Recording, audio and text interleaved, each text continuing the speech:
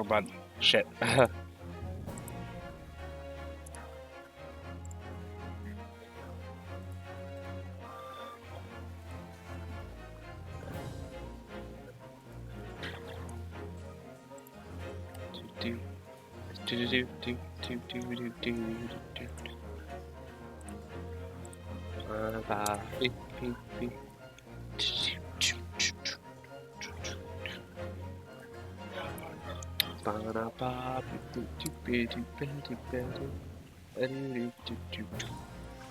Ah, crap.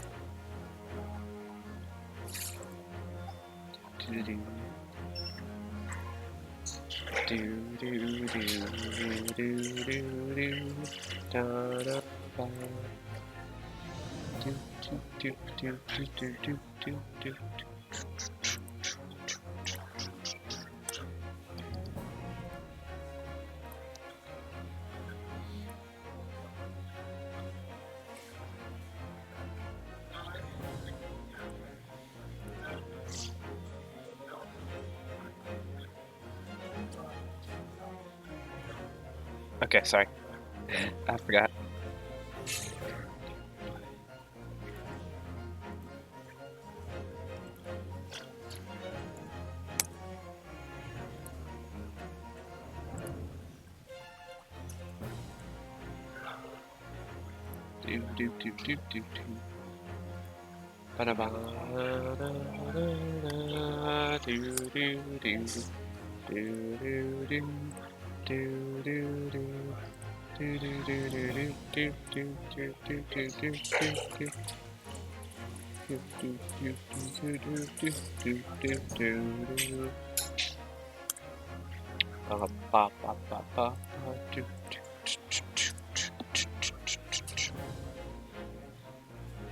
Oh, what? Oh, the chat didn't pop out. What the hell? Chat was supposed to pop out. What the hell?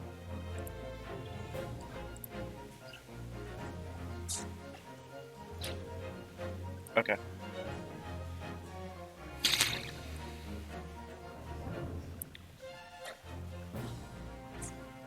Okay, let's do this.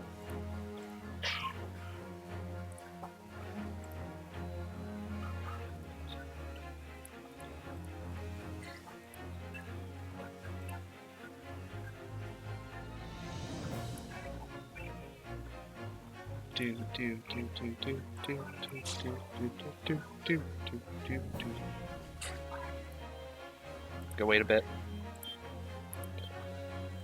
The peoples to show up.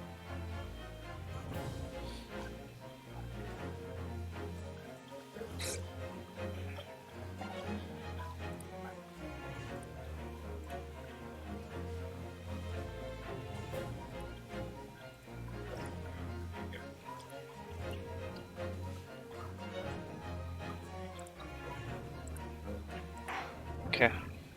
I have waited long enough.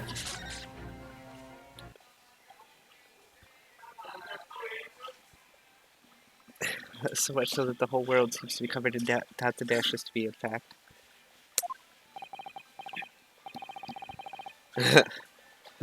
Goodness, madam. Wait, how did I do the judge voice? Goodness, madam. Now's the level of obsession one feels. But I must say that, in my opinion, the sounds produced by those two discs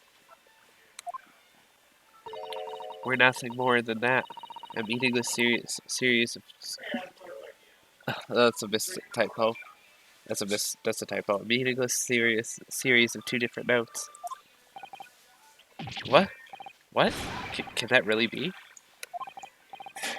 It wasn't Morse code after all? My lord, the defense would like to listen to the music box again. You are, fear not. How many times do I have to tell you? Those discs contain ministerial secrets, sunshine. This courtroom is not an appropriate forum to discuss the nature of the government communications. We know McGilden conspired to trade national secrets with our enemies, secrets acquired from Mr. Graydon. Now that the man is admitted to his crimes, we have no need to pursue the matter further. But it's really going to bother me.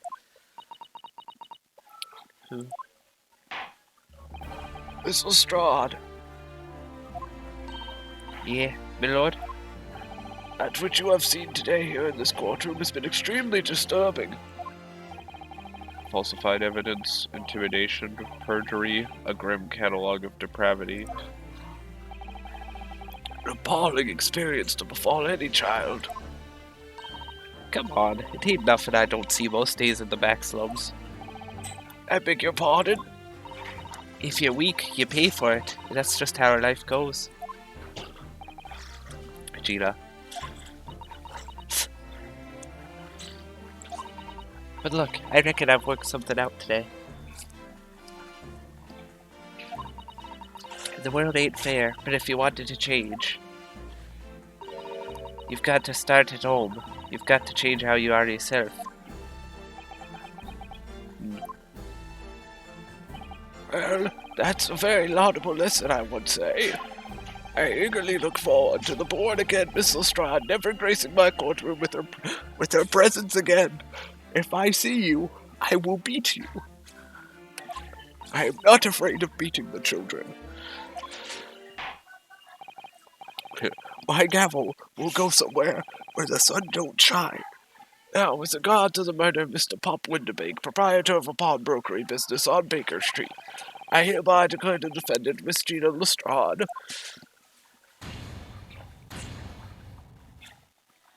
Woo! We did it. Fireworks, because those are dangerous in a building.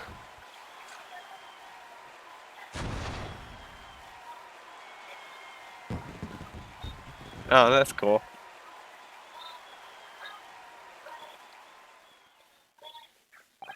That is all. The court is adjourned. I want to go take a nap.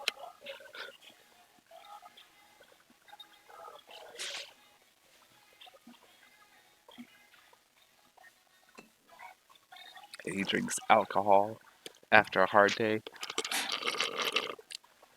Doing some prosecuting. On a personal note, I must say you've surprised me, my Far Eastern friend. Sorry, let me drink some ice.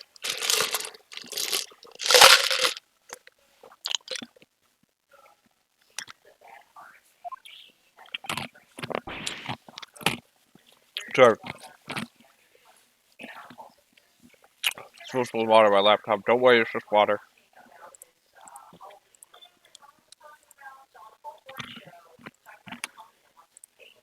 It's literally just water.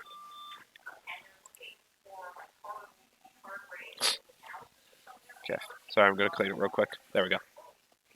Not in the game, so it doesn't progress the game.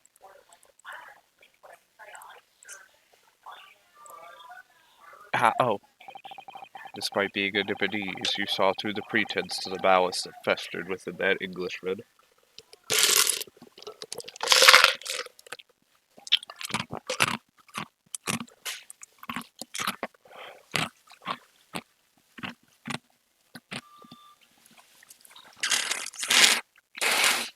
Sorry. Oh, that's getting worse. Okay, I can breathe through my nose again. And at the same time, saw through the grime to the surprising heart of your English client.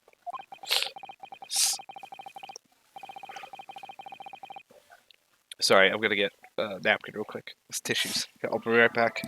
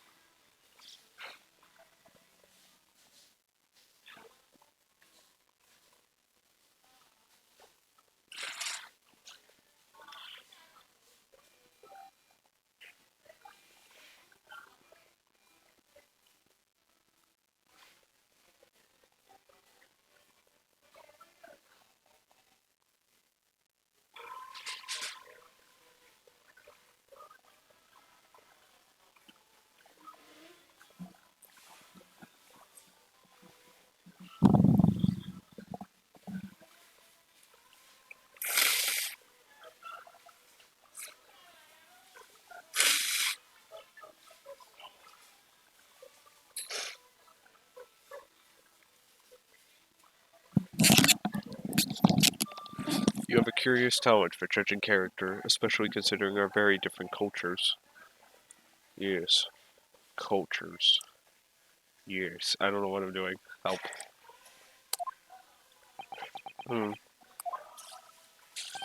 I don't think there's anything curious about it. Sorry, I'm trying to, like, wipe stuff off. Whether we're from the Empire of Great Britain or the Empire of Japan.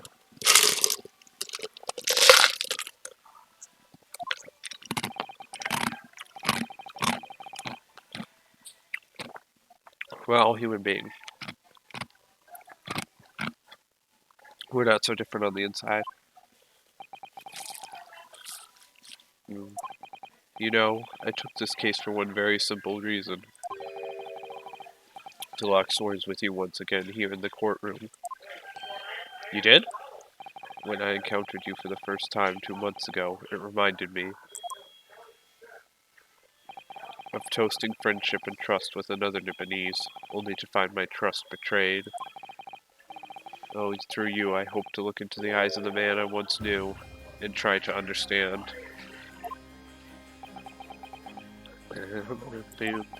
You mentioned something similar earlier today, about total betrayal at the hands of the Japanese. What happened exactly? Well, you may ask. And one day, when the time comes, you will learn the answer, whether you like it or not. Alright, then I'll wait for that day if I must.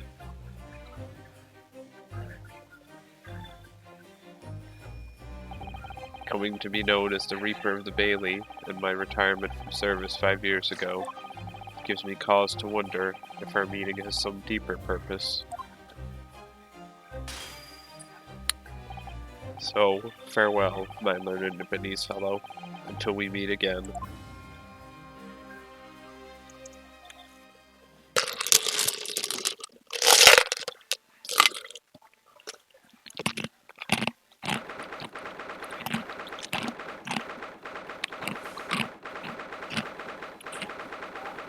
April 5:24 p.m. The Old Bailey Defendant's Antechamber. It's done. It's over at last. But where's Iris disappeared to? Ah! Congratulations, Gina. I knew it all along. I knew that you were innocent. Well, you did what you said, Mr. Naruto. You believed in me, right up to the end. You're as odd as your name. What's odd about it? I told you I had faith in you, didn't I? No one ever has before, see? Kept a promise, I mean, properly. That's awful. I figured something out today. All of my life, growing up in the slums, I've never trusted no one. And that's just cause I've been scared of being stabbed in the back. I mean, the more you trust someone, the more it hurts when they let you down.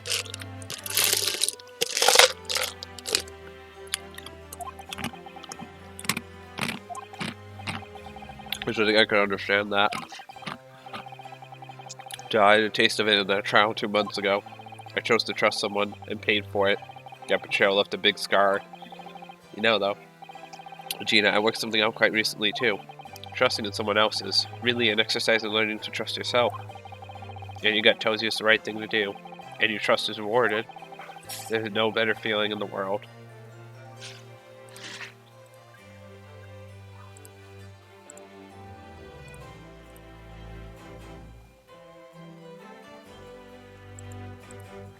Okay.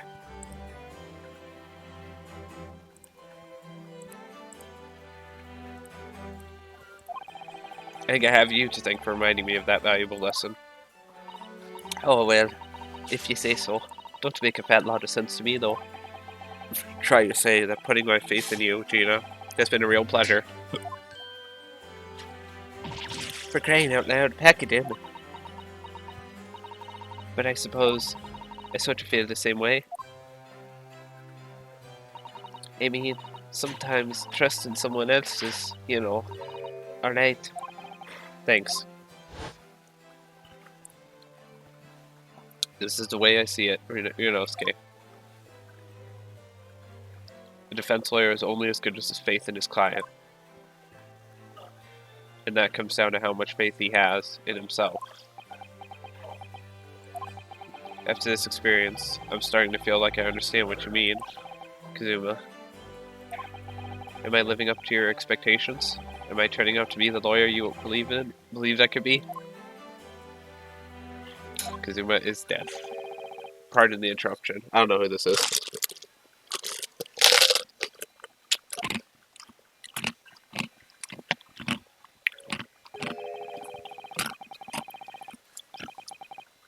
God damn it, Sherlock. What the deuce does a man have to do to be noticed around here, my dear fellow? Ah, that voice. It's too late for that voice now, Mr. Naruhodo. I've been standing here patiently in the corner of the room for an eternity. Aha, yes, it was me all along, I would have said when finally you noticed me. But you people with your incessant babbling. Ah, Mr. Holmes. Haha, yes, it was me all along, you see?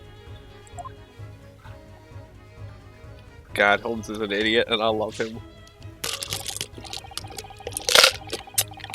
I assumed you've been taken back to the hospital, to be honest. Indeed I was, but I managed to escape again. Oh. I happen to be aware of one or two foibles of the doctor who was standing to me. I merely made my knowledge of them known to the man, and he happily issued me with a leave of absence. How very above board. For my adventures. That was a fine victory, Mr. Naruhodo. Your tireless efforts are justly rewarded, I feel. Congratulations are in order. As a close friend, I tip my hat at you. Oh, thank you. Some great detective you are. Great to be in Cordyceps Ice, maybe. Have I irked you in some way, Miss Lestrade? While you've been having a snooze in your nice soft bed, some of us have been fighting for our lives. Ah well, that bullet did cause me to lose a substantial amount of blood, it's true. So I have indeed been feeling somewhat cold. Not perhaps as cold as ice, but, well, have a feel. Could you take your hands off my neck, please, Mr. Holmes? Just strangling Ryunosuke, like... He's just strangling Ryunosuke. Just in the corner. As you do. Dude, just strangle the man.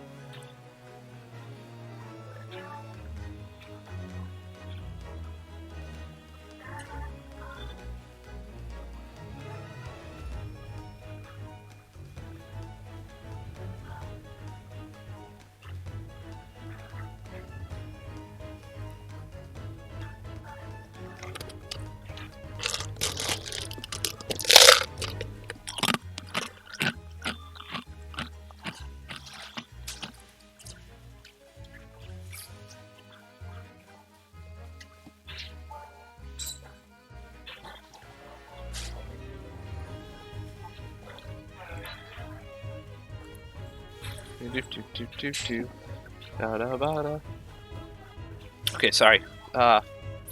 Sorry, I was distracted. Got distracted again. And in some way, I suppose, congratulations are in order for you too, Miss Lestrade. What's that supposed to mean? Why are you so half-hearted? Well, naturally, it isn't my intention to alarm you, but... an acquittal in a trial with that particular prosecutor is perhaps a little precarious. Well done, Mr. Holmes. Not alarming in the slightest. Oh, the Reaper, you mean? Because anyone who's found out guilty in a trial he was working on winds up dead anyway? Is that it? The very point I was trying to make is exemplified by the fate of Mr. McGilden, in fact. Ah, but of course, I pay no attention to such irrational drivel myself. Yeah, well, it don't bother me. Oh really? Oh really? Of course not. The way I see it, the Reaper's a bit like him upstairs. Like him upstairs. Him upstairs? You mean, like God?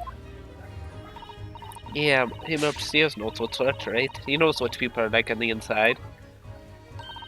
He won't have got the wrong end of the stick.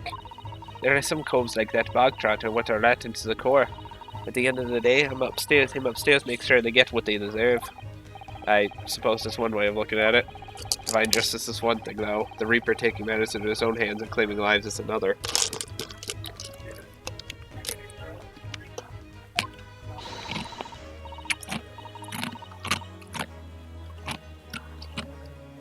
Well, I ain't like the McGildeds of this world, so I ain't scared. I got principles, see? A trait in you which is to be admired, Mrs. Strahd. Oh, just give a rest, alright? As I was saying, congratulations are in order.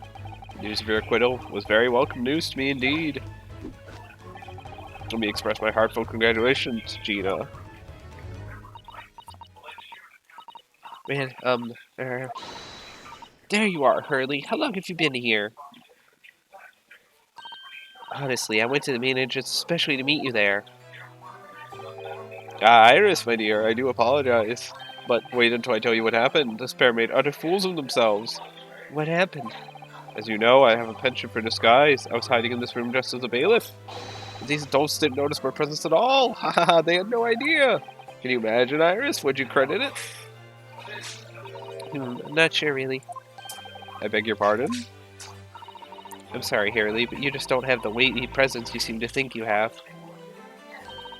In fact, you really ought to be careful about that. It's going to land you in trouble one day. Poor Holmes. I'll be careful. Ouch. Anyway, it's such a shame.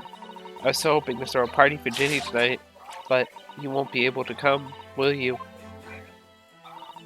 I don't look like I'm going to be going nowhere for a while. You heard the judge's pat there. I got stuff to make amends for, apparently. All of them offences. What was it again? Breaking and entering, taking the bog trotter stuff which was in lug, blah blah blah. Yes, I think you'll find that basically being a pickpocket is the main offence. But David ain't an offence. It's a job, innit? I don't think so. It's a job.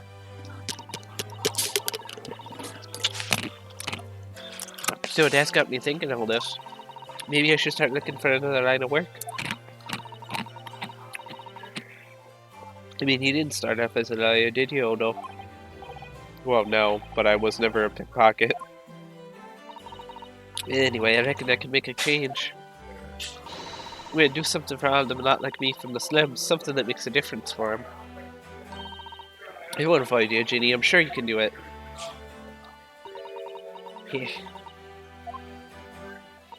What is it?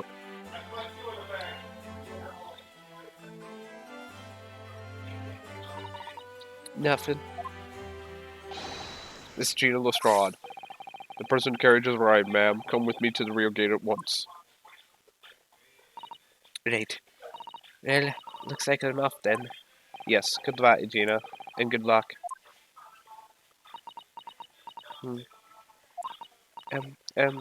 Odo. Yes?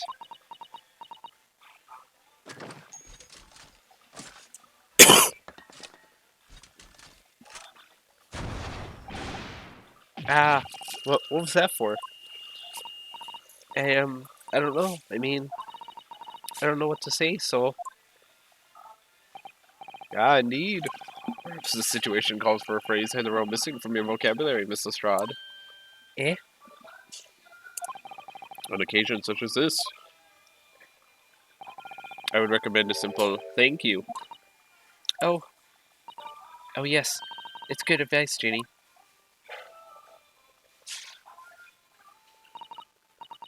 Right, I see. Well...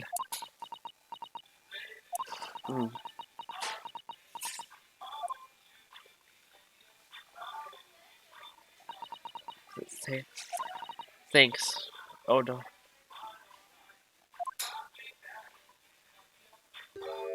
Aw.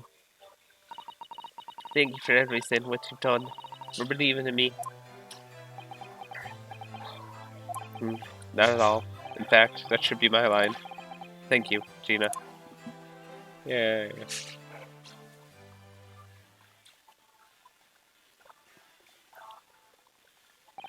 Well, there she goes.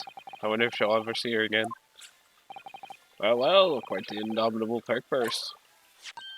Oh, I nearly forgot. I brought a paper outside. Bottom paper. It's a special edition. Trials all over the front page. Pickpocket's innocence proven. Isn't it wonderful? You should have shown it to Gina, Iris. She would have been thrilled. Oh no, how silly of me. But anyway.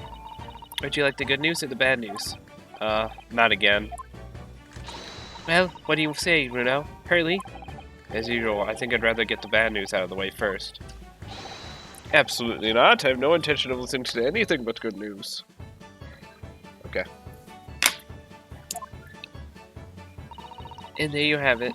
How people answer their questions says a lot about them, doesn't it? Let's not go there. Alright then, maybe let's start with the good news this time. The rain has finally stopped. It was a record level of rainfall, apparently. Well, that is good news indeed. We can journey back in greater comfort. Alright then, what's the bad news? The huge storm has left the seas very choppy. The channel in particular is awful, so sailings out of Dover have been delayed by a day or more. Wait, Dover? That's right, if we head to the station immediately, we may still make it in time to wave Susie off. But there won't be a train, surely. We couldn't be that lucky. Who do you think I am, Mr. Naruto? Mr. Holmes? I rushed to Victoria Station earlier and made arrangements for a special express. If we hurry now, we shall be there in time for dinner. And I know of a fine restaurant that serves the most delicious baked sole. The great detective does it again. Indeed he does. I happen to be aware of a number of the rail transport director's foibles. What? I merely made my knowledge of them known to the man, and he happily laid on the locomotive. Elementary. I don't know what foibles are. What are foibles? Hold on, I have to look up foibles now. What the fuck are foibles? Okay, foibles. A minor weakness or eccentricity in someone's character.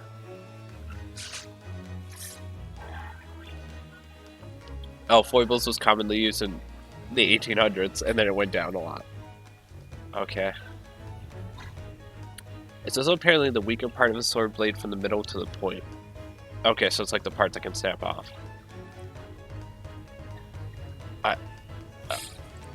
Okay. Weird. That's an idea, but it might be wise to stop manipulating people that way. What are we waiting for then? To London, Victoria.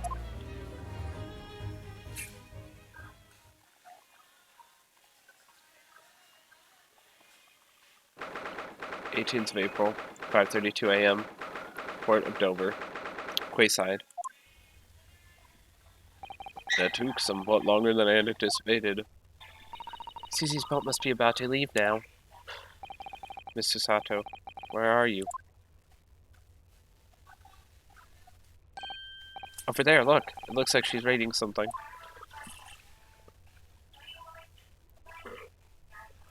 Hold it! Mr. Sato, wait. What are you doing? Throws the book at you. Throws the book at me.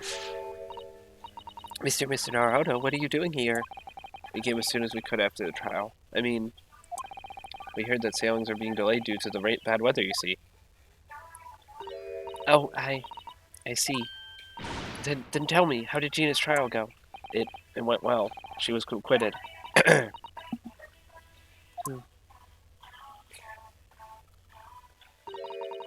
That's wonderful. Really wonderful news.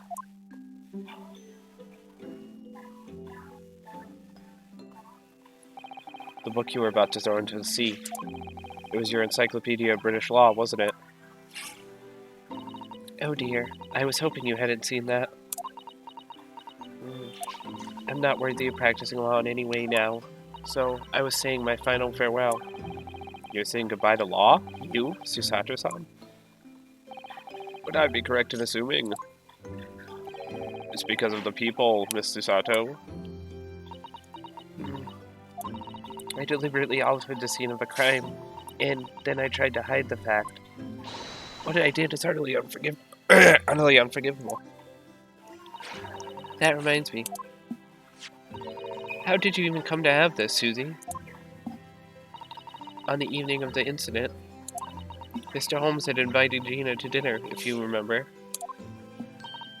Oh yes, we had a wonderful time. Well, Gina gave us a little introductory lesson, didn't she? The art of pickpocketing, I mean. Oh, that was so much fun. I stole Nuno's armband. Yes, please don't do that again, Iris. That band's very important to me. Well, if it's so important, you shouldn't pay more attention to it. You didn't notice for ages. On a whim, I thought it would be fun to see if I could take the cat flapper mat, so I put it up my sleeve. Really? And then I rather forgot about it until I found myself at Mr. Winterbank's shop with it later that night. I see. And then... bang. Ah! Mr. Holmes! Mr. Holmes! Leave me, Mr. Naruhodo. Right.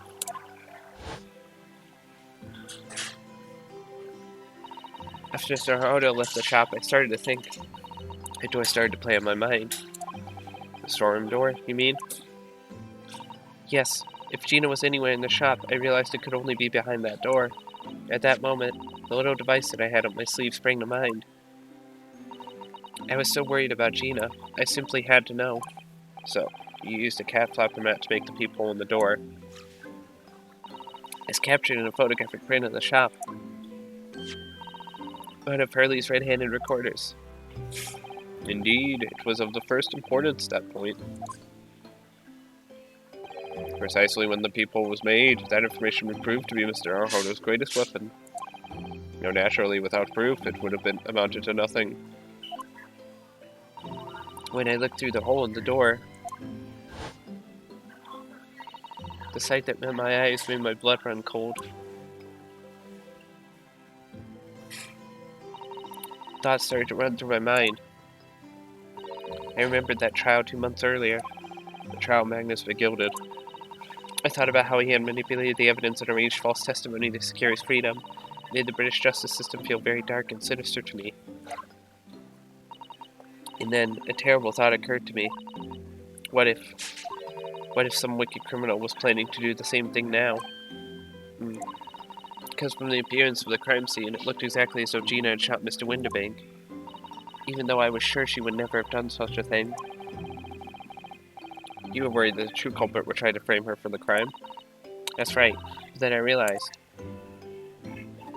it would be very difficult for anyone to give false testimony in this case. What do you mean? Well, the crime appeared to have happened behind the door of a locked room. For someone to claim falsely to have witnessed it, there would have to be a way to see beyond the door. Ah. For which a people would be the very thing. Only the people I had made wasn't actually there until after the crime had been committed, of course. And the criminal would know that, so it wouldn't make any difference. But the possibility of a rather ingenious trap was there, was it not? A trap? Is that why she did it? So is that why you kept it a secret, Susie? You never mentioned that you made the peephole to anyone, not even to the police. I know, and I knew at the time what I was doing was wrong, a criminal offense even. That's why I decided to confide in Mr. Holmes. Mr. Naruhodo was completely backed into a corner with no other possible means of escape. The truth about the people could save him, that was my plan. He really does think of everything. But then, why didn't you just tell me everything before the trial began? My dear fellow, you're not thinking straight. If she had done that, it would have rendered you complicit in the whole escapade. Ah. You could have been disbarred if you had been seen to have knowingly tampered with the crime scene. But Mr. Sato decided to shoulder the burden of responsibility alone. For your sake, and Miss Lestrade's. Mr. Sato. The truth is, when it happened, I did it because I had lost a little of my faith in the law. Oh. I was worried that the right person wouldn't be convicted of the crime. But the moment I allowed myself to think that, is the moment I lost my right to call myself a judicial assistant. What you did isn't comparable to what he did. Graydon is the one who lied in the witness stand, using that peephole as a way to implicate Gina. And besides, if the peephole inconsistency hadn't existed, I'm not at all sure that she would have been acquitted in the end. Mr. Sato, what you did saved Gina's life. Well, with your kind words, Mr. Naruhodo. You've saved me too from my regrets.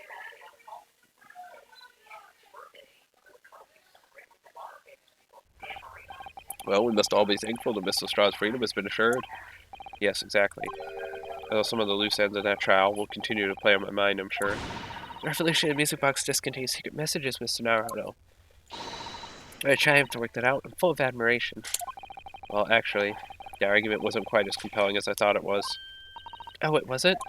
There was a communications officer among the jury members, you see, a telegraph operator, and she said that the majority of the sounds on the disc were just meaningless tones. As one would expect, after all, we are talking about secret government communications. No doubt they were written in cipher to avoid being readily understood should they have been intercepted. In cipher? I see. So then we could never have hoped to understand the message anyway. Nonsense, my dear fellow. It's quite a zero-pi problem, I assure you.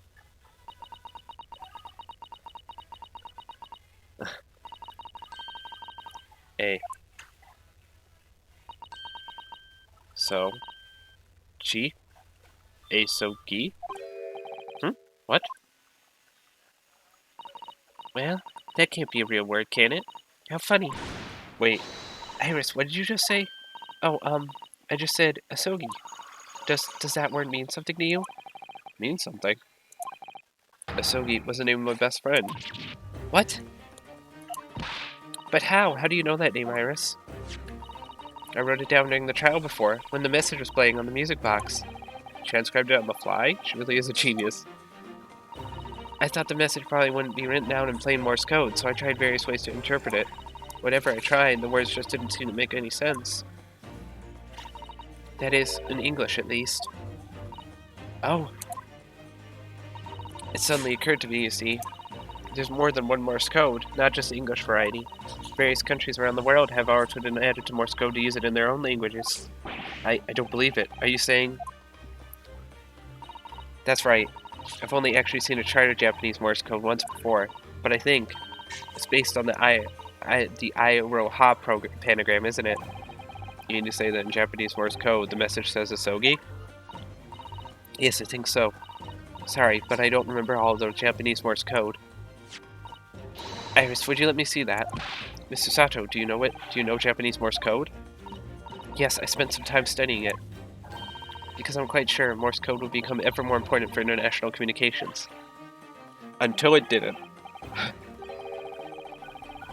It was important until it wasn't. Until it got obsolete.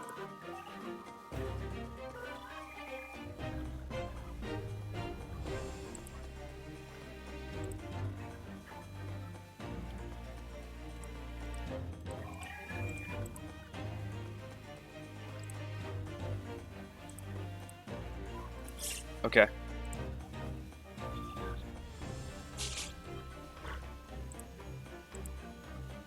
Sorry. Oh, sorry, I didn't read what he said. Fuck. Then my turn. Recommend, my dear madam, that you focus your efforts on the English version.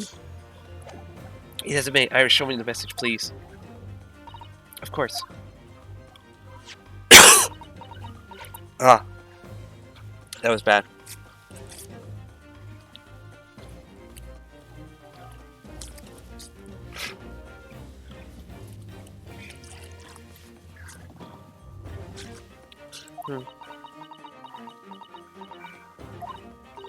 But what can this possibly mean? Represents that long sequence of supposedly meaningless dots and dashes. It's made the color drain from Susato-san's face. There's no doubt that this message is written in Japanese Morse code, so the British Empire has been using Japanese for its secret communications. I understand the reason why, but the message appears to be a list of 4 people's names. 4 names. First is K. Asogi. Kazuma Asogi. Why? Why was his name on that disc? The second is A. Shin. Shin? I don't recognize that name. The third is T. Gregerson. Gregson. Gregson?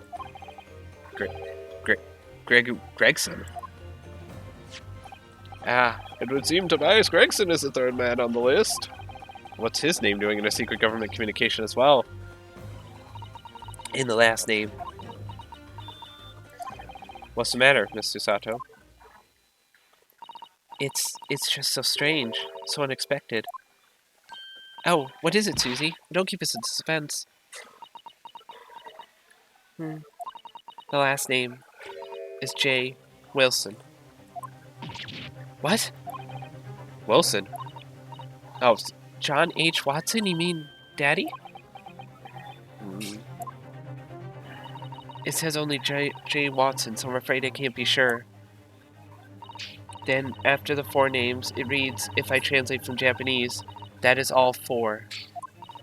And that's the end of the message. Or rather, the end of what you noted down, Iris. And two of them are dead. One of them is Gregson, who's a detective. I've never seen this part of the game because I never got to the ending part. So there's only two of them alive at least. There's Shin, and A Shin, and Tobias Gregson. Just can't believe it. Who would have ever thought that those discs contain Japanese Morse code? Not to mention a strange list of some disturbingly familiar names. It appeared that this particular message is a communication of some kind between Great Britain.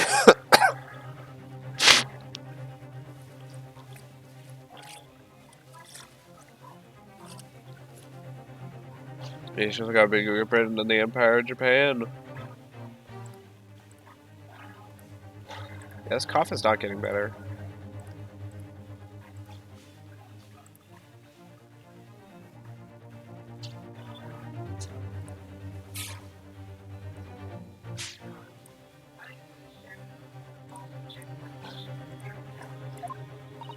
So, Daddy can be in Japan then.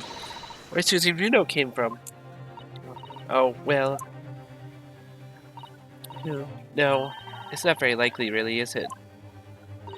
I mean, there are thousands of people with the surname Watson, and there must be lots of J's among them.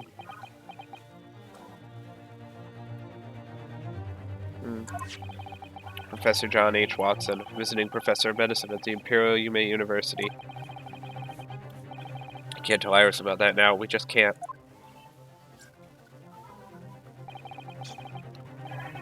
So strange. Somehow in solving the case of Mr. Windermake's murder today, I feel like I've rolled back a boulder at the mouth of a very dark cave. I do wonder if perhaps it's a dark cave that we shouldn't go wandering inside.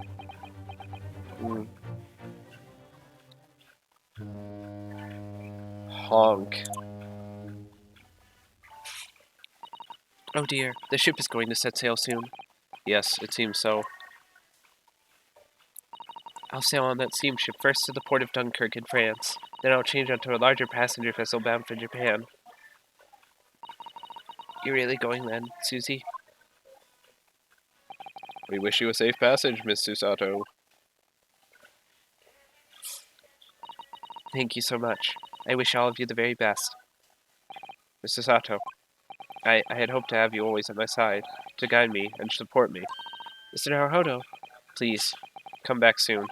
As far as I'm concerned, you really are the very best judicial assistant in the world. Got the sappy. I'm quite sure. I'll be back before you know it. Really, Susie? Oh, now don't forget, Iris. I made you a promise I've yet to fulfill. A promise? About your manuscript. Ah. Oh yes, the Hound of the Baskervilles. I'll be waiting for you then, Susie. A promise is a promise. Definitely, Iris.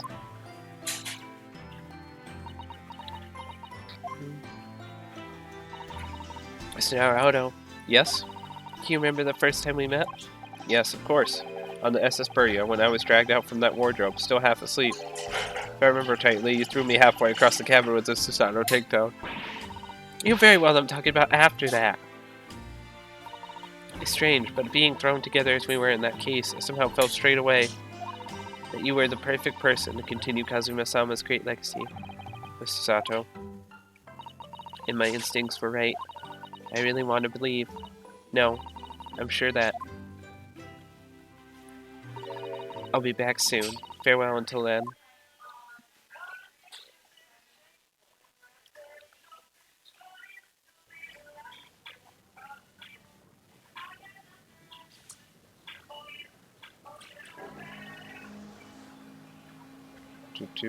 Somehow we seem to have come to the end of the adventures of Ryunosuke Naruhodo. Or the first volume, at least. Looking back now, it feels as though fate has led me on this journey.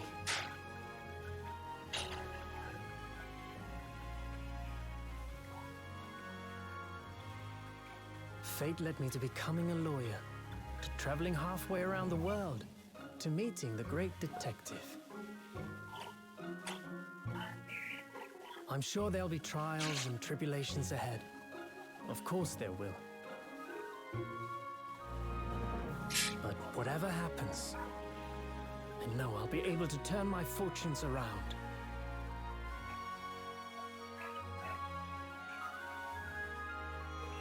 After all, I have the greatest friends in the world on my side. Friendship triumphs over everything. A classic.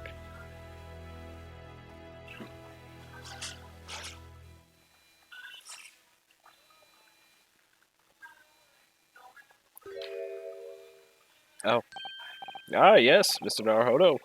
That was more. Yes, Mr. Holmes? I have some rather awkward news. The railway company has decided to sue over the special express train, apparently. Huh? It caused such a commotion on the line. All the other trains had to wait at stations. But really? We would never have made it to Dover in time otherwise. Anyway, I explained everything and how it was all your fault. Huh? Huh? I believe a formal complaint should be delivered to your office tomorrow. Not to worry, my dear fellow, according to Mr. Sato. You love defending yourself in court. Huh? It's alright, I'm perfectly happy to testify. You really didn't look like the sort of man who'd do something so outrageous. See? Mr. Holmes. Yes? A word, if you don't mind. Why, certainly. Any word you like. Blow it out, my dear fellow. Oh yes, I love Runo's words, and I know just the one he'll use here. And I really must say... Objection! He said the thing.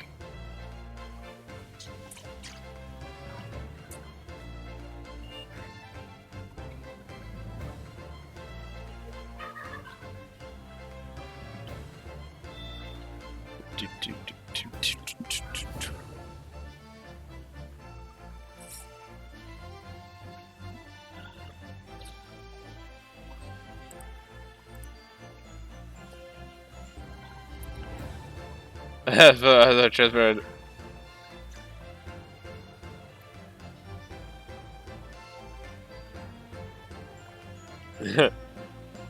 Nice. Made all the money off the basic boxes.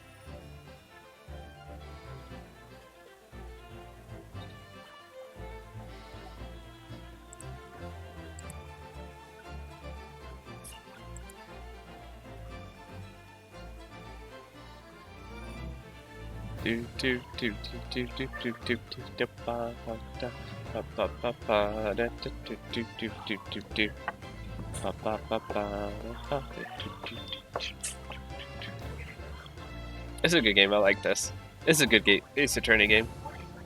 Probably one of the better ones.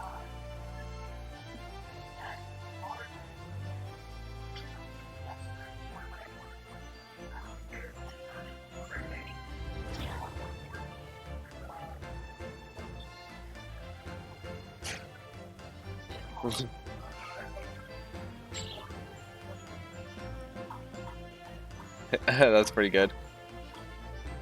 So he's getting charged with the theft.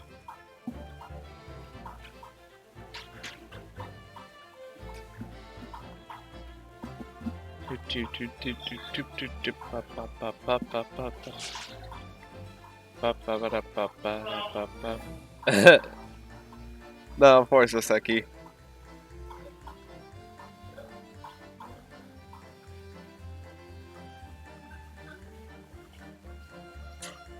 Poor Saseki.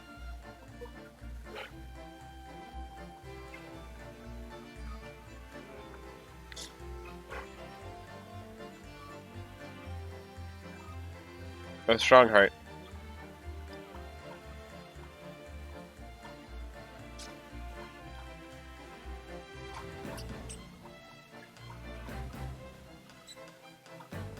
Ba ba da ba ba ba ba ba da ba.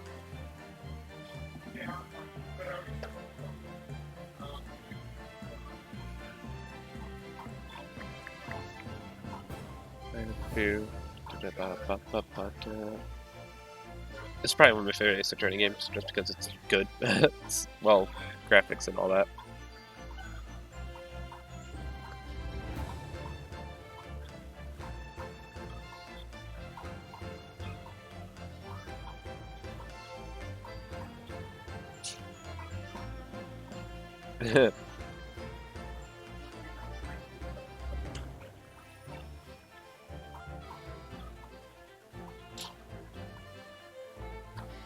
Gregson. I love Gregson. I love the character animations too, it's really good.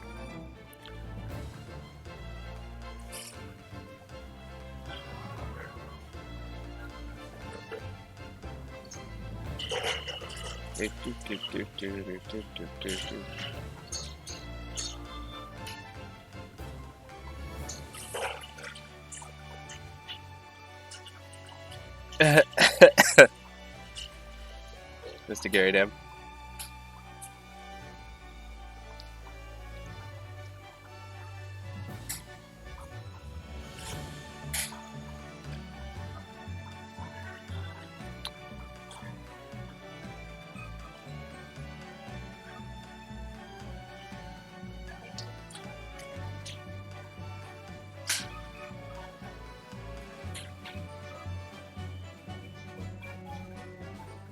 Oh.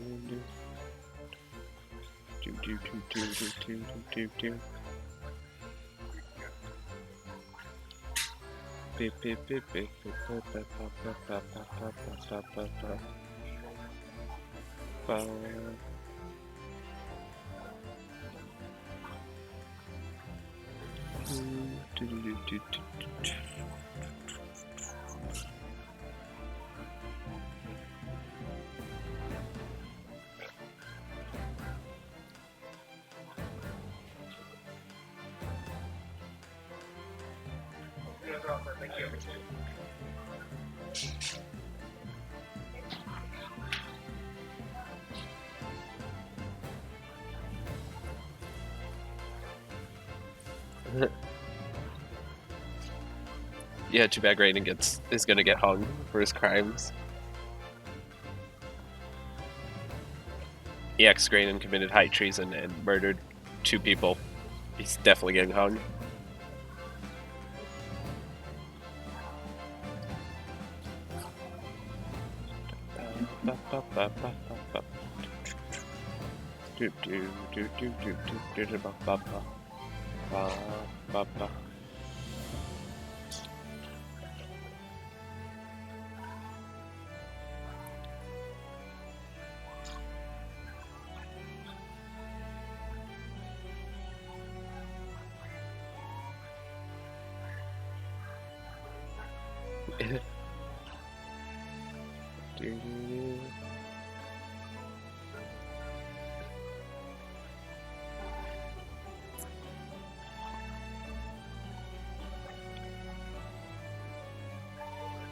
Oh, that's a cool picture.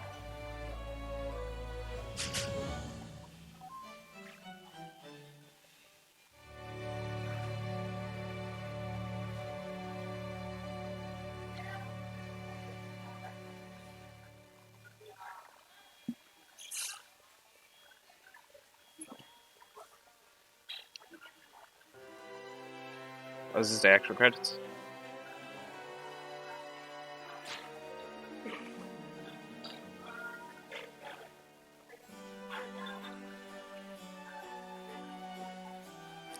Yep.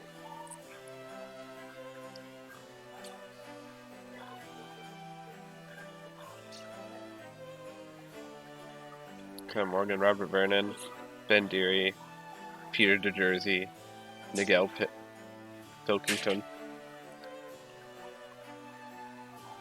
All the other characters.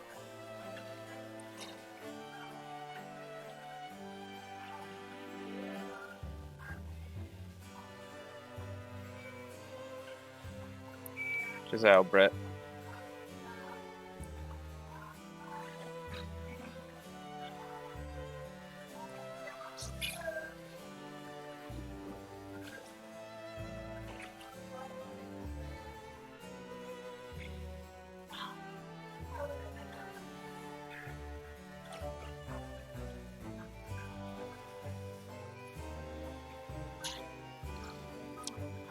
The other sailor. Random sailor number 1. I don't even know his name. They never named him.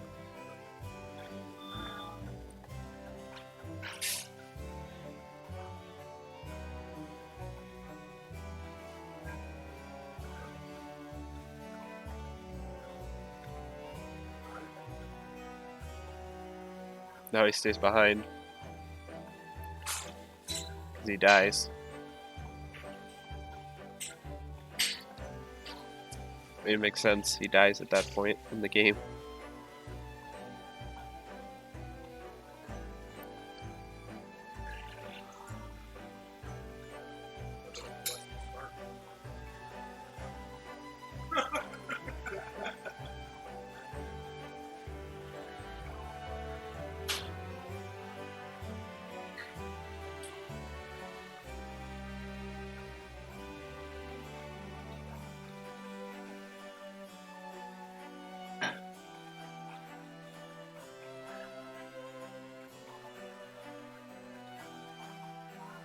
His strong heart.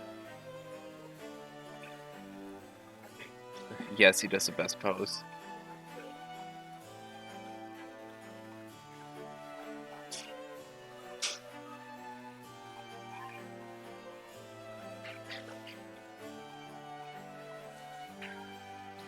His Beppo. And the bastard McGilded. Who burned to death. And murdered another person and tried to steal government secrets. So, you know, he's a good dude. He's a really good dude. He's actually an amazing dude. I don't see any problems with him whatsoever.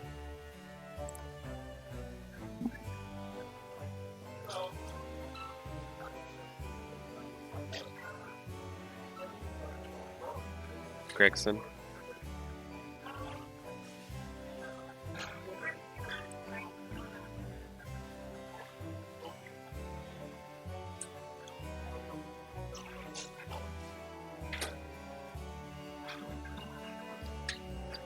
Soseki.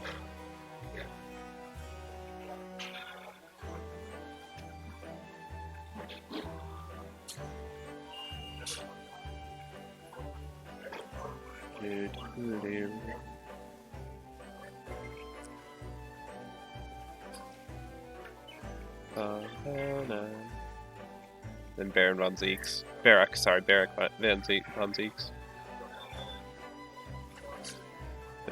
The Mario and Luigi brothers. Mario and Luigi thieves, and then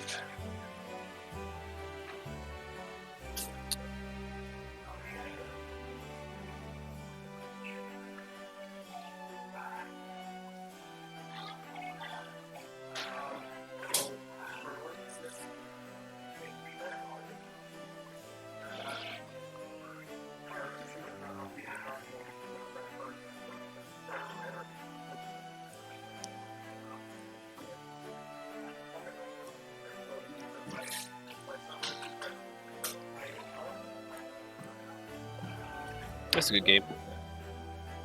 I've heard the sequel is amazing though.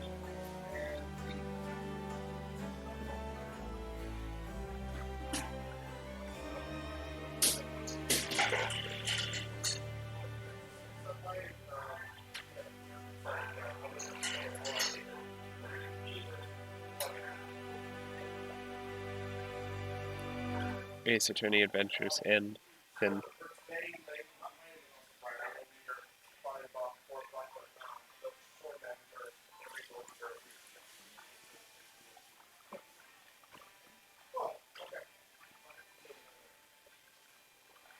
Oh, that's a cool screenshot.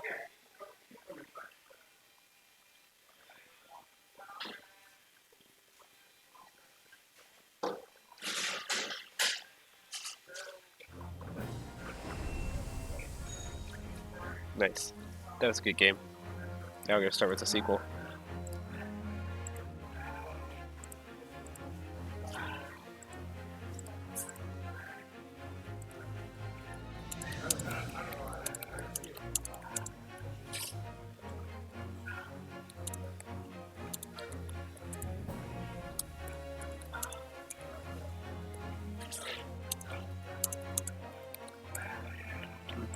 Do bum bum bum.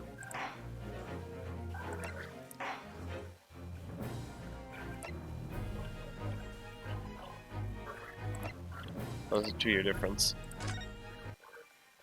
New game.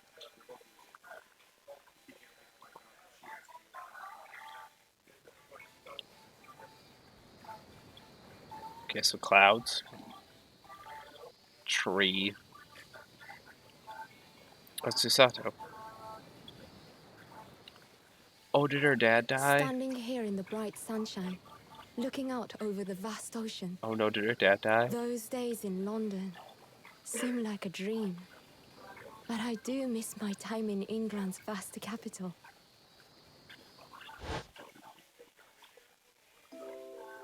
You know, he's flourished into a truly wonderful lawyer. I think her dad did die. That's I have sad. no doubt that at this very moment, he's fighting some noble cause in court.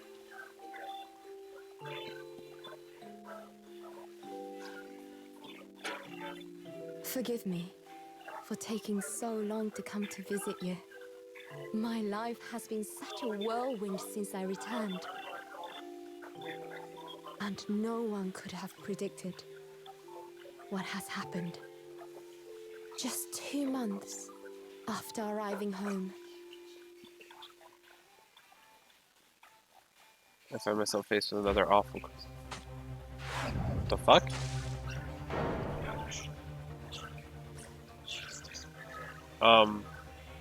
What? So I came here today to ask something of you. That was Giselle Brett. Tomorrow, I shall be standing in court.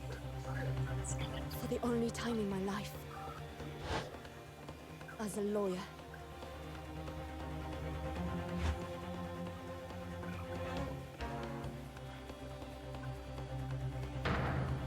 Oh, she's So please, dead.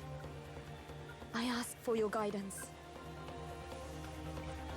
Kazuma-sama.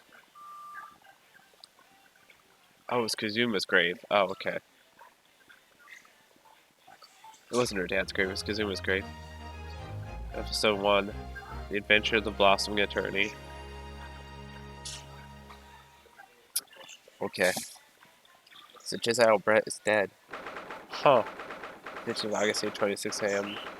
Supreme Court of Judicature. Defendants Antechamber 3. Huh. Holy shit. Okay. That's surprising. So Giselle Brett is dead. The murderer of John Watson. Here I am again. After 9 months, the Supreme Court of Judicature of Japan is so nervous, but I must steel my nerves and find a way to compose myself. Ah, good you're here. Doesn't do for a lawyer to be late. Oh yes, good morning, sir. I hardly recognize you. You've got a fine figure, counsel. And you look as white as a sheet, and those wide eyes aren't doing you any favors either. Oh dear. The truth is, I'm so incredibly nervous. I feel utterly nauseated. I almost wish that I'd never been born. Goodness, that's the sort of thing a father hopes to hear from his daughter, I must say. Eugene Mikotoba, professor of medicine at the Imperial Yume University. A man who earlier in his life traveled to Great Britain to study the latest advances in forensic medical science. And of course, my brilliant father. Excuse me.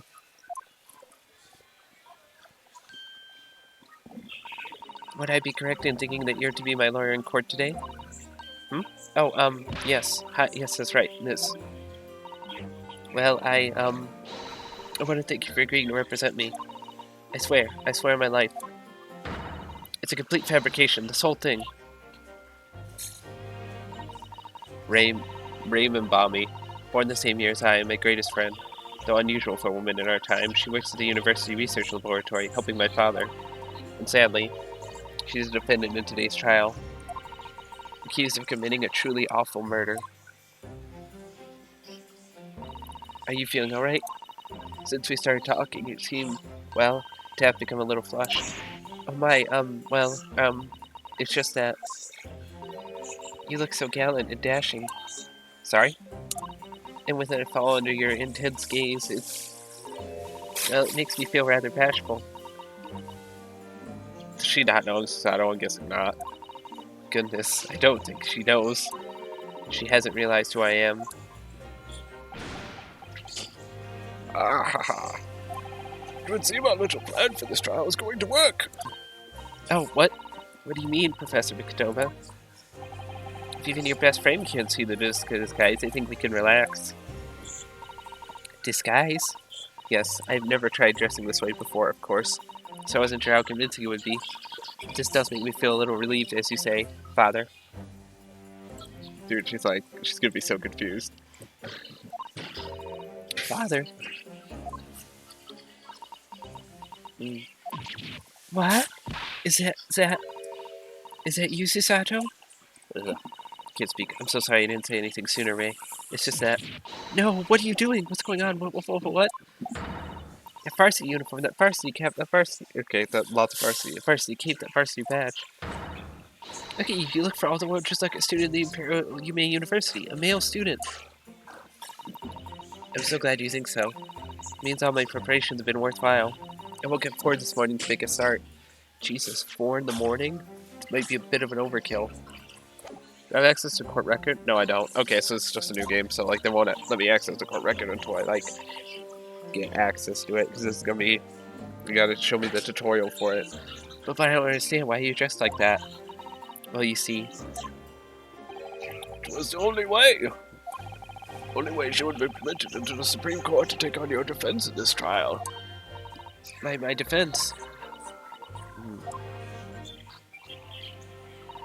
Never before in my life have I felt so frustrated at having been born into this body. Courts in Japan are barred to women. We're not even allowed to set foot inside the courtroom, despite the fact that the laws of the land apply to all people, male and female alike. Jesus, I guess that's the times, but wow, But women are forbidden. Just for today, I'll be leaving my true self at the courtroom door, so that I can act as your lawyer. Oh, Susato, you'd go to such lengths for me? Of course, you're my greatest friend. I just worry that I shan't be the lawyer you deserve. Oh no, I have complete faith in you, Ray. It's so strange, though. I mean, you're such an accomplished judicial assistant already. And yet just because you're a woman. What a wretched reason. I mean, why shouldn't you be allowed in court? You're so gallant and dashing. Okay.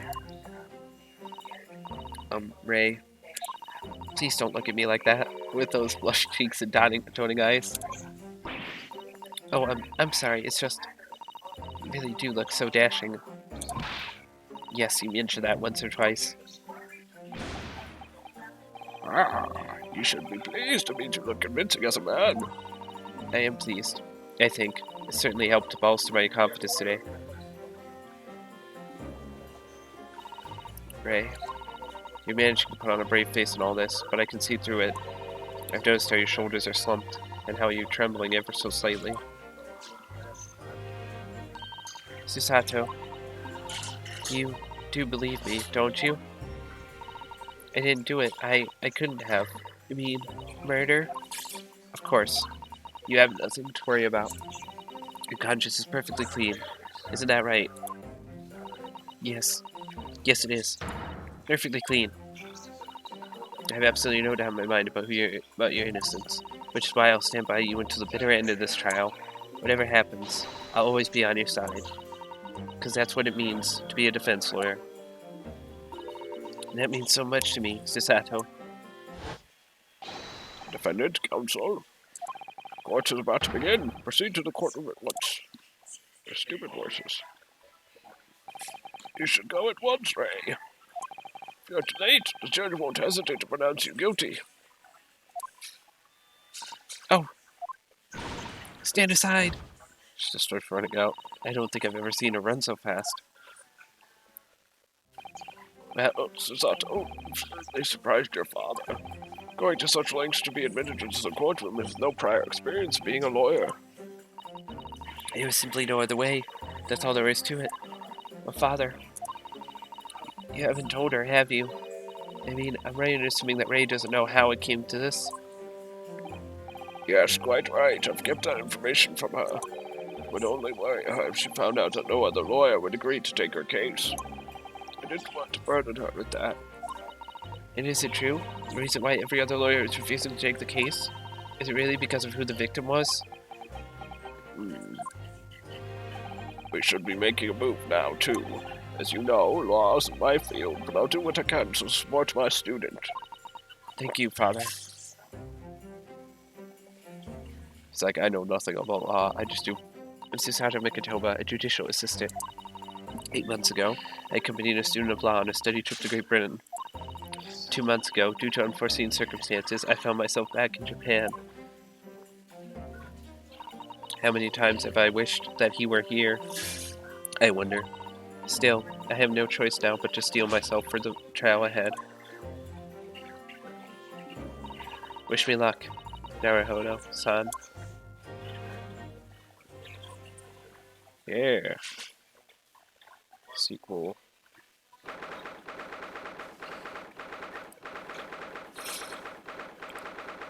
Okay. August 9 a.m. Supreme Court of Judicature, Courtroom 1. Oh, Ouchie's back. Let's go. This court is now in session for the other trial of Ray Mambami. I'll do a different voice. The court is now here in session to hear the trial of Ray Mambami. Prosecution is fully ready to proceed, Your Excellency. Defense counsel, are you ready? Yes, Your Excellency, we are ready. Ready. Ah, yes, counsel. According to your registration details, your name is,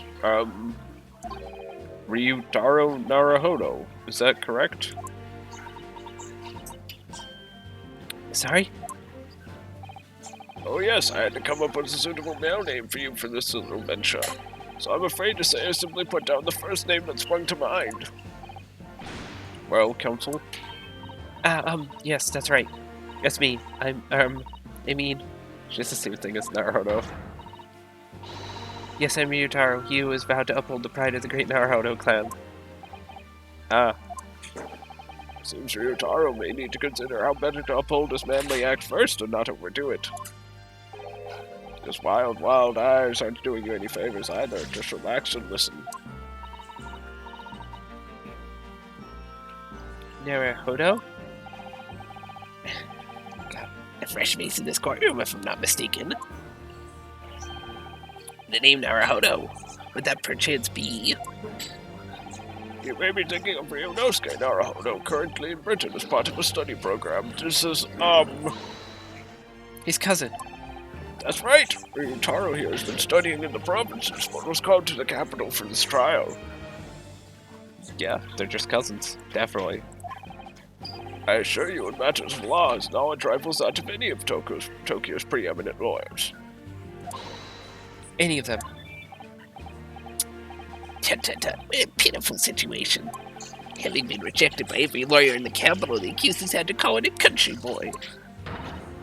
How dare you? Susato is every bit as gallant and dashing as any of you Tokyo attorneys. I won't have you making fun of her. Her? Oh, Please be careful, Ray. What an unrefined tomboy we have here.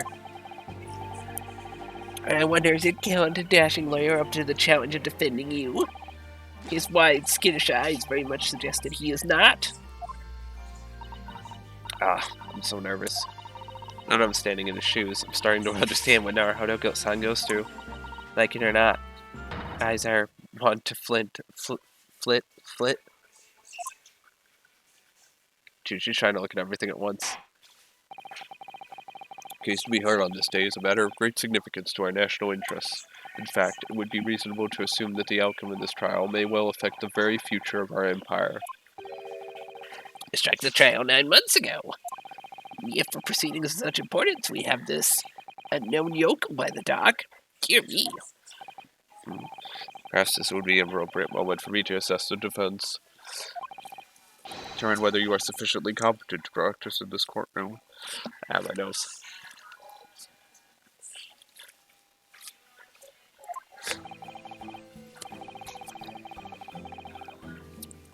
Nine months ago, where to certain other Naruhodo stood where you're standing now.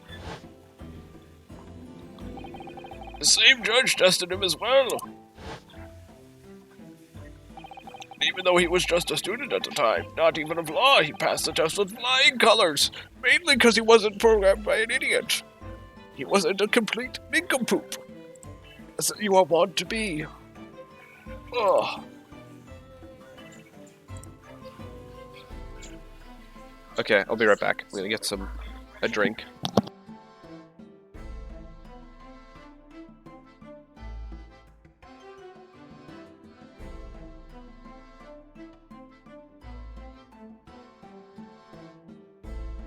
Actually, I'm gonna get food as well. I'll be right back.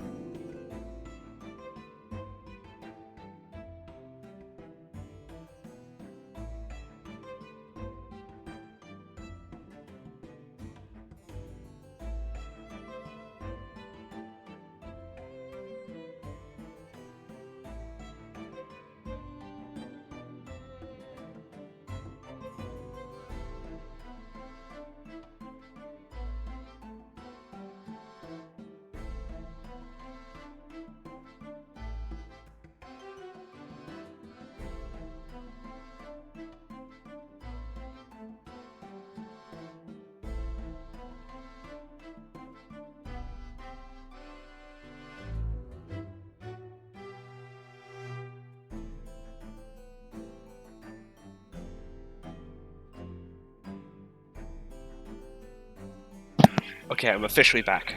With food. And having peed. So we're good. Oh, we can continue. Oh, let me grab food. Papa be hungry.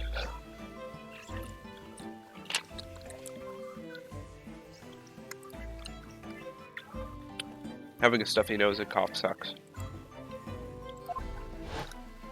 It's not COVID though. Okay. A trained and experienced judicial assistant like you, this would be easy. So, counsel, do you consent to answering some simple questions? No. She does look at it. Alright, it's time to prove myself. She does the same thing, like... She does the same stuff as Ryunosuke, it's kind of funny. Yes, Your Excellency, but please do make them simple. Very well, to start with. You state the name of the victim. I'm going to do my barbaric voice for Van-Zeke's voice for this guy, because, like, he's not like the old judge, so I don't want to give him the same voice as the old judge, even though it kind of fits because he's a judge, but, like... Oh, me 6 left. Oh. Oh. Oh, that's... Okay. No, I shouldn't be disappointed, I'm just like... I want people to feel bad, it's just... That sucks. Okay. Name of the victim. Phew, this is simple. Okay, forget Alpha, try it.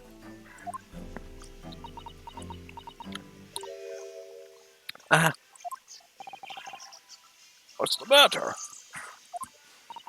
Now that I'm standing in his shoes, I'm trying to understand something else in our Naruto-san goes through. Like it or not. Minds are wont to blink.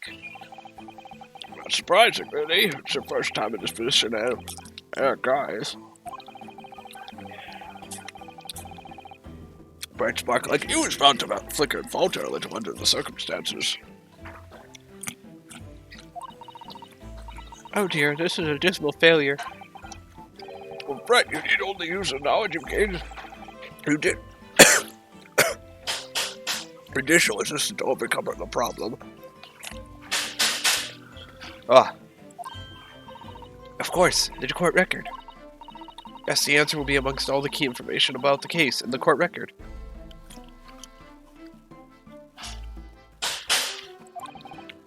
Alright, you need open the court record. Need to flip to the people section with E.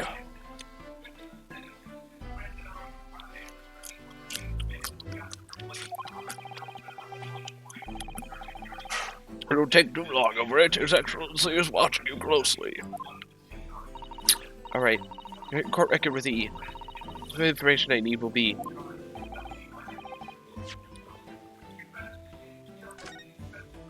Victim Jezael Brett, female British, time of death 11th August around 2 p.m.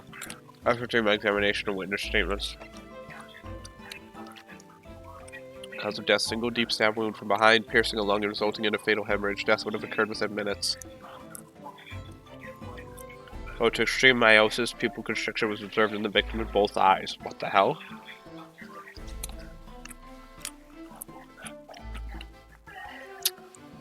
If your pupils are constricted, right? So, how would your pupils be extremely constricted? It would have been from...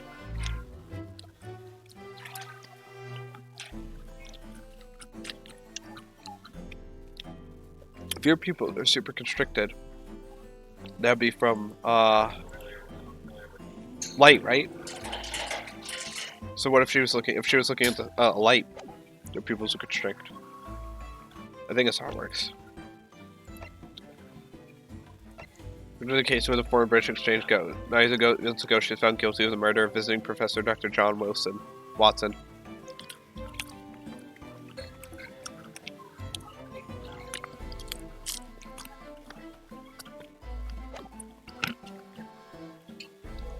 I'm waiting, counsel.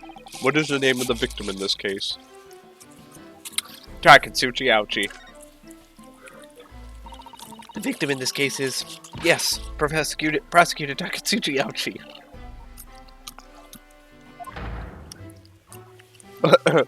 What?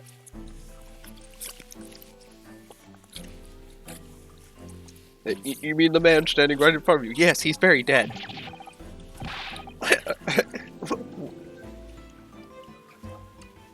Wait, did I skip something? No, I didn't. Why the sudden triumphant cry of yes? Are you threatening to kill me? He seems angry. No shit. Oh, that was me. He seemed angry. And you're surprised. You consult the court record, you must look through it carefully. Oh yes, I did. Of course. Looked at everyone on file. They chose a person whose features appeared to be the most deathly. Okay.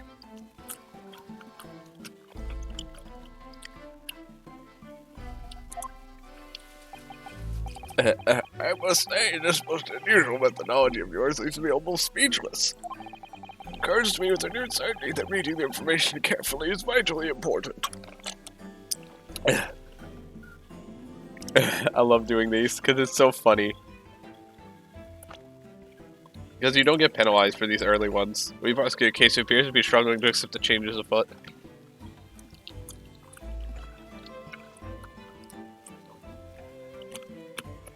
He's so unhappy in this picture.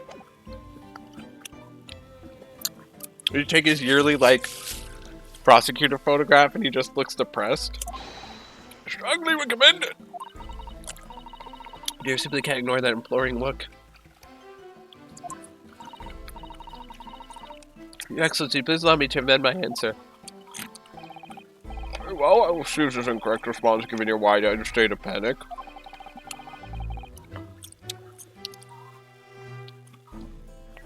Yuji Mikotoba. I think it's him. The victim in this case, other than Professor Yuji Mikotoba, the man right next to me. What? Well, to be written off by one's own child. Father, you seem suddenly so much older. Weirder than you were mere moments ago. Because of you, clearly. But who's... The victim is this man. He's sitting right next to you. Yes, I know.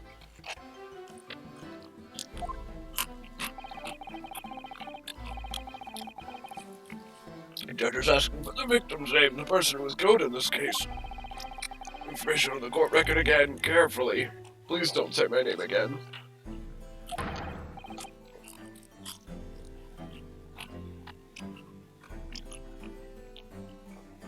Before you kill me for mercy's sake.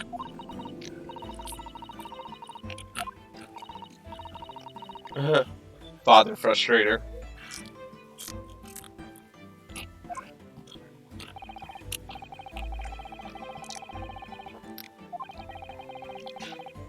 The victim in this case is Giselle Brett. Yes!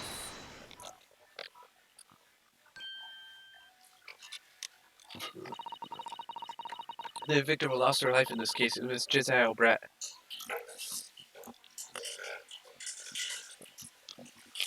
Oh, could say her name is Jealous Brett.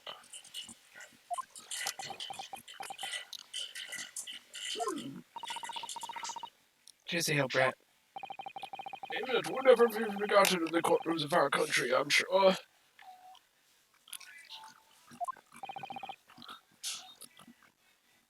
Correct. And being a member of our Empire's judiciary, you will be well aware of the significance of that name.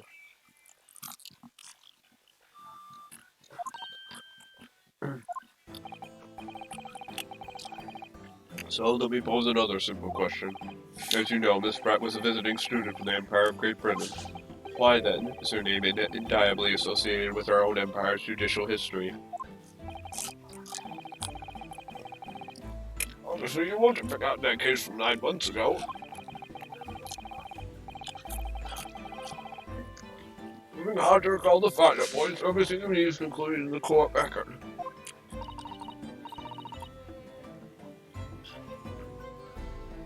Obviously, I still remember. It was the start of everything. Giselle Brett. And the woman's student persona was the face of Queen Victoria.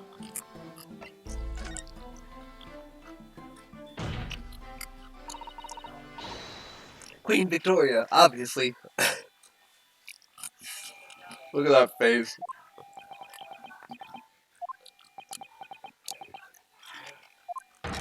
Obviously not. The Queen of England studying overseas. I thought it sounded a little odd. Leave me out of this.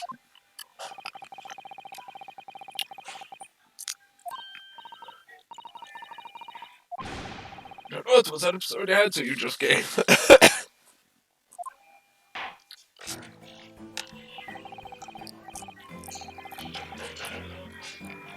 No more absurdity, please, Counsel. You will amend your answer. Of course, Your Excellency. You won't have to call my answer absurd. Or killer. Yes! 9 months ago, visiting Professor Vincent at the Imperial Humane University was killed. And the culprit was Giselle Brett. Yes, she was a killer. At the time, our country had just signed a new treaty with the Empire of Great Britain.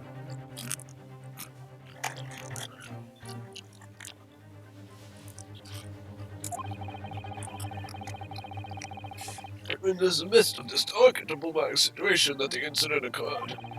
An Englishman, Dr. John H. Watson, was shot dead. Although he wasn't actually shot, he was poisoned with curare, which we discovered in the trial. I believe he was an associate of yours, Professor Mikitoma. Oh, this is me talking. You couldn't tell.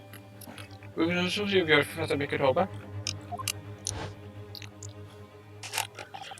Yes, I was indebted to the man. He'd been my mentor when I went to London to study forensic medicine.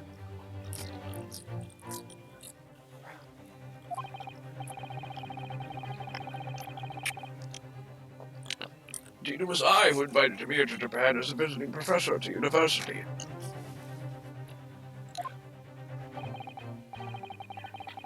Naturally, the murder of an Englishman on our soil was a matter the government wished to resolve rapidly.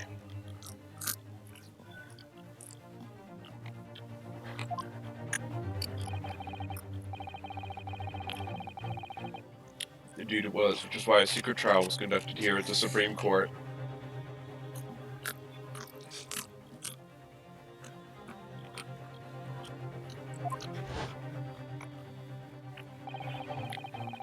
A student of the Imperial Humane University was arrested on suspicion of murder. Second-year English language student by the name of Ryunosuke Naruhodo. With the help of his best friend, a student lawyer, the accused conducted his own defense.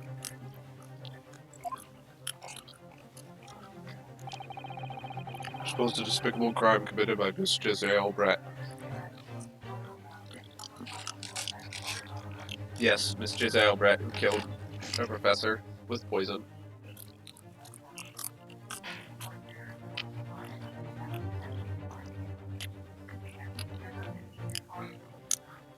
Not just any poison, mind you.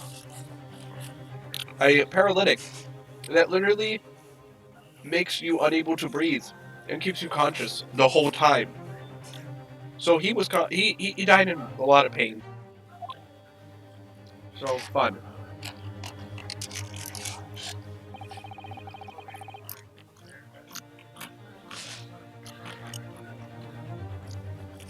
Miss Brett eventually admitted to her crime. However, when questioned about the motive that drove her to take Dr. Watson's life, she gave no satisfactory answer before the trial reached its conclusion. Immediately after the trial, the British government brought its consular jurisdiction into play. Which is a thing. We were unable to sentence Miss Brett according to our empire's laws. It was decided she would be moved to Shanghai, China instead. Why Shanghai? I think because the British Empire owns Shanghai. No, they own Hong Kong.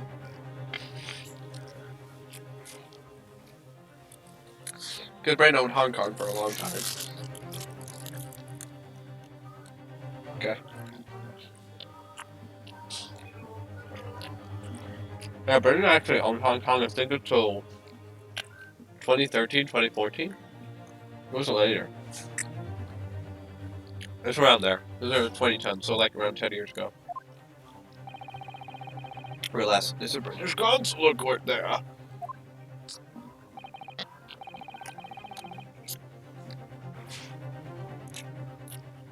Correct. I was on the negotiations personally.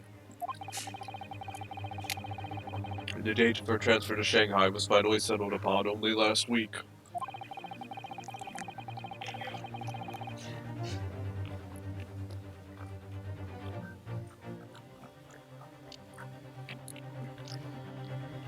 What remained of our empire's obligations was to see the woman safely on board a steamship. Yet the very day before her departure, the Englishwoman was killed. Only the day before? So there's good motive. If someone knew Dr. Watson, would be the only opportunity to kill the person who killed him. Makes sense.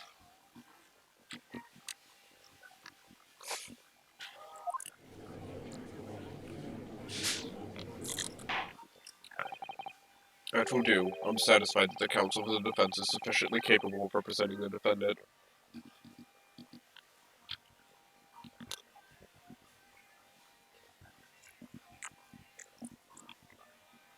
The defendant could also stop shoving a triple cheeseburger into his mouth. We could actually move forward. Oh! Thank you, Your Excellency. Over the first hurdle.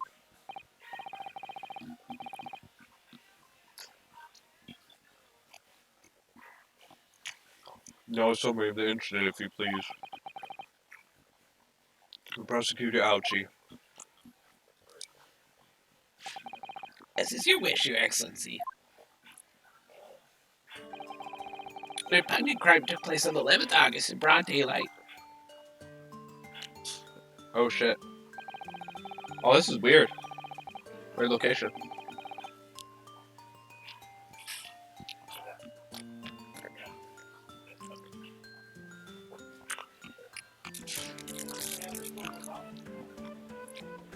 I didn't expect it to be here.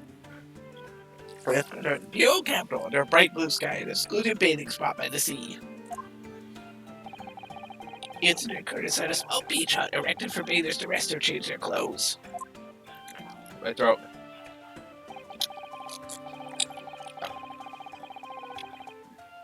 The cause of death was a single stab wound to the posterior abdomen that pierced the victim's lung.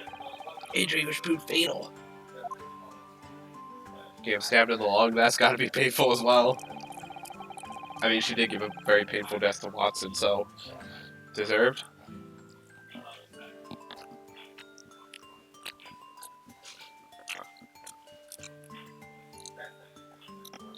There were two persons alone together in the beach hut at the time of the victim's death. Miss Brett in her bathing attire, and the accused, Rabe and Bobby. Accordingly, there can be no doubt of the accused's skill, especially when we consider she had a powerful motive. I guess she was under Watson. The police arrived rapidly at the scene and promptly arrested the young lady.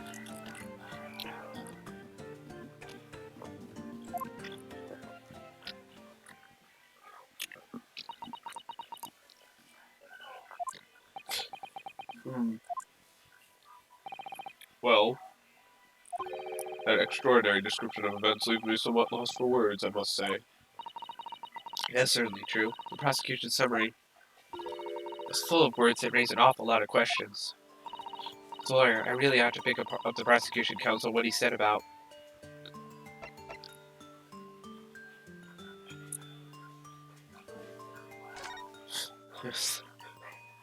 probably the motive, right? You're clearly exaggerating. Powerful motive is a blatant overstatement.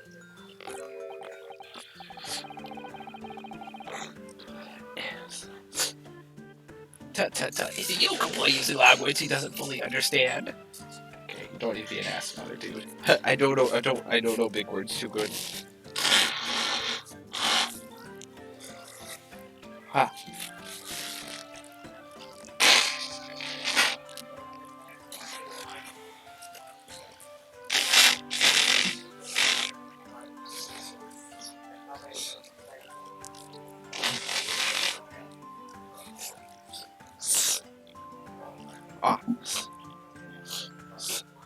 There we go. A yokel boy finally using language he doesn't fully understand. I beg your pardon? No matter, let us put this to the accused, shall we?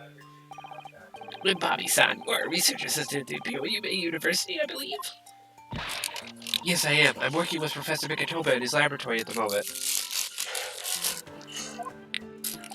I can confirm that the defendant is an excellent assistant with a strong sense of responsibility.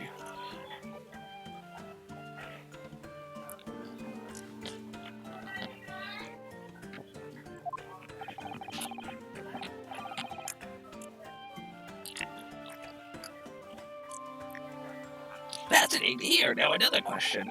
Prior to your work with Professor Mikitoba, whose research were you assisting then?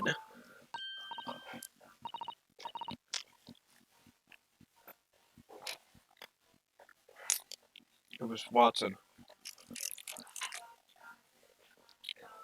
Oh, well, I was studying under Dr. John H. Watson. Dr. Watson? Visiting a good professor was murdered by Miss Brett 9 months ago?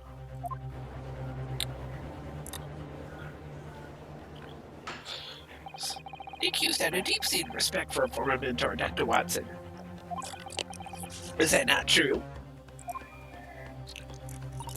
Yes. Dr. Watson was a wonderful man.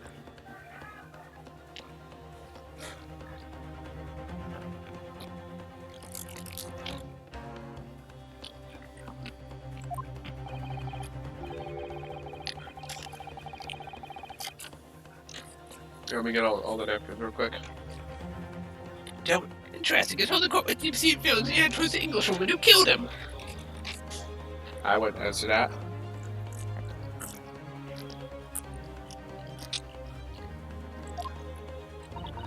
Well, obviously I filled with hatred for what she did, a powerful hatred. Oh no, Ray, be careful what you're saying. Ah! You just gave this man a motive. Motive. Or his revenge. Plain and simple, Your Excellency. Hmm.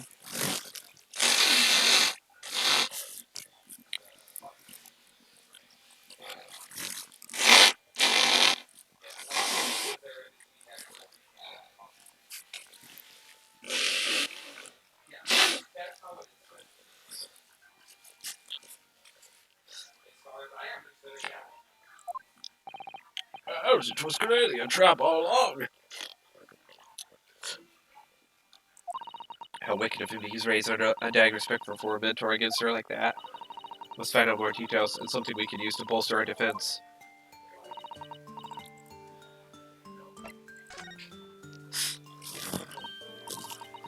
And maybe. Nami-san. Yes, what is it, Susa? I mean, Naruhodo-san. I'm really starting to wish we made my allies for Ryutaro Sasato. This other court, why exactly you were present at the basic spot with the victim in the first place?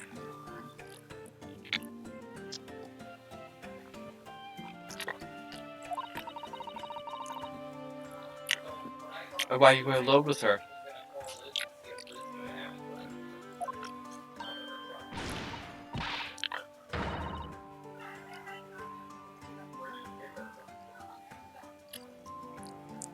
Oh no, that's not true. It wasn't like that at all. There were other people present. A detective was guarding Miss Brett, for starters. I was just asked to accompany Miss Brett as a companion, that's all.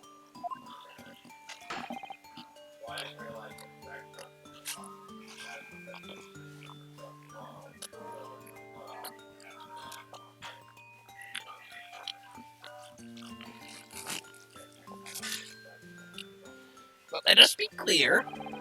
At the moment of her death, you were alone together with the victim in the hut. You and no one else.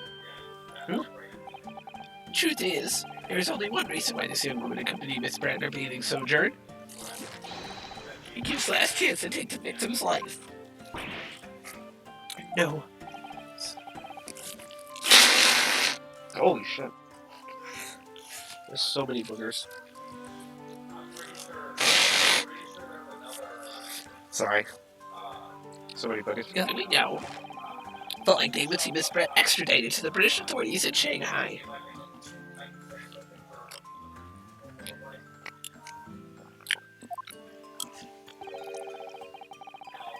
The accused would never have an opportunity to dispatch her again.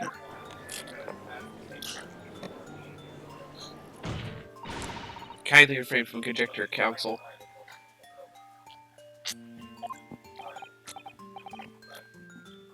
Hey, Prosecution counsel seems to enjoy using provocative tricks like that. At least we need to assemble more facts. Try not to let him goad you. This is really terrifying. My father's right.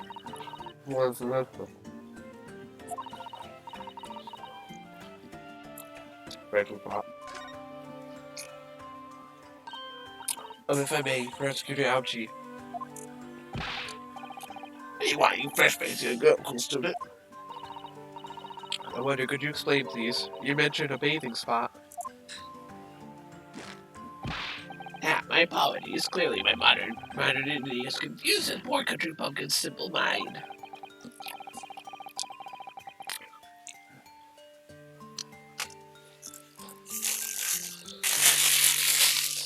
I'm done eating.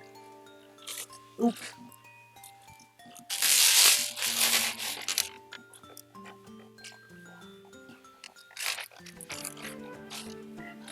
Bathing spots are the very latest trend in health practices for the West.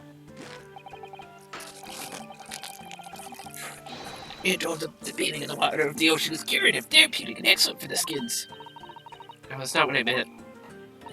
I was referring to the fact that Miss Brett had, to all intents and purposes, been found guilty of murder. I would have no criminal been relaxing by the sea. By the sea. Ugh. I cannot speak.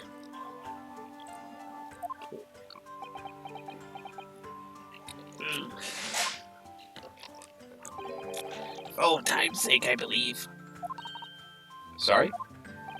Miss Brett was to depart for Shanghai the following day. Her final wish, as it were, was to enjoy a day on our country's wonderful coast. And the British Embassy put extreme pressure on our government to comply. But on what grounds would we agree to such a request? Because, as usual,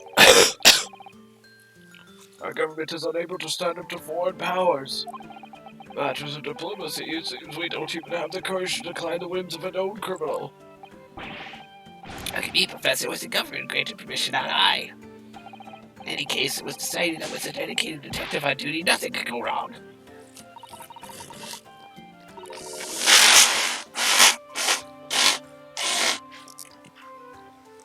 Sorry, my nose is really bothering me today.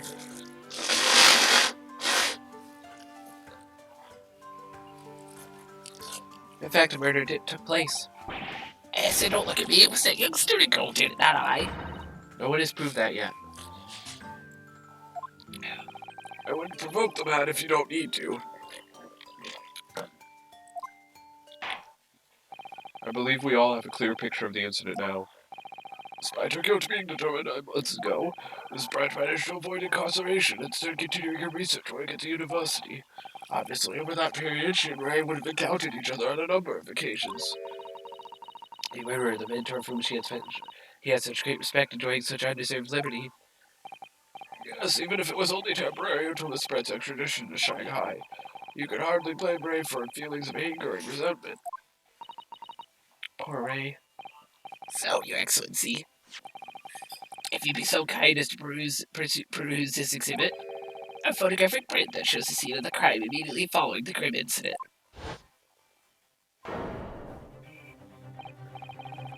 Oh, let me see this. So there's this. Looks like a dress. Oh, it's a stand. It's like a stand for a dress. There's a bottle, wine, an unturned cup, multiple pairs of shoes, and a pen. Yes, thank you, Council. A tragic image. As you can clearly see, there's nowhere within the hut that anyone else could have hid him.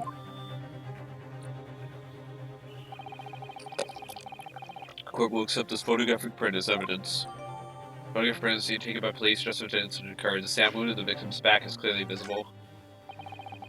As I understand it, the victim and the defendant were alone inside the beach hut at the time. This is deeply troubling, I must say. The finger of guilt points firmly at the defendant. Well, Your Excellency, naturally the prosecution has much more to its case. We intend to prove the accused's appalling actions beyond all possible contention. And I confirm that we have multiple witnesses to the crime and damning evidence. Witnesses? But who? One of whom I might add is a highly respected police detective. Is it the one dude? I assure you, the testimony of these witnesses will leave no room for doubt. Let's do it. Very well done. Counsel, bring forth your witnesses. I, Takatsuchi Ouchi, have been waiting for this moment. Sorry? Oh yes, I haven't forgotten that trial 9 months ago here in this very courthouse. When that irreverent little student boy utterly humiliated me.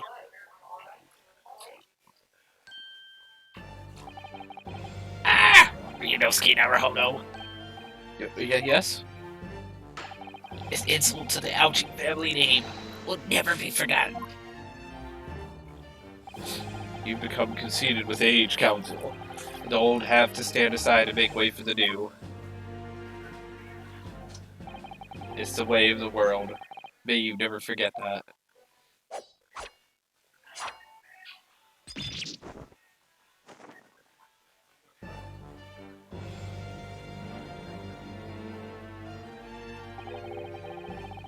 Strike the head of a samurai whose top knot has been cut, and the bell of cultural enlightenment tolls. Yes, on that fateful day, my former self died. Start of your own mini Meiji revolution. Are you modernizing as well, Counsel? Silence. Since I swore revenge back then, there's been a minor miracle atop my head. Observe the ouchie growth! The...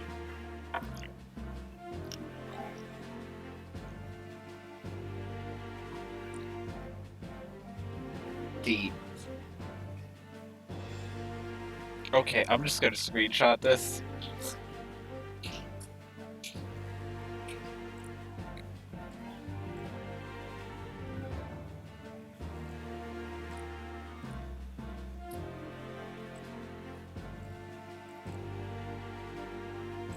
Oh, shit. Hold on. Was this one?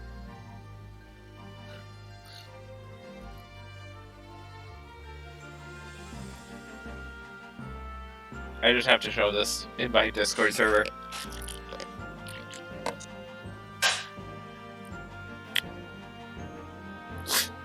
I just had to do that real quick. Okay, we're back. You see the seed of hope sprouting forth from the barren expanse of my crown. I think that tiny growth is trying to tell me something. I think it just made fun of his penis size. I don't know. I'm afraid I can't really see. Where is the hope exactly? Oh god, you just destroyed this man. I said silence. Today I face another yokel student in the Naruhodo clan. Well, I will vanquish you. And my victory will be fertilizer for the seed of hope atop my head. You've been warned. With that, the prosecution calls the witnesses to the stand. It looks like the stakes are high on both sides in this trial. Prosecution and defense each has much to lose.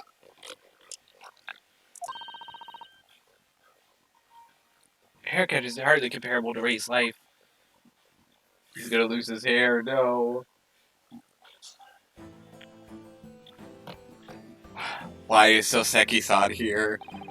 Why is he here? No! Soseki-san, why are you here? I don't want to accuse you. God damn it, Soseki-san. Why are you here? God damn it, of course he's here.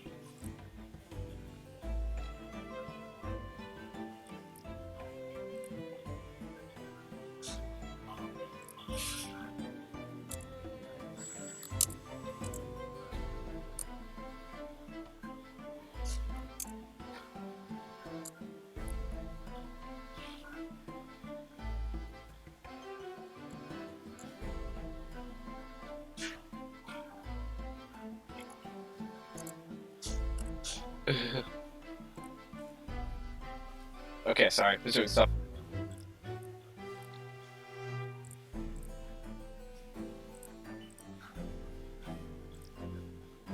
Wow, okay. Good. I don't even have another TV view anymore. Yes, please state your names and occupation for the court. Chief Inspector Satoru Hosonaga, Imperial Police Bureau. I'm in disguise, obviously, so I can go undetected. And I am, well, the next big thing in books, an author renowned throughout the capital, in fact. Yes. Soon to be sold out, the Sentinel Climate Cat, a sensational success by Sasuke Natsume. Oh my goodness. Struggling student for the provinces, please. You need to feel all of me. I need it? It's only natural that you feel nervous in my presence, but all of you, please, relax. Call me Soseki, even. Yes. What on earth is Soseki-san doing here? Tread carefully, Sato. That author fellow knows you from your time in London, doesn't he? If he exposes you for you really are, this will be over before it's begun. Yes, of course, I know.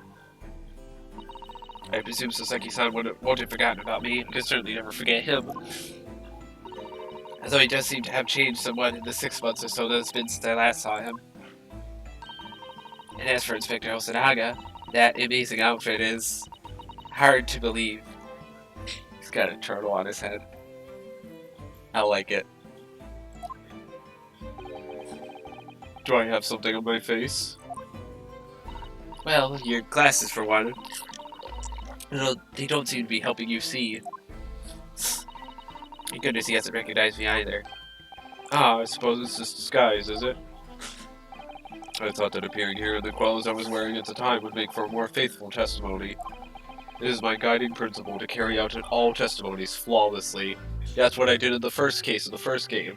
I definitely did not lie on the stand whatsoever. Although he did. But he did it for a reason. Well, he was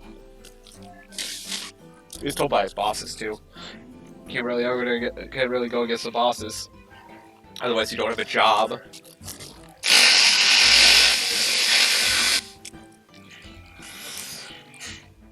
God, just keep coming. Okay. Well, I can appreciate why an Imperial Police Bureau detective might have been present. What business did a writer such as yourself have being at the scene, Soseki-san?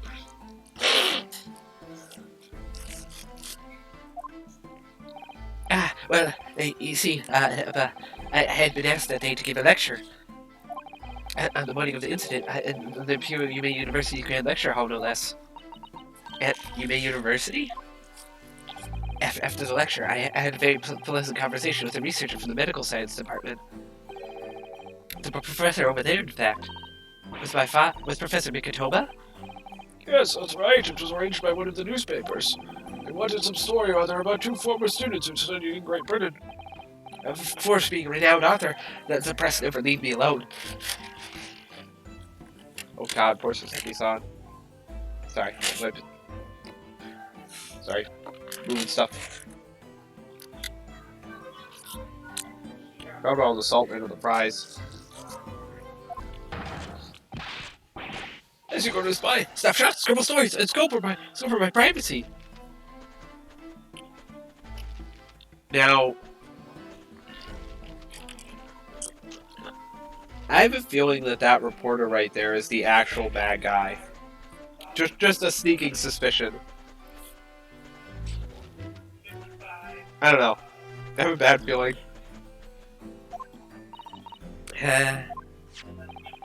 As you can see, the conversation was written up in this newspaper here. Read it on your leisure, my provincial struggling student friend. I have plenty of copies. So thank you very much. He practically threw that paper at me. those papers. Answer the article. Wait, what? No. No. Why is it on auto? No. Okay, sorry. Anyway, following my interview with the professor, the employee in question appeared to be very unexpected announcement. Okay, wait, what? This paper contained an article about a discussion between my father and Saseki-san. The debate became quite spirited.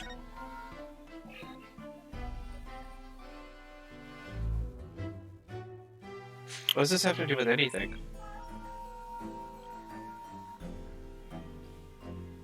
What the hell? Cracked. I don't understand what that means, but okay. I should like to go with everyone to see our country's coast. Those aren't words. As I explained before, Miss Brett was never taken into custody. Sorry, I'm taking chat.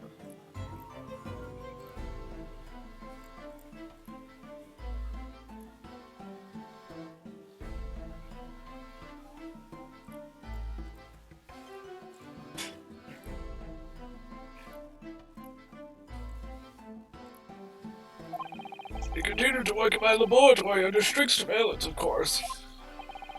In which utterance, the university immediately contacted the government to seek guidance. In response was, permit Miss Brett to go as long as a detective accompanies her. A detective, I am at liberty to divulge, was me, Chief Inspector Satoru Hosonaga. Thereby, the entire party departed quarterly for the seaside, it seems. It was extremely challenging to clear all other members of the public from the vicinity of the beach. Unfortunately, I am at peak physical fitness at the moment, so I was able to carry out my duty flawlessly, as you can see by the blood trickling out my mouth. Flawless, the peak of physical perfection. Sorry. Oh my, Inspector, you do have something on your face now. Ow, how unsightly, I do apologize. Does that mean you went to the beach too, Father? Oh no, fortunately I had work to finish off. But unfortunately, of course, it meant that as my assistant, Ray was invited to take my place. Of course, being around out there, I didn't like to decline the invitation. But hopefully I'd never seen an awful sight. Relentlessly racked by remorse and regret. Very well, I must now ask you to present your formal testimony to the court. You will give an account of all that you witnessed on your impromptu excursion to the coast. Of course, Your Excellency. Relentlessly racked by remorse and regret, I am. Wait, I did a different voice for a second, right? Wait a scene. On the day of the incident, I was ordered on a special surveillance assignment in this disguise. I just managed to catch that crab when I suddenly heard a cat wail from behind me. I ran into the beach hut at once, where I found the pair in question. Yes, that young girl was a striped Englishwoman, dagger in hand, and she stabbed wildly. I saw blood on the blade. It proved to me that she had stabbed the victim multiple times. Indeed, it does appear from this testimony that both witnesses here present saw it. The very moment of this heinous crime. What? Now, if you will recall, I promised evidence as well.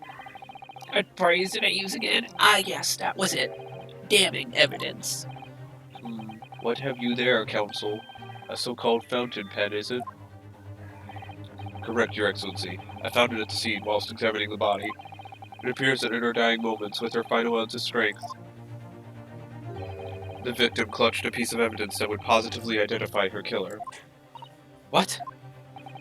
Your Excellency, if you would cast your eyes over the photographic print of the crime scene once more. Oh, goodness me.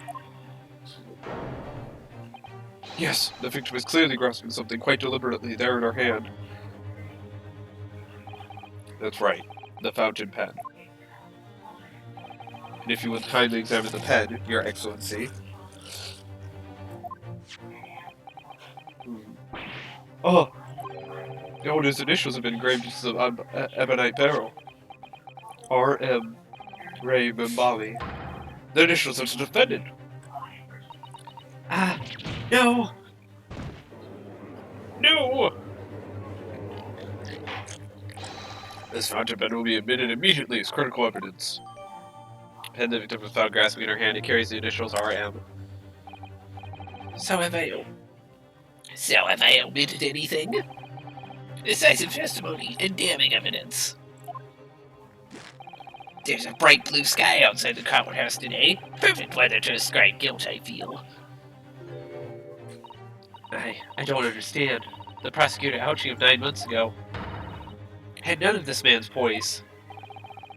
Counsel for the defense. You may begin your cross-examination now. Oh my god, it's almost like Ouchie developed as a character. Holy shit. That's actually pretty cool.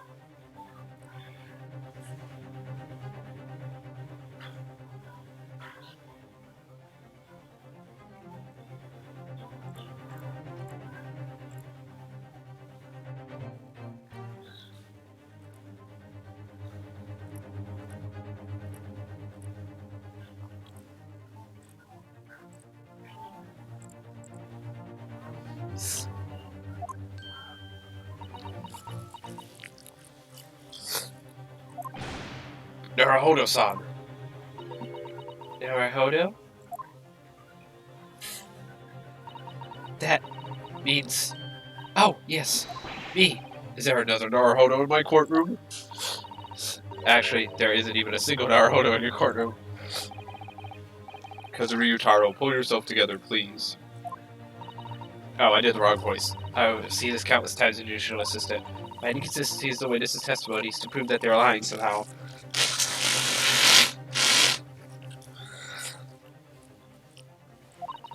That's all there is to it. The Serbian lawyer would handle a cross-examination. Let's see what I can do.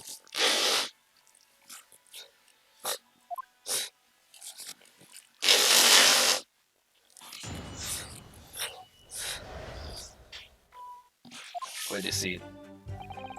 During the incident. Hold it! That jaunty disguise?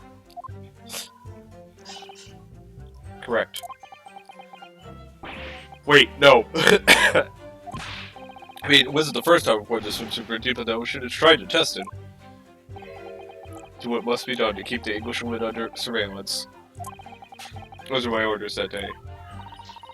His trying to test an outfit was the answer? Being able to blend flawlessly into a crowd is an important part of a detective's job. I submerged myself in the salty water, leaving only Mr. Turtle floating inconspicuously on the surface. Mr. Turtle loves the water. Okay. So, there was no need for you to blend into the background of this assignment, really, was there?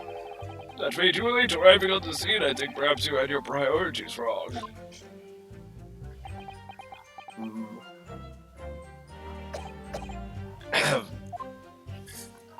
Perhaps I shouldn't pursue this line of questioning any further at the moment.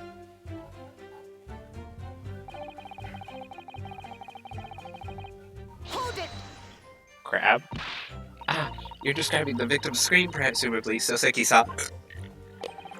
In more literary terms, you might say it was a scream that could have pierced the heavens. Ki-ha! Or the like.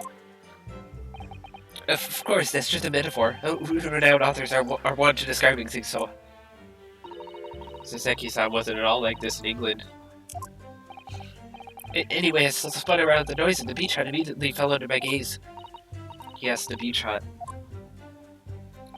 The area is popular with government ministers. Many have seaside retreats there for rest and recuperation. Locals are prohibited from entering the area, so it's always very quiet. The beach hut is a simple structure, erected as a place for people to change or take refuge from the sun. Although the Englishwoman commanded you into hut for herself, which meant that I was forced to change to my swimwear on the stand. Ah, it meant that was rather embarrassing for you. Oh, anyway, I tossed the crab aside and headed for the beach on a run. Or in more literary terms, I had to crab and beat it off hutchwise. Beach Hut Woods. Hold it! Wait, by pair, you don't mean to say... But how could that be? No, you misunderstand. Obviously, I mean the victim and the defendant, Ray Mbami-san. Oh, it would have been helpful if you could have just said that from the outset. If you jump to conclusions, you have to expect to fall flat on your face sometimes. Dear me, pinning your hopes on such an outside chance. Foolish. Very foolish. It really was an outside chance. I just wish I'd realized that before I said something silly. So, Inspector, why don't you tell the court how exactly you found the aforementioned pair in the hut? Well, it was a sorry sight, a really grisly scene. I parted the door, encouraged taking in the doorway, and stepped inside, only to see the defendant leaning menacingly over the lifeless body of the victim sprawled on the sand. Dying. He proceeds to die. My glasses are very nearly cracked with the ominous sight that met my eyes. How thoroughly appalling. He doesn't appear to be lying here. Well, Saseki-san, can you confirm what Inspector Hosonaga is saying, I wonder? You'd like a literary man's opinion. Yes, that young girl was the stride that lingers from a dagger in hand as she stabbed wildly. Hold it! Stabbed wildly? You actually saw her do it? Oh, indeed. The terrible spectre, the terrible spectre, the bloody torrent, the author's torment. Eek! Every sight and every sound is still carved in my melancholy memory. That was my impression, at least, as a future literary sensation. Counsel, what on earth was that shrill, effeminate scream? Oh, no, no, what are you insinuating? It's as manly as Japanese man as you. A Japanese man as you. I wonder if I might interject here, Soseki-san. Something you said is troubling me. That was my impression, were your words just now, I believe.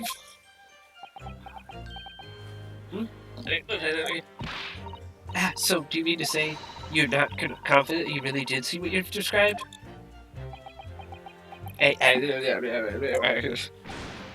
I mean, yes, I know what I saw.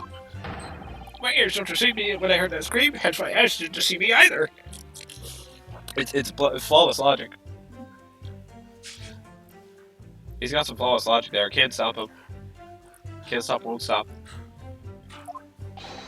I could just describe everything I saw vividly. I could publish it all in tomorrow's newspaper serial.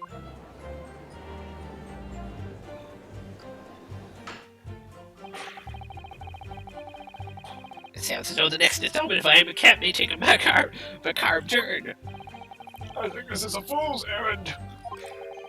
Let me press your author friend and what he saw, the more entrenched he's going to become. Oh dear, how awkward.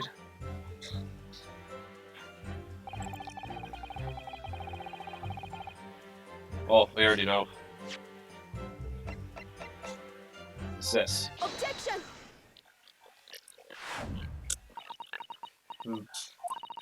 That accusatory cry that just welled up from deep inside me, I think I finally understand.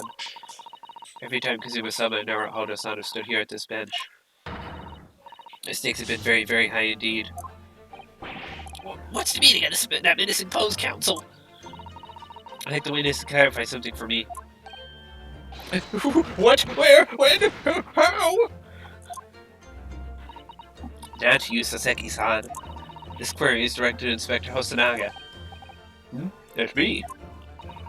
In your statement just now, you said that the victim was stabbed multiple times. Yes, that's right. As I said, when I entered the hut, the defendant was already standing over the victim, bloody knife in hand, like a murderous demon. And yet, that cannot be. What? Get to the point, please, counsel. A post-mortem report clearly states that the victim was stabbed one time only. If... In other words, Inspector Hosanaga's testimony is clearly flawed. Soseki-san, Me? You claim to have seen Mami-san in the throes of stabbing the victim. Yes, I did. Wildly. But both you and the inspector confirmed the same point, that there was already blood on the knife that you saw the defendant holding. Yes, and? It's quite simple. We know the murder weapon was used to stab the victim only once, therefore, there's no way there could have been blood on the knife if that single... There's no way there could have been blood on the knife if that single stabbing hadn't already occurred. Ah, true. What exactly is your contention, Counsel? Are you ever going to tell us?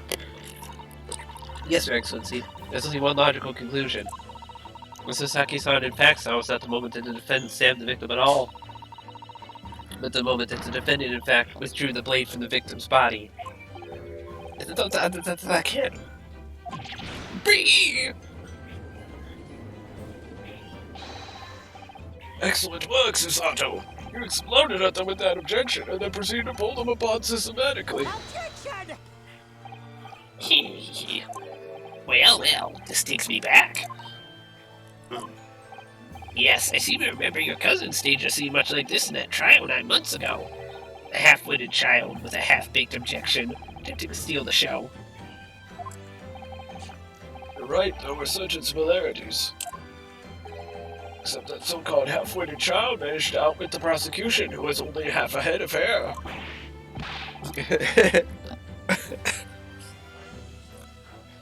Damn, that's a savage burn. Sorry, I'm getting rid of something.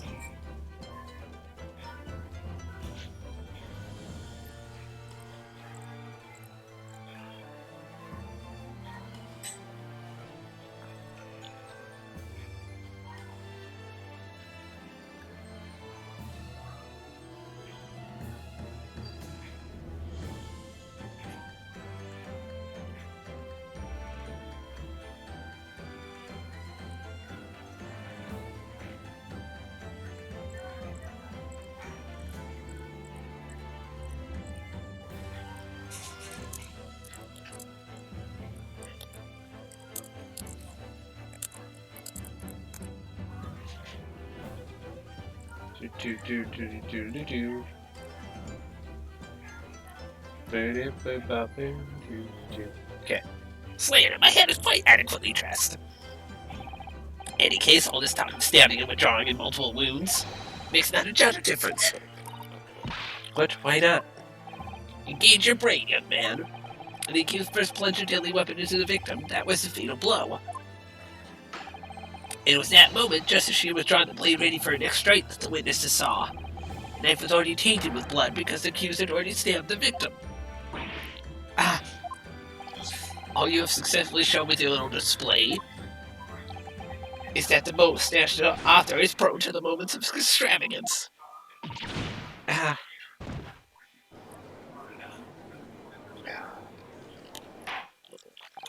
I am in agreement with the prosecution. If the defendant was seen wielding the blade at all, that is sufficient grounds for her actions to be viewed with suspicion. But if she was withdrawing the blade... We are back where we started. Sorry? Consider this, young yokel boy. If the student girl was innocent as you claim, then why would she have pulled the blade from the victim, and with the demon's cold-blooded composure, too? Prosecution demands an explanation, and it better be good. Why did Ray pull out the knife? Why did Ray pull out the knife? Ah, yes, going for the jugular. What does Father mean by that? Let the court hear your answer then, counsel. The truth is, I don't really know. But I have to come up with a plausible reason here, or we don't have a case. The reason why the defendant pulled the knife blade out of the victim's body was surely so she could...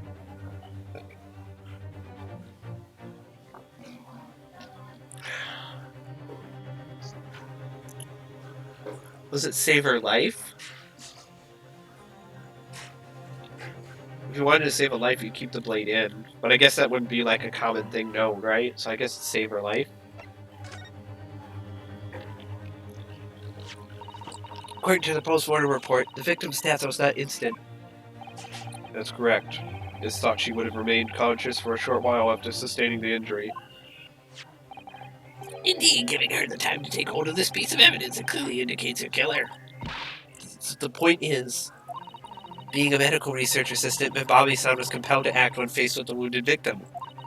Instinctively, she pulled the blade out in an attempt to save Miss Brett's life.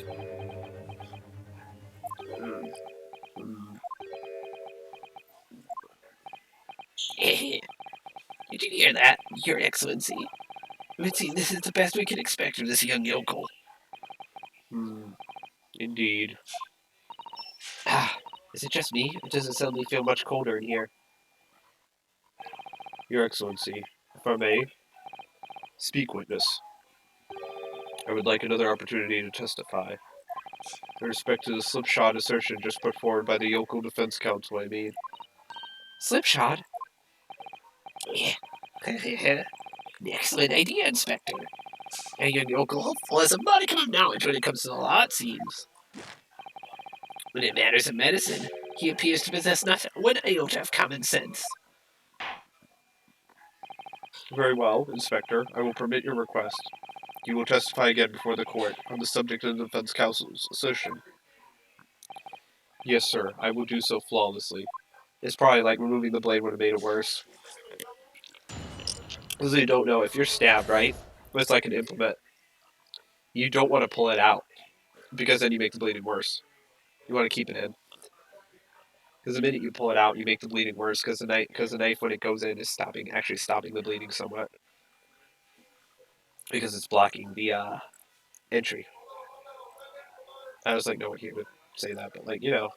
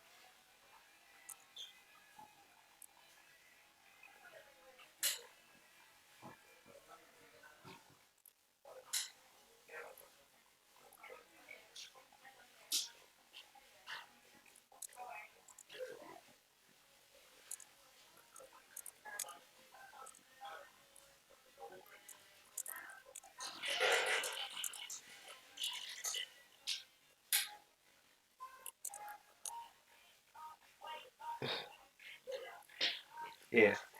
Okay, sorry, I was typing some in the Discord.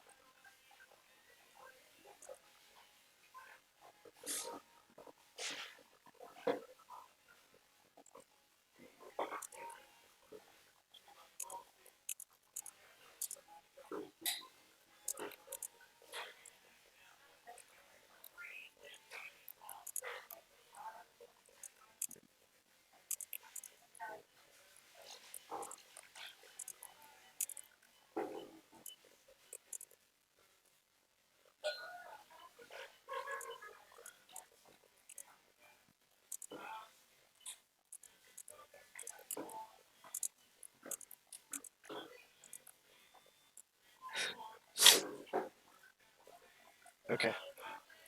Sorry. I'm back. I was typing in Discord. Pulling a blade from a wound without thinking could cause heavy bleeding. It's basic knowledge that any medical research assistant with an ounce of sense ought to know.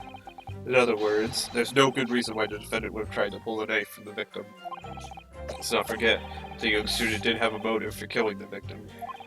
The man the victim murdered 9 months ago, Dr. Watson, was the defendant's highly respected mentor. I mean, he got a point. Is what you just said true, Inspector? Could pulling a knife from a wound really cause the wound to bleed heavily? Yes. Think of the weapon itself as a stopper in the wound that prevents excessive blood loss. To a doctor is ready to provide proper treatment, that stopper shouldn't be removed. Oh, I see. Yeah, that is why Yoko should stay on the farm. Even a quack from some obscure mountain village would have such basic knowledge. Anyone who's even given someone a little poke with a knife and pulled it out again knows it. Oh, well, I've never stabbed anyone, you see, or pulled a blade out of a wound, so... Of course you haven't. I didn't bring you up to behave like a bandit. Father, is it true what they're telling me? Yes, it's basic remedial knowledge for medics. Ray would have been well aware of it. If she were to claim ignorance of such fundamentals, that would prove fatal in many ways. But then, why would Ray have done it? Could she have pulled out that knife in full knowledge that it would be fatal for Miss Pratt? I don't know. Ray never once mentioned anything about the knife to me. It seems almost impossible to believe, but... could my friend actually have... Susato, Yes? pull yourself together.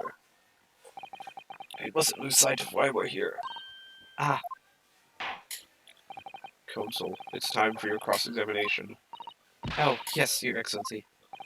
However, I must warn you that if your cross-examination fails to identify any issue with the established facts, I'll be moving to my adjudication immediately afterwards. Immediately.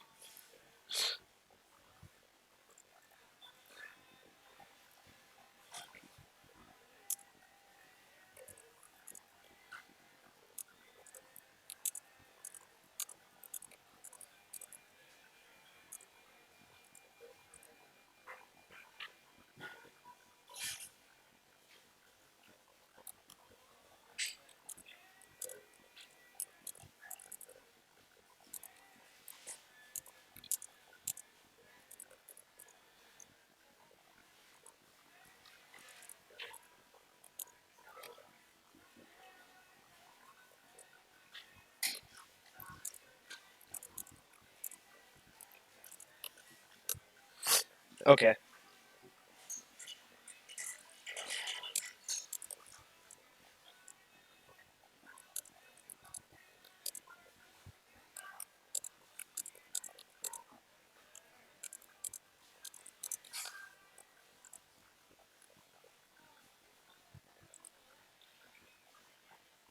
Sorry.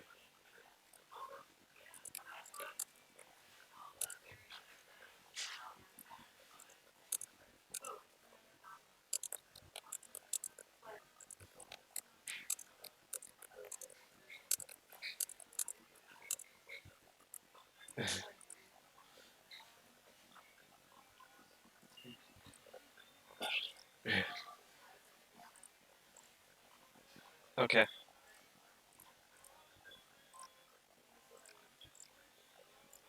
Education immediately afterwards. I understand. Believing in your clients and fighting for them, their cause until the bitter end. I knew it would be hard, but I had no idea it would be this hard. Cross-examination. Have to press. Hold it! You say doing it without thinking could be a problem. Does that mean that if you used due care and attention it would be alright? I wouldn't have thought this needed spelling out, really. But the blade is like a stopper in the wound. Remove it, and a serious hemorrhage will occur. In other words, a medic would need to be present before any attempt was made to withdraw the blade. Doing it without thinking would be madness. You just can't do it. Oh, well, Thank you for such a thorough explanation. You see, Counsel, when you act without thinking, the result is a bloodbath. Ah. Back to the witness testimony, please.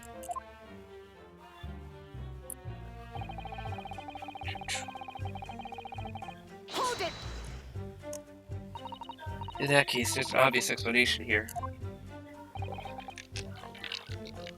Which is? Clearly, the defendant, Raymond Bobby-san, does not possess an ounce of sense. Okay. Clearly she doesn't pronounce. Okay, that's... And we're gonna claim that.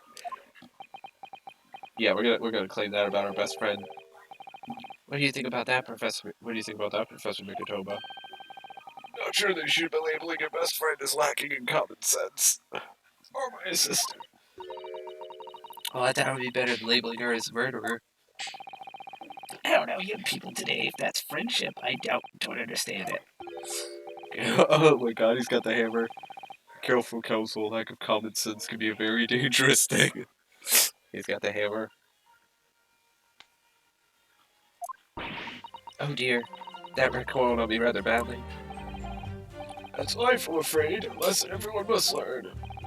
Hopefully you can see now this is really basic medical knowledge. Being involved in medical research, Bobby-san would certainly have been aware of it. Whereas there's no good reason why the defendant would have tried to pull the knife from the victim. Hold it! The defendant had suddenly encountered somebody she knew lying on the ground bleeding to death. The sight could have shocked her delicate sensibilities, causing her to remove the blade inadvertently.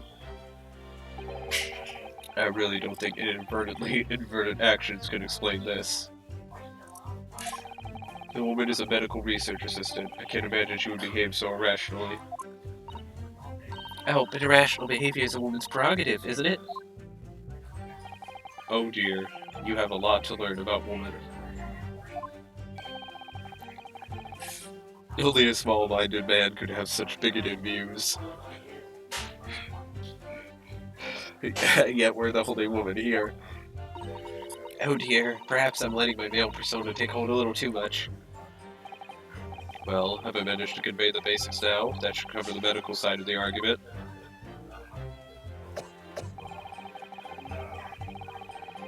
Hold it!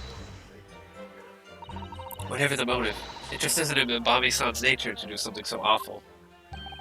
Michi had both motive and opportunity. That's very hard to argue against. But you don't know the defendant. Objection! And you, Counsel, do not appear to know the law. Yes, evidence is the only way to convince the court of your argument, not feelings. With this fledgling to defend her, I would almost say I pity the accused. So do I. Inspector, you will reiterate your point about the defendant's motive, please. Ah, yes, Miss Brett was in many ways the sworn enemy of Bobby-san. And the victim murdered 9 months ago. Dr. Wilson was the defendant's highly respected mentor. Hold it! Dr. Watson. Well, yes, that's true. Dr. Watson recognized Bobby-san's talent and offered her the position of assistant despite her being a woman. He's extremely grateful to him. Yes, the Englishman appears to have been a very broad-minded individual. Wilson had no time for outdated traditions. He met with opposition, of course, but he believed firmly in Bobby-san's abilities. Clearly the defendant was in the man's debt, which only serves to prove my point. This is hopeless. I can't find a single crack in his testimony anywhere. Frey knew that withdrawing the knife from the wound would threaten Miss Brett's life further. I just can't think of any way to explain why she did it. Sato, it's at times like these when it's especially important to remember the fundamentals. Fundamentals? This is what counts in the courtroom, isn't it? Of course, but I've been through the court record dozens of times already. Perhaps you're forgetting something, though. You need to take the evidence at face value. You can and must examine it in great detail. Okay. This is your first time playing the role of lawyer in this courtroom. Okay, so I gotta examine the... Is it gonna be like the pen? Okay, no. I can't examine the pen. Okay.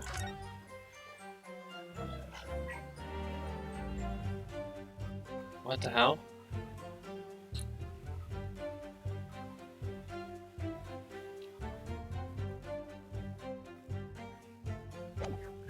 can't examine the pen.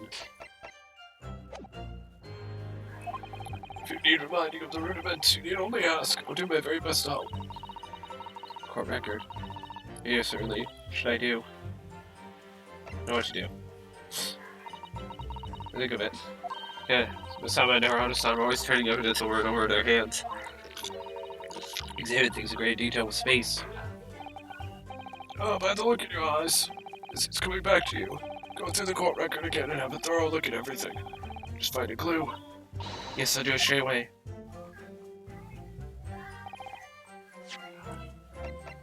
Oh, now I can look at it. Okay. Is this gonna have blood on it or something? Do I remove the cap? If we take off the pen's lid. How does this help me?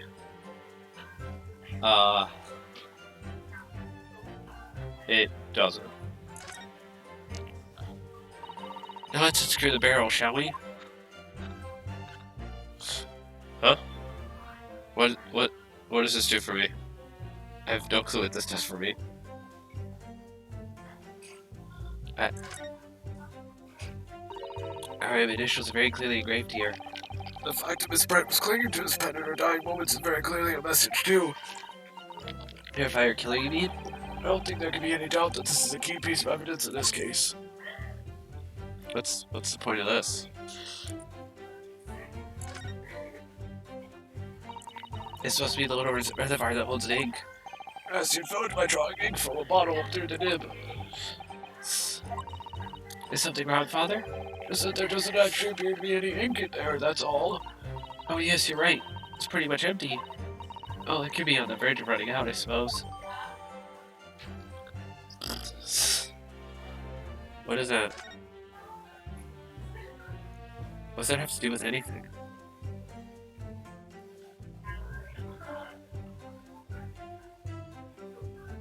Wait a minute. Ow. Oh, I hit my elbow. Ow. Why did I do that? Why did I do that? That hurts. Ooh, that's gonna sting.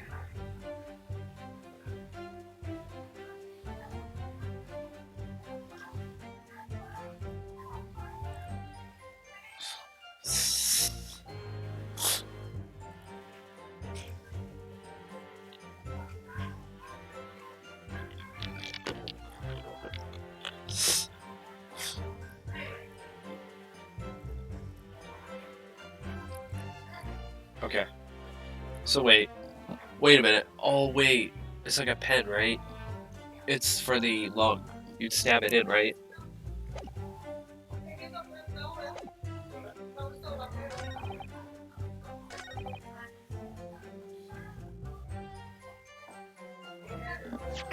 I mean, it must be the pen, right? It's gotta be the pen, right? She stabbed it into the... She's trying to stab it into the lung to create airway. Was this a medical practice back then? Hold on.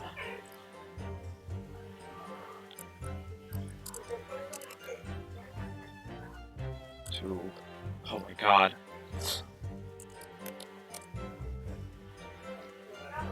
Tracheotomy. Tracheotomy.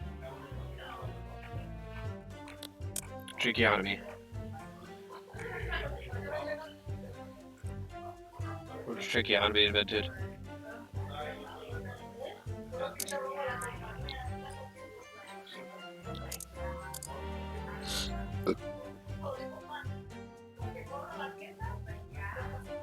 Oh, 1546. So it's this thing. Okay, so it's a thing back then.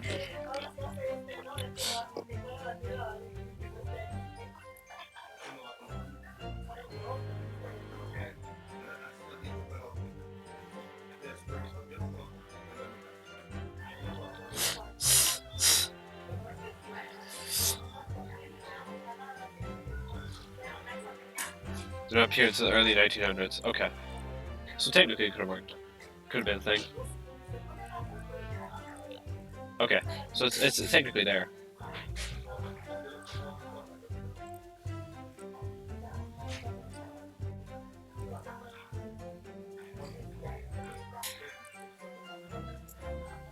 Rhodite is made No, I from didn't. multiple layers of automotive paint, which is hardened. It is prized for its unique layers of... Do. Okay, back to the game. So yeah, it has to be this. Objection! I'm wrong. See, let's object to this as I see it. The direction is supposed to prove your point. More forcefully than I intended to. You will kindly refrain from these over it. Okay.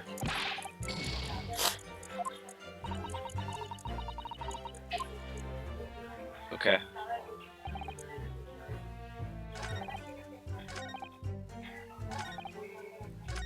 Maybe I press this again? Hold it!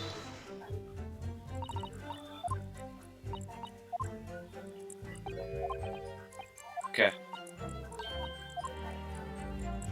Maybe this is right. Okay.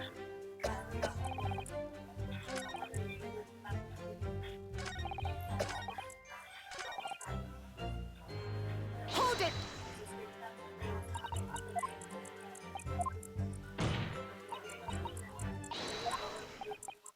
Okay.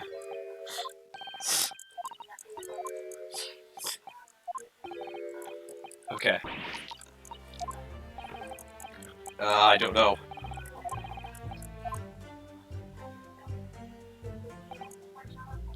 Huh.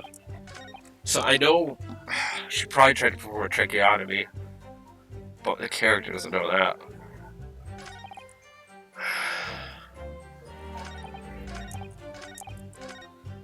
So I looked at the court record.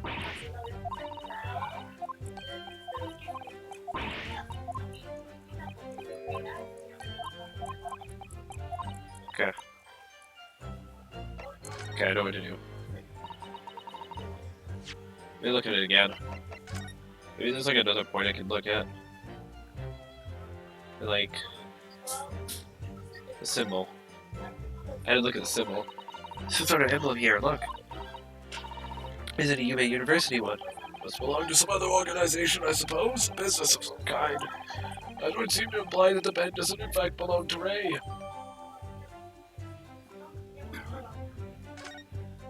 Okay.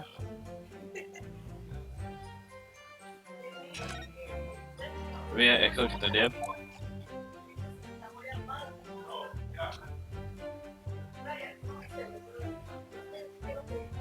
Okay.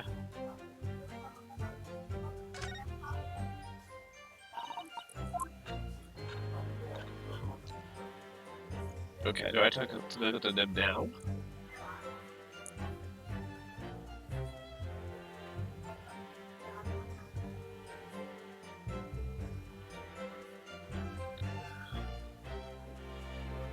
Okay, I'm trying to look at the just a point. Okay. So I've already done that. So there's nothing else on this pen. Oh, I can look at this now. Anything on the back? Here's Saseki-san. There seems to be an important article on the back page as well. Exclusive. Deadly poison stolen from Yume Medical Research Laboratory for Yume's medical research. Father, isn't that your lab? What? Let me see that. The poison's been stolen? It's this morning's paper that Saseki-san gave us. Are you saying you didn't know? As embarrassing as that is for the head of the laboratory, I didn't. I've not heard any such thing. Right now, as good the reporter have gleaned his information. Let's think of it. There's no article mentioning this story in our paper this morning, was there? It's highly toxic poison we've been working on in the strictest confidence. Put Ray in charge of the project. Ray, she's managing it? What's written here is true. It means that she tried to hide the theft from me. Moreover, the details were leaked somehow. I don't believe it. You need to read this article very carefully. Okay.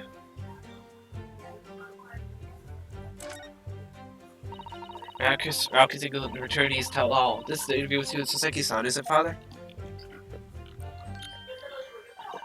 Looks as though it was quite an exchange.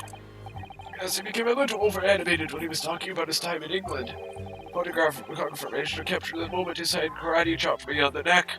I do hope you weren't hurt. Okay.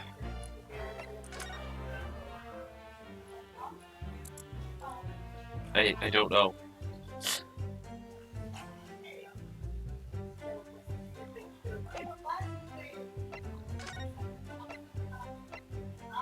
I don't know.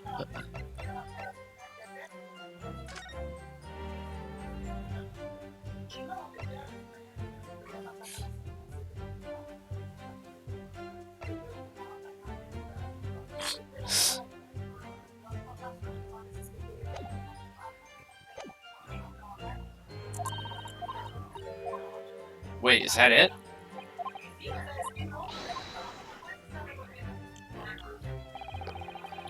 That has to be it.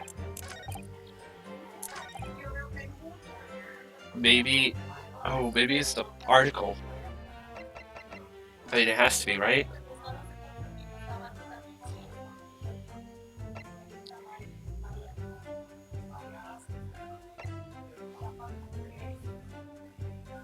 It has to be, right? It has to be this. Objection! Yeah, it's poison. Okay. No, there's one possibility. One very good reason why the defendant might have decided to withdraw the knife from the victim's wound. What? Yoko not only has a poor grasp of the law, but is also a poor loser. Tell us then, what possibility do you think you've identified? Is here. In this newspaper article. Article about a deadly poison having been stolen from a laboratory at the Imperial Yume unit. Objection! It can perish from a stab wound. Poison has no relevance in this case. But... Prosecutor Ouchi, you will let the defense speak. But a newspaper article, the court cannot rely on this kind of heresy these wretched publications carry. Counsel for the defense. I am going to need some tangible basis for your claim. You will indicate to the court precisely what part of the newspaper article mentioned affirms your assertion. Excellency. Yes, of course. Thank you. I would never have done something to further endanger Miss Brett's life without just cause. The reason why the defendant pulled a knife from the victim's body is explained in the article where it says...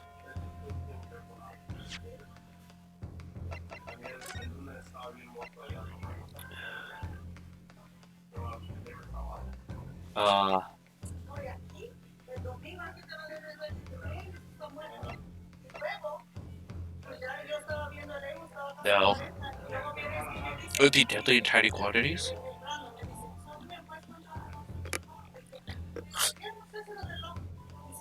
It's gotta be the last one, right?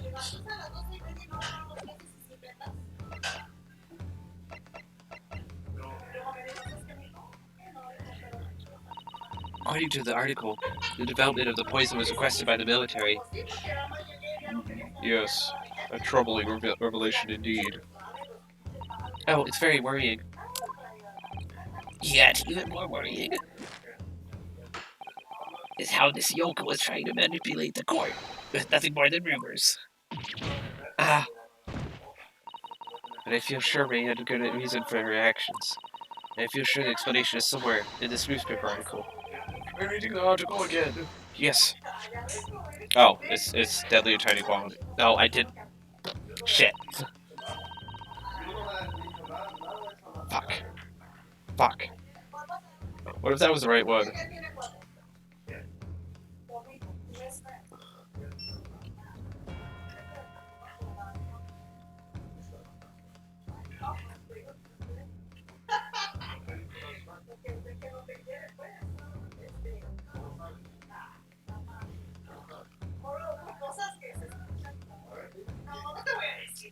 Okay. Okay, there we go. Apparently stolen for medical research laboratory at Yume University. This would seem so, calling the department's security practices into question. The department of the professor standing so nonchalantly opposite me, I believe. Oh, Susa Ryutaro. Oh, yes, father? Was there some reason you felt it necessary to highlight the fact that the theft occurred in my department? How can I explain it? It was the first detail I cast my eye over, I suppose. I suggest you read the article again, carefully. I'm so sorry, oh dear, father's fuming. Yeah, it's this one. That's what I meant to hit the second time. The article reveals the following property about the poison in question. When a toxin enters the body on a knife laced with the poison, it's rapidly absorbed and causes death in minutes. Are you suggesting? If the knife used to attack Miss Brett was laced with this very poison, it would explain why the defendant, the Bobby-san, would have withdrawn the blade as soon as possible. Yes, the truth is, it was an attempt to stop the poison from entering the victim's body. What?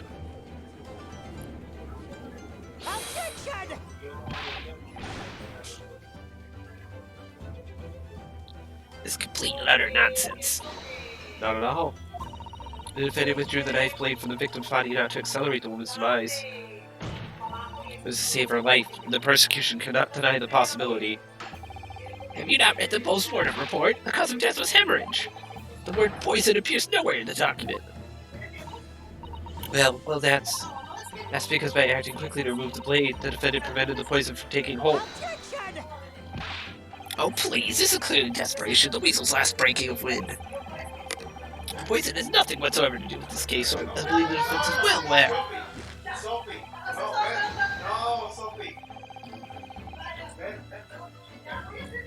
We have no proof that the information in this wretched newspaper article is all that reliable anyway.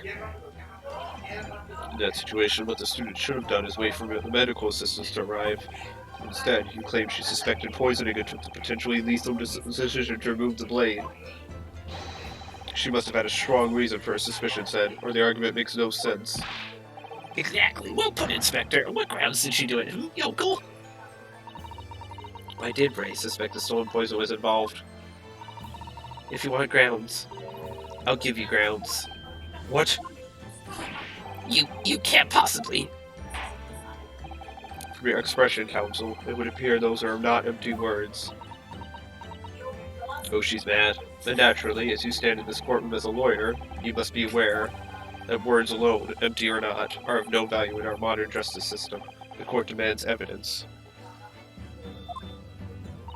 Yes, Your Excellency. I'm well aware of that. I've seen it many times, from my place at his side in the Old Bailey. In that case, counsel, you will present the proof to the court now. What evidence demonstrates a clear link between this case and the poison in the newspaper article? Is this? Take that!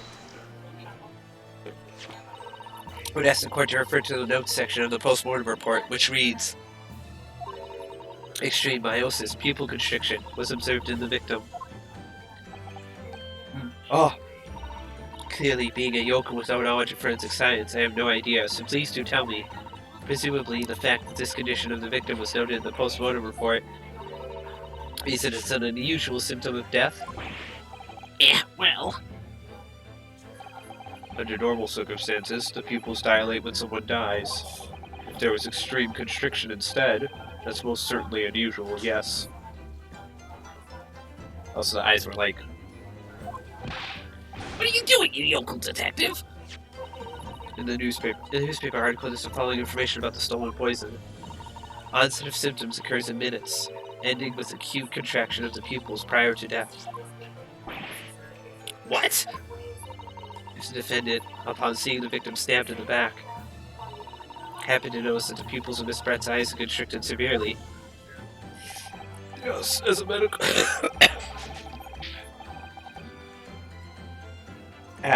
Yes, as a medical research assistant, she would have suspected poison immediately, without doubt.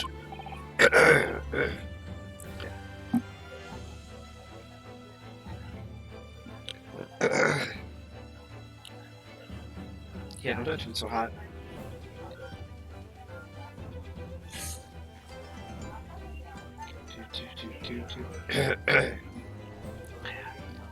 Yeah. Got it.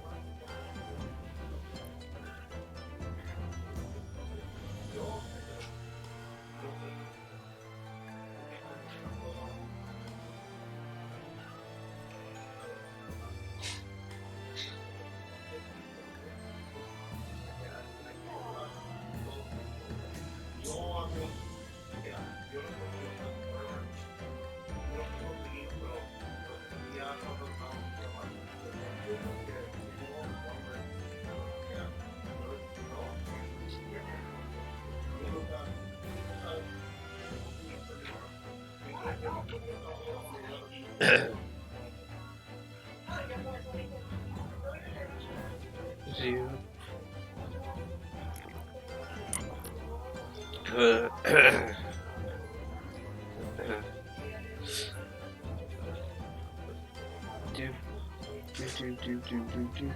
Do.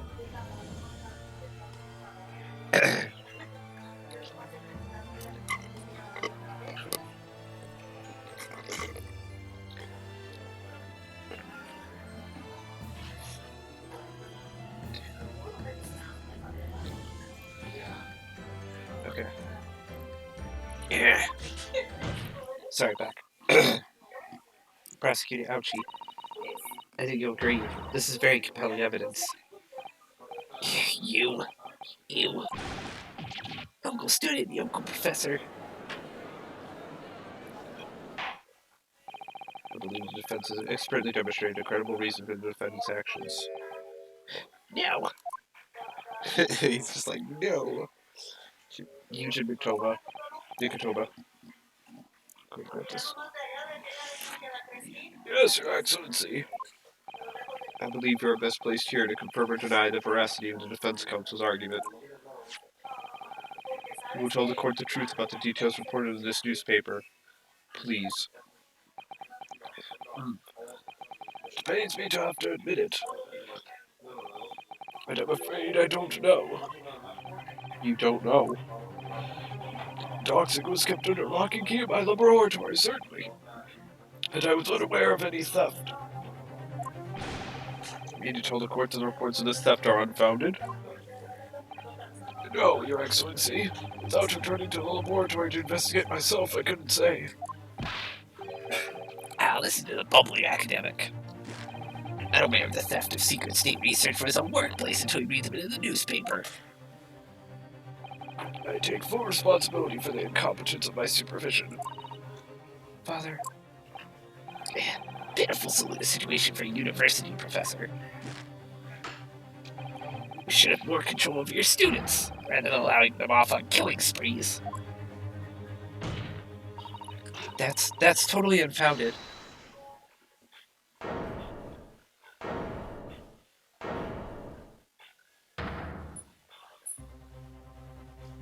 Oh, it's Ray.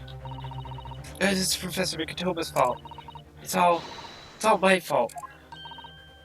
Ray, I'm always on. You stand accused here. Outbursts like this will not be tolerated. But it was me. I was the one who noticed that the poison we were developing had been stolen that day. What? See, you knew. I'd been placed in charge of overseeing the project. It was the day that the professor and Soseki-san were interviewed together for the newspaper. That's why I noticed that some of the poison was missing. Just a tiny amount it was. Why didn't you let me know immediately? I was scared. The whole project was supposed to be confidential, but some of the toxin had somehow been taken. So I decided I'd try to get it back before anyone else found out. Because I had a very good idea who the thief was. The thief? You don't mean... Yes, of course. It was that dainty Englishwoman. Miss Giselle Brett. That's why I decided to join the little group of people going to the seaside. Inside a beach hut, I confronted Miss Brett. But she just sat in a stool at the back of the hut, smiling sweetly at me as if she knew she was untouchable. I know it was you who stole the poison. Well now, whatever do you mean? And then, she suddenly got to her feet, before falling to her knees in front of me, and then collapsing on the floor. That's when I saw the knife in her back. I couldn't understand what had just happened. And then, a moment later, I was seized with fear. The pupils of her eyes they'd shrunk to tiny pinpoints. I don't believe it. In other words, you realized that the victim was suffering the effects of the stolen poison. My mind started racing. I hadn't seen anything past Miss Brett's lips whilst I'd been with her. It left only one possible way for the poison to have entered her body. On the blade of the knife in her back. That train of thought was what spurred you to withdraw the blade. Yes. If the amount that had entered her bloodstream was small enough, she might still have a chance. That's what I hoped. Really, I'm so sorry for staying silent all this time.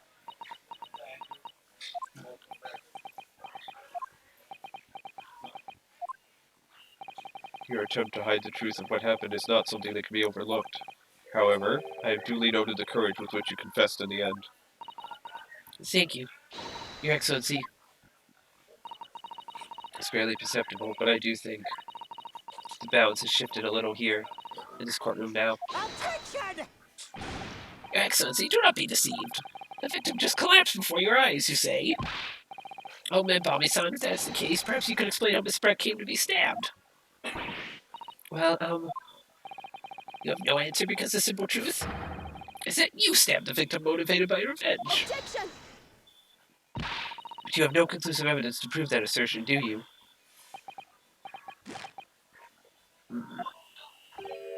Oh, I have evidence, and it is very much conclusive. What's the prosecution counsel up to? It was brief, but he hesitated for a moment there. I'm almost sure of it. We will produce the aforementioned evidence at once, Prosecutor Aoshi. Why is he hesitating? That's weird. That's not like Aoshi. Aoshi just presents stuff. She just, like, shoves stuff in my face. It's weird. It's not like him.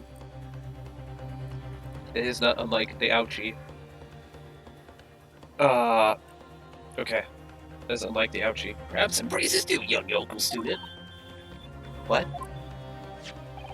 I had imagined there would be no need for me to submit this evidence. You've brought this on yourself.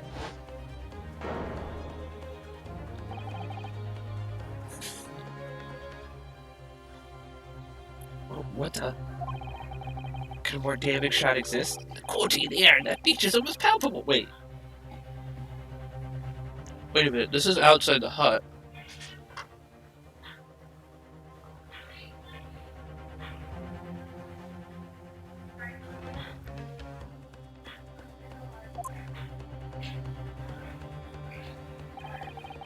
This evidence, more than any other, reveals the true extent of the accused's murderous nature. For just a precise moment, the Menbami-san plunged her dagger to the victim's back. Well, it's not true, no! I don't believe it. Yarg. Order! Counsel for the defense, was it you who was responsible for that shrill scream that just pierced my courtroom? Perhaps his voice is yet to break. These yokels are slow-minded and slow to mature. I'm sure you was slow to mature. Careful now, Susato is starting to show her face here. As often said that a picture is worth 1,000 words, and here we have ample proof. The court will accept this extremely cogent photographic print as evidence. According photographs into the court record. I can't believe he's had a photographic like that of sleep the entire time. Such a stark image, I'm genuinely lost for words. Wait a minute, I don't understand. How did you... I mean, who took that photograph? Ray? Attention! That's of no importance here. Stop trying to divert attention. Oh, Objection! that's an absurd thing to say. It's crucially important. Whoever took this photographic print was a witness to Miss Brett's death. The court must be allowed to hear his person's testimony. It will uphold the defense's demand. The prosecution will reveal the identity of the person responsible for taking this photograph at once. So right now it's seeming like it's the journalist, right? What if it's not the journalist, though? What if that's the big plot twist? It's not the journalist. It seems like the journalist, but it's not the journalist at all. Well, I'm afraid I can't do that. Pardon? You see, the sprint arrived at the Imperial Police Bureau headquarters by express post yesterday. There is nothing to indicate the sender's name or address. The provenance of this print is unknown. Goodness. Are we to understand then, counsel, that in full knowledge of the fact that this photograph has the murkiest of origins, You nevertheless believe it fit for submission as evidence in the Supreme Court? When you first produced that print before, I noticed that you hesitated for a brief moment, because you knew that it wasn't completely reliable evidence, didn't you? Silence, you yokel student blabbing, Professor. What matters is the blatant truth that this print so eloquently expresses. The defendant has already admitted to pulling the blade from the wound. Clearly, this isn't the moment that the knife was plunged into the victim's back, but The moment it was withdrawn? Don't waste this court's time with your ramblings. Indeed, without knowledge of who produced this print, I have no means of verifying the claim. The scene it captures is without doubt the most compelling evidence presented to the court. The defense is unable to shed any further light on the matter. I believe the conclusion is clear. oh no! Susato, this is the time for you to fight. If what you've established so far is true, then there can be no doubt. This photograph shows the moment that Ray withdrew the blade from the victim. Yes, we just need to prove that somehow. Hehe. You'll have plenty of time to rue your defeat on the slow train back to the provinces. I rue the day you came up against Takatsuchi Ouchi in a court of law. I can't determine who took this photograph, then the trial is going to come to an end. There must be clues somewhere. There must be some way of working out who took it. Well, counsel? Your Excellency, the burning question is who took that photograph, and the truth is... I have the answer.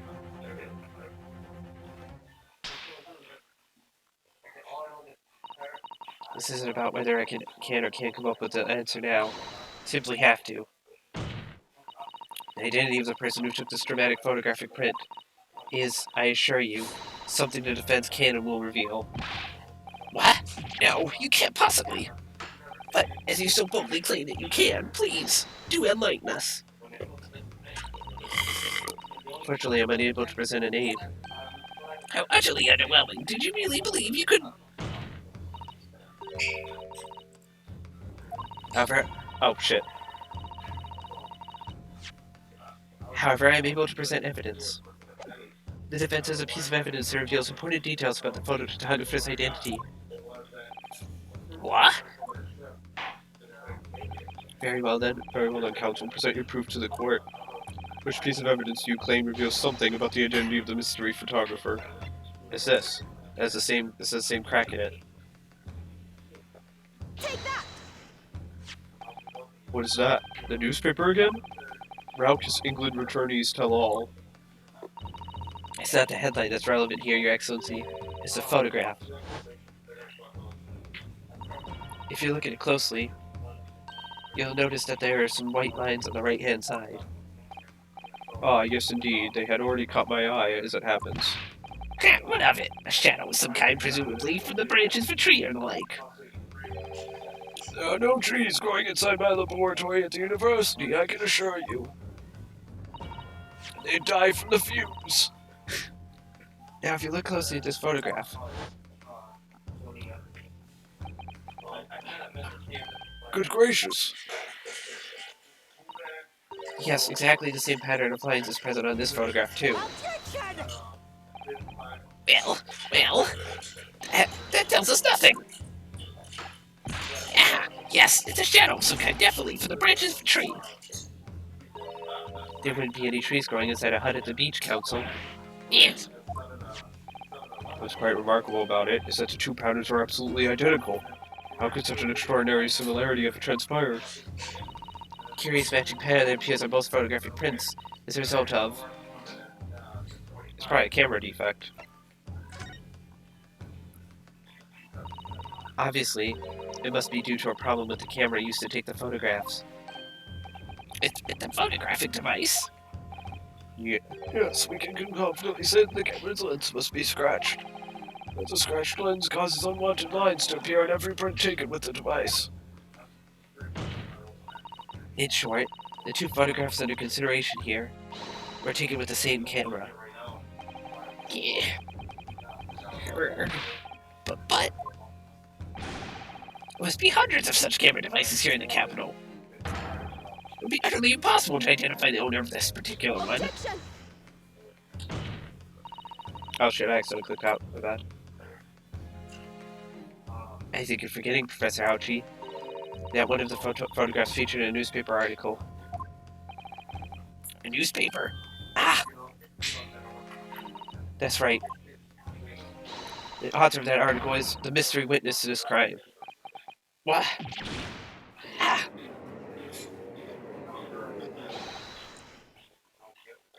What? Madame O?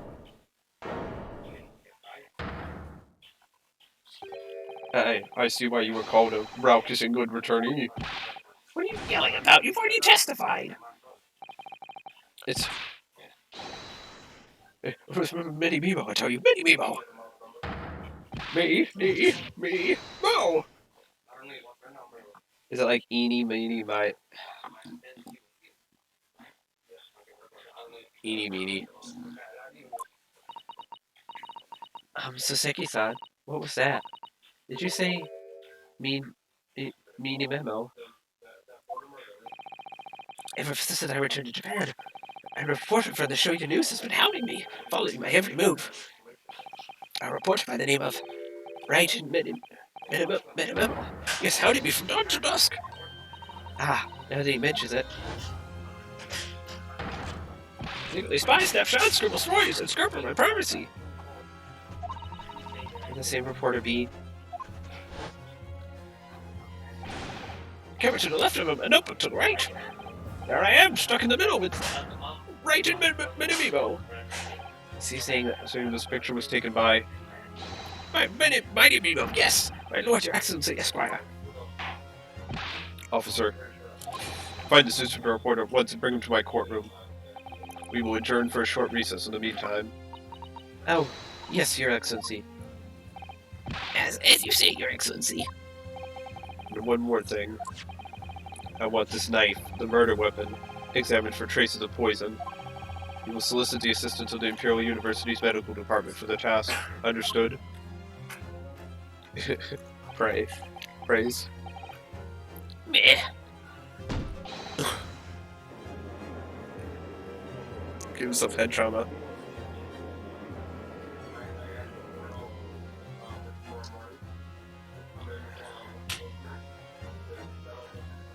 So it's probably the reporter that did it.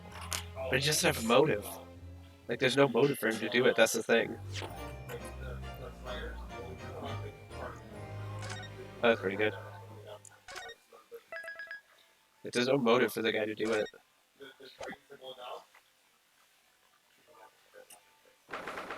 19th of August, 10:41 a.m. Supreme Court of Judicature, Defendants, Antechamber 3. He has no motive. That's the thing, right? The reporter has no motive. Unless he stole the poison.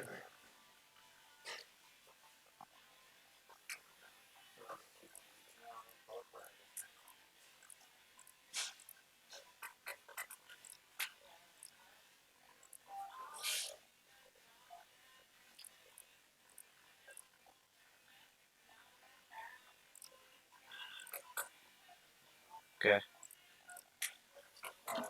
Wow, this chat is dead as fuck.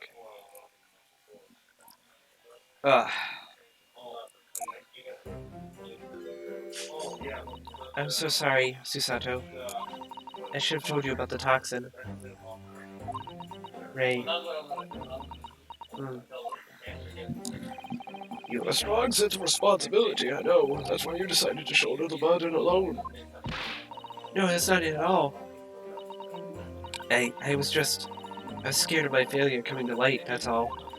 So I helped her retrieve the substance from the Englishwoman before anyone found out.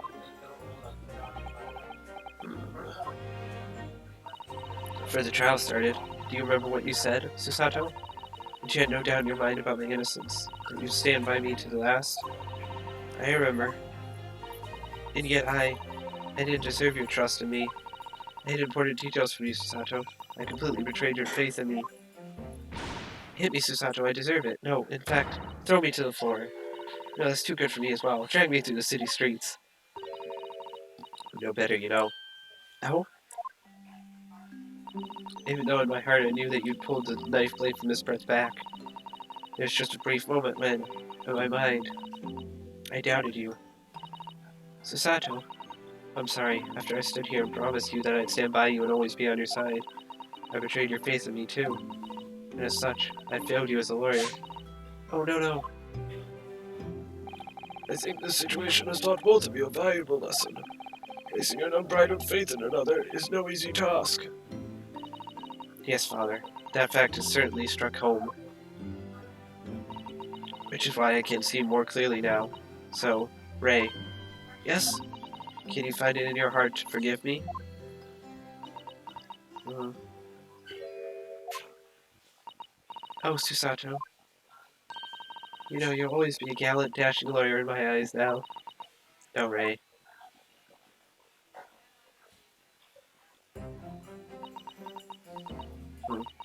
I was so scared, you know, when it happened. I didn't know what was going on. The Englishwoman was sitting at the back of the hut, listening to what I was saying. It was you who stole the poison. Well now, whatever do you mean? And then a moment later, she suddenly got to her feet,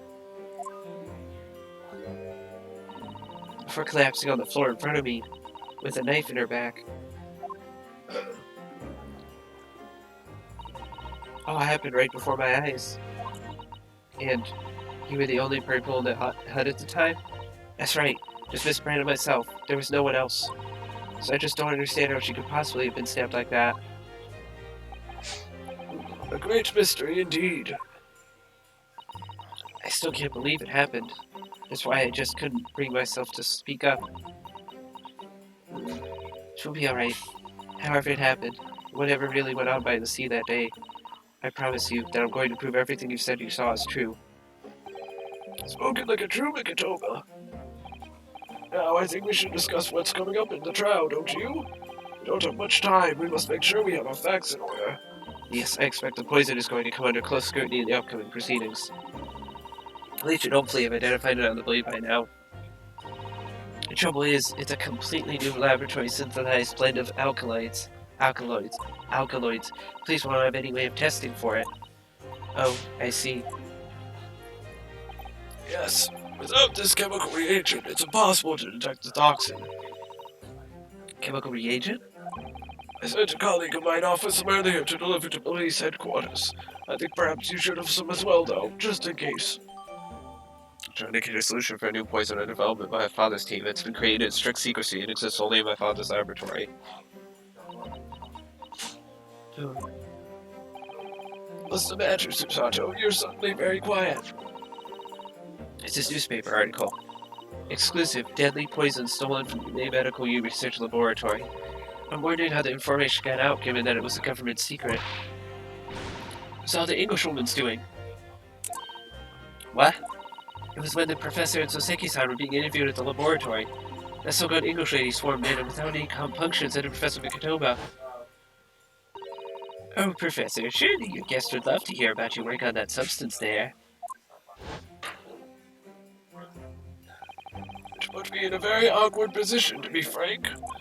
But Soseki-san's curiosity had been piqued, so I had no choice but to give him a cursory introduction. So then Soseki-san knew about the poison. Yes, and it's highly likely that the reporter who's writing up the story about us would have caught a glimpse of the toxin, too. This Mini Mimo-san. By the way, did that reporter join you all when he went to the beach?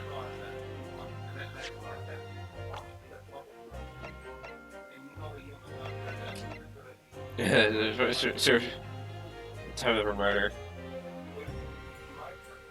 You turned your pen up to spell bad luck with the law. He's now a successful author and a witness in the current case.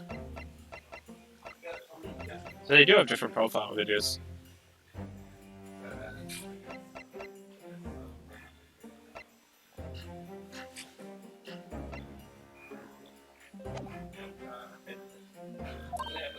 Oh, no, I don't remember that the reporter being there. Indeed, he shouldn't have been. I very much doubt anyone would have wanted him there. Oh? No criminal had been given permission by the authorities to bathe by the seaside. Yeah. Get out of there. There we go. Soseki-san pointed out that inviting a reporter might be problematic, so the man was sent back to his office. He obviously didn't go back. He secretly followed the party to the beach and took this very candid photograph. Then presumably he posted it anonymously to the police. Ah, Yes, that must be what happened. Counsel? We've just heard that the new witness is now ready to testify. Trial is about to resume. Please proceed into the courtroom at once. Time to steal ourselves once again, then. Defense attorney, Ryutaro Naruhodo. yes. Ray has put her faith in me now and told me everything. So I can't let her down. To prove that what she's telling the court is truth, I have to prove it really happened that day.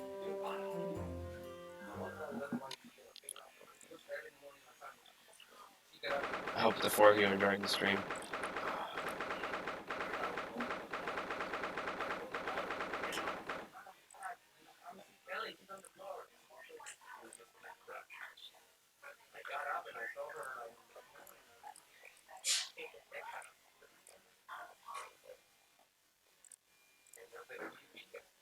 It is August 11:30 a.m. Supreme Court of Judicature, Courtroom 1. I hereby call this court to order, as we convene to continue the trial of Raymond Balmy. Prosecutor Ouchi, have you summoned the new witness? Before I address that question, Your Excellency, I have some very important news to share. Oh? What news? Why does he look so happy about it? During the recess, with the collaboration of Professor Mikotoma's laboratory at Yumi University, the police re-examined the knife that was used to end Miss Chancey O'Britt's life. Excellent. I admire your rapid handling of the matter. Oh, too kind, Your Excellency. Too kind. I was merely carrying out your instructions, of course. And a reagent delivered to police headquarters by rickshaws wouldn't be there in good time. Yeah, I'm dying. Judging by the men's swagger, I feel we might need to brace ourselves for the inevitable. And, counsel, what were the results? The stagger, which was so cruelly used to end the life of the victim, has no trace of poison anywhere along its blade. What? Are you sure about that? It would stake the reputation of the police on it. After to the agent, the test is extremely simple. They couldn't have made a mistake.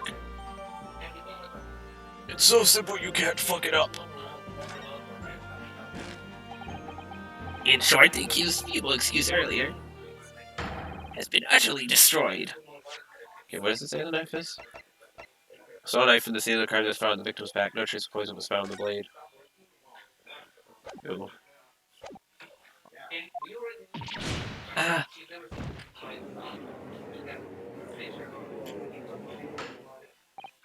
Now the prosecution is ready to call the new witness.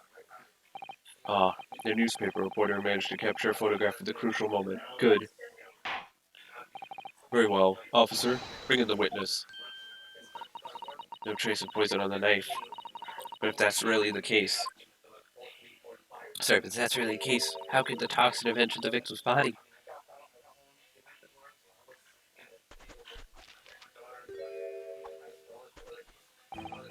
Witness, please state your name and occupation for the court. Rachel Mamano. Rachel Mamano of the Shoyu News. Well, people like to call it Journal. What's the journal, Father? Do you know? Simply a contraction of journalist. I'm here when the news breaks. Put a pen and paper to catch those scoops so they're in print the next morning. Don't call me the hero of the Herald for nothing. The nice guy news. Oh, so, it was you who took this photograph, was it? Well, what have we here? I'm sorry? Oh, brace yourselves, people. Many memo senses a scoop in the offing.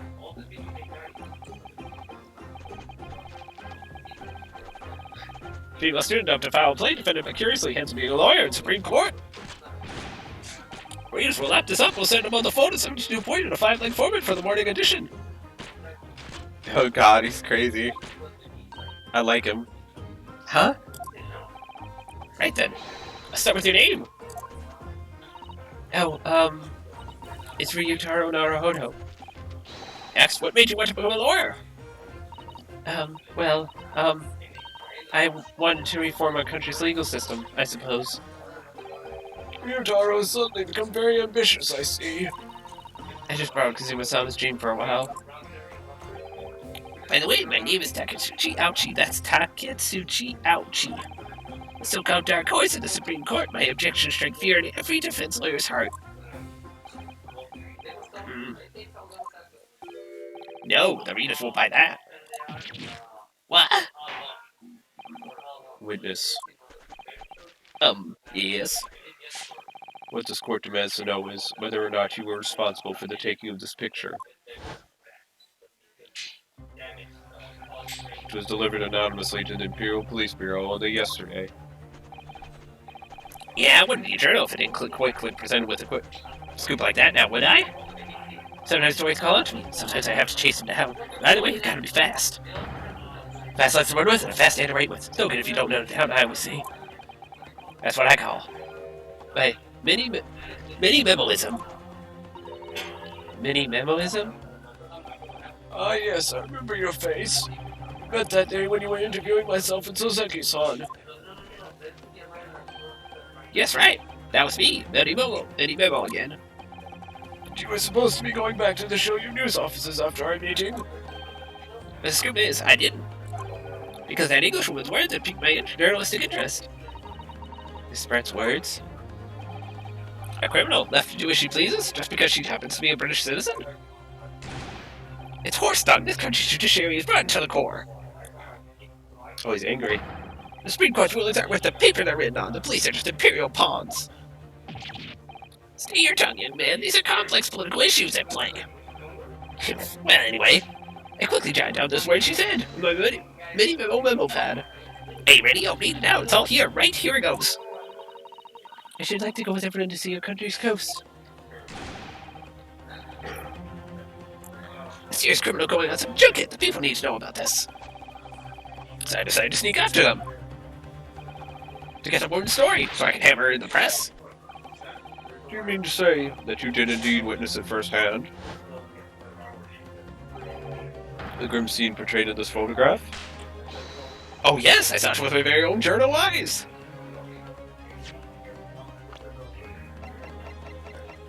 Raichu Mini-memo, a journalist for the Shoyu News, is currently following Soseki-san everywhere, reporting on his every move, as though he's an eyewitness to the incident.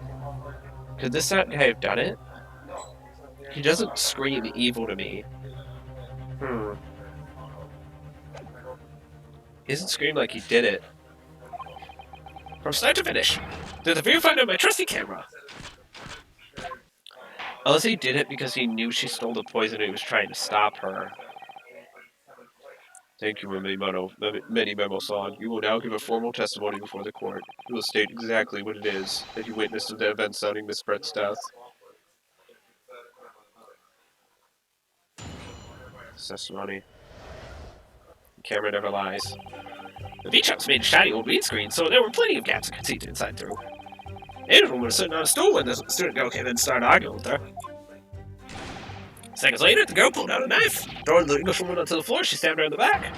My smoldering journal spear burst into flames quicker than a flash. I whipped up my camera ready to click. I pulled apart the rough weave of one of the screens and poked the lens through for the perfect shot.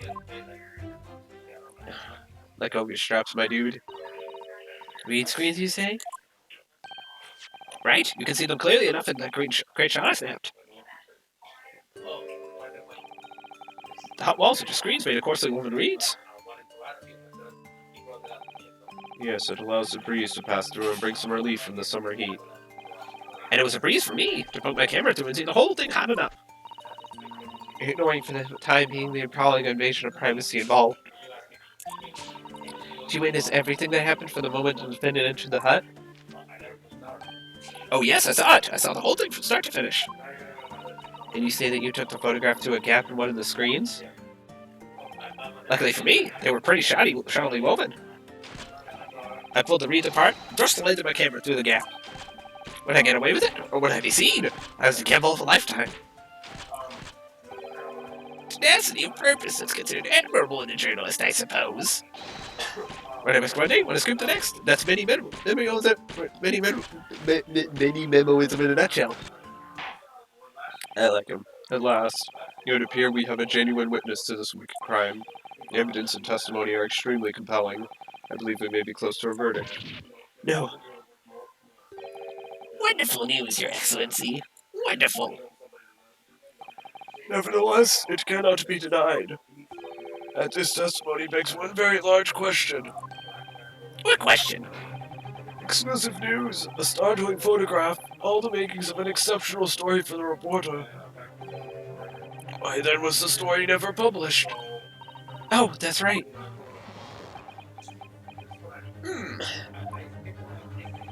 It seems clear to me that there are circumstances at play here that are yet to be understood. Yeah, more pathetic excuses. Very well then, counsel. Proceed with your cross-examination. Yes, Your Excellency. Hmm. Yeah, if he was a reporter, why didn't he just report it? Seems weird. I don't know. There's something funky going on here.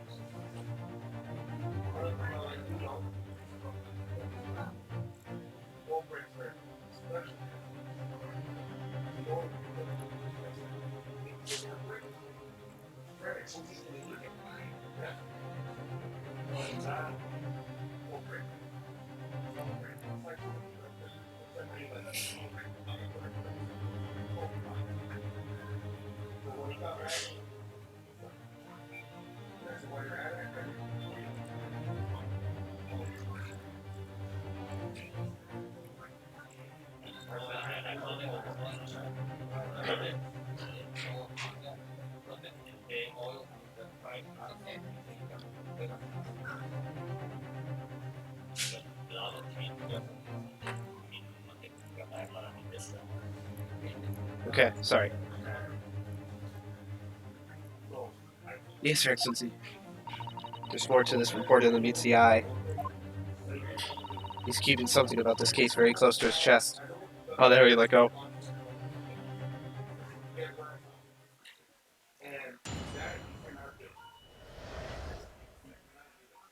Okay, hold on, we're back. Getting water.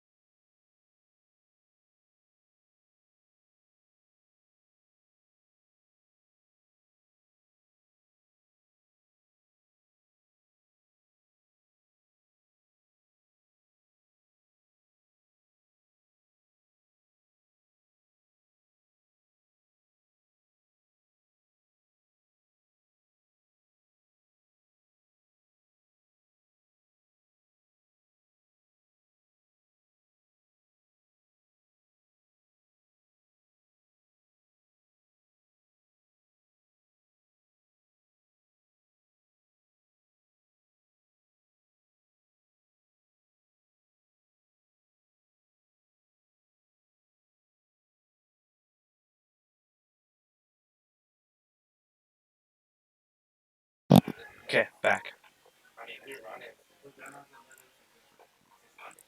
Okay.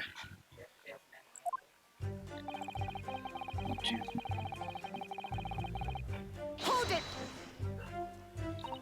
What made you want to see what was happening inside the beach hut in the first place? Cardinal instinct. Can you think of a better reason? Oh, I don't know. Perhaps because as well as being a proven criminal, the person inside was a young woman. Ah, I see where you're going with this. Brace yourselves, people. He's painting the journal as a voyeur. It's hardly slander, sir. You had a camera and you were taking pictures without the woman's knowledge. Nope, you've got it all wrong, little student boy. Sorry? To my mind, all that was inside that hut was a scoop. Nothing more, nothing less. Scoops know no gender, man or woman. It's all news. That's not even medievism. It's basic journalism. If only the courtroom was as indiscriminate. Right, so if that's all done and up, can we move on?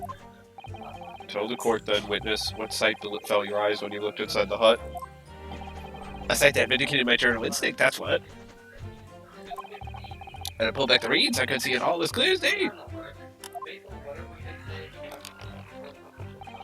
The Englishwoman was sitting on a stool when the student girl came in and started arguing with her. Oh shit, I didn't mean to go. I didn't mean to press. I meant to press. Hold it! So you actually saw Mim Bobby-san entering the hut? Yep. She was raging like my eternal spirit. And the argument you mentioned, what was that about exactly? You stole it. I didn't steal it. That kind of thing. Talking about the poison, I suppose. The student guard walked right up to the Englishwoman and really started laying into her. I mean, if she'd laid for any more, there would have been eggs. Man should have been an author. His descriptive talents are wasted on journalism. The student's ranting fell on deaf ears. A Japanese person listening to English for the first time. He really got to work on his similes first, though, to be honest. Anyway, the point is, that woman in the dock was mightily angry.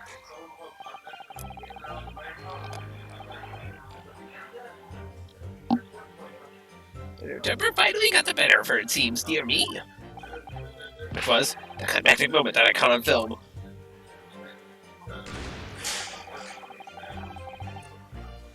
Hold it! Do you swear before this court that you actually saw the precise moment when the stabbing took place? Ha! The precise moment? I didn't see just that. I saw the whole hellish scene play out, from start to finish. I have here a simple plan of the beach hut. Perhaps you could use it to explain to the court exactly what you witnessed.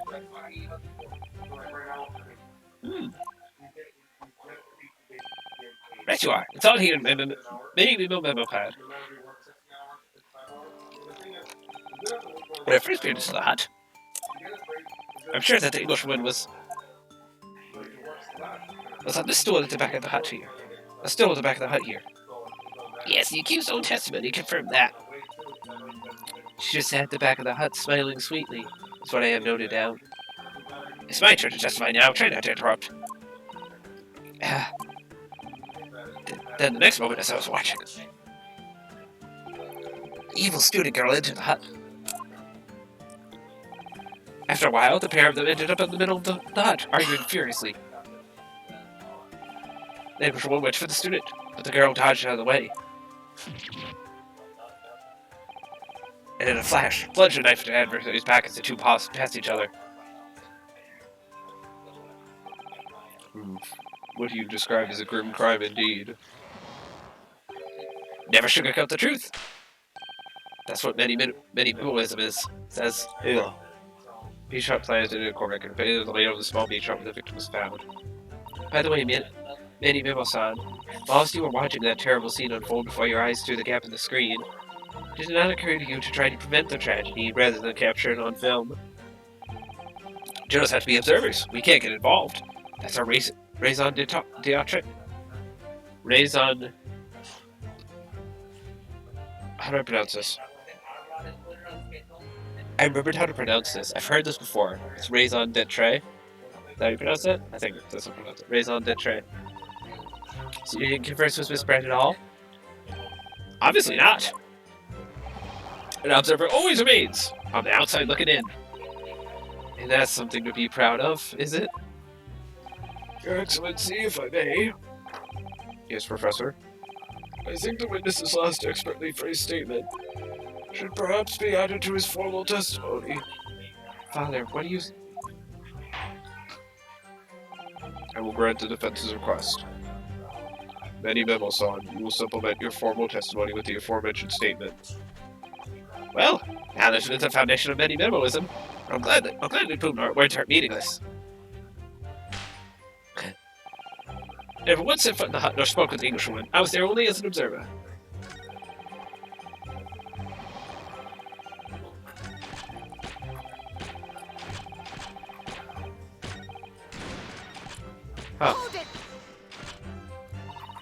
court is fully aware of your desire to capture the incident on film, I'm sure. Why then did you choose to post the photograph anonymously to the police?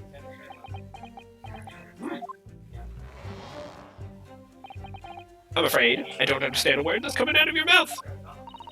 I'm asking why, as a journalist, you decided not to make a story out of the incident. Think of me as a sculptor who makes art out of the sword, private details of other people's lives. I never discuss my own personal life or principle. I mean, that's basic many-memoism. Oh, memoism. It's not something to boast about. No doubt your burning desire to see the truth exposed and justice done was what motivated you. That's brilliant, my burning desire to see something or other exposed. There has to be a good reason why you didn't think to write an article about what he saw, though. Your own admission you were outside the hut. How then did you manage to take the photograph? Yes, that. I'm glad you asked.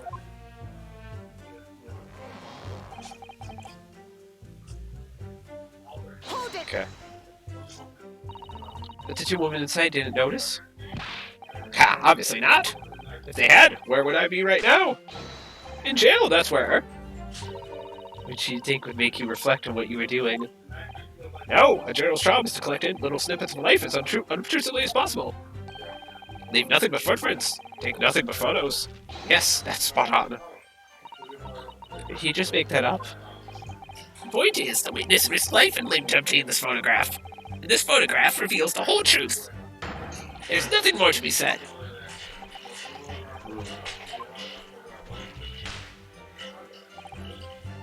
Hold it! Really? You didn't sit front inside the hut at all? Are you quite sure about that? I think you may have the wrong impression of me. We're talking about a murder scene here. My nerves are stretched to breaking point already. Oh, I see. You were scared? Maybe I did have the wrong impression of you. Yes. It was all I could do to stifle a scream and hold my hand steadily enough to snap the shot.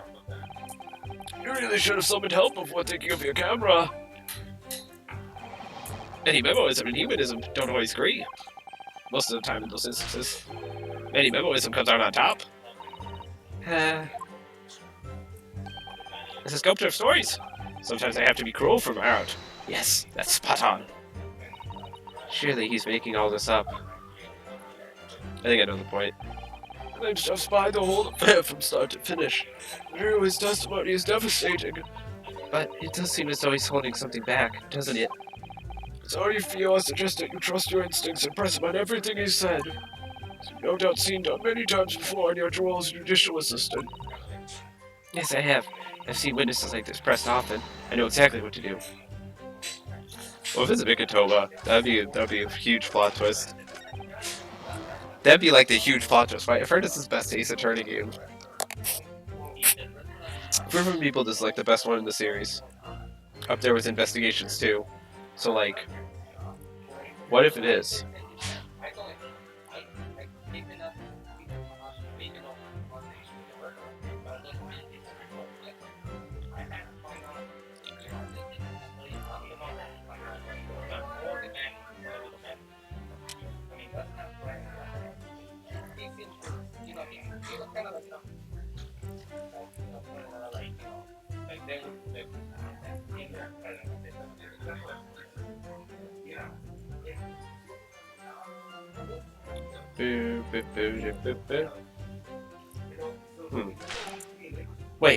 Wait, I have the evidence for this. It's a pen. I have the pen, right. The pen is his. Objection! Yeah, the pen is his. Many-Memo-san, until now I've had a firm belief that newspapers are in the business of uncovering and publishing the truth. You're spot on there. The press doesn't lie, which is why I'm proud to wear the emblem of the Shoyu News on my arm. In a way, that's more many-memoism. Sadly, though, it seems the journalists who write for those papers don't always share the same passion for the truth. What are you suggesting with those recriminatory words, Counsel? Many-Memo-san, do you recognize this fountain pen? This pen was found at the scene of Miss Brett's death. In fact, the murdered victim was gripping it in her hand as she died. What are you? If you look at the barrel of the pen, You'll notice that its owner's initials are engraved there. RM. Yes, thank you for bringing that up, Counsel. Initials of the accused, Ray and Bobby. Is it a coincidence, I wonder, that your initials are also RM? No. Write in many memo. RM. That's horse dung. Can't you see? One of the central tenets of minimalism is being a pencil user. And yet, as the court will clearly be able to see, on your right hand, there's a very obvious blue ink stain. It appeared that you must have rather carelessly left it somewhere recently. Your favorite fountain pen, that is.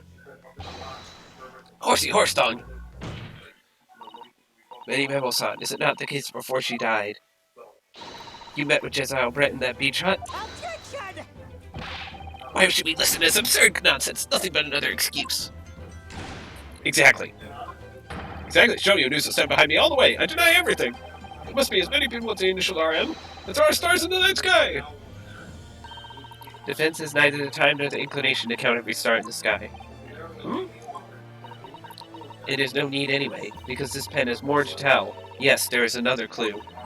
A clue that undeniably proves who its owner really is. In that case, counsel, the defense will now show the court where this alleged clue lies. Of course, Your Excellency. A clue on this fountain pen that clearly reveals its owner's identity is... What's this? Still this mark on the back. Oh, there he is.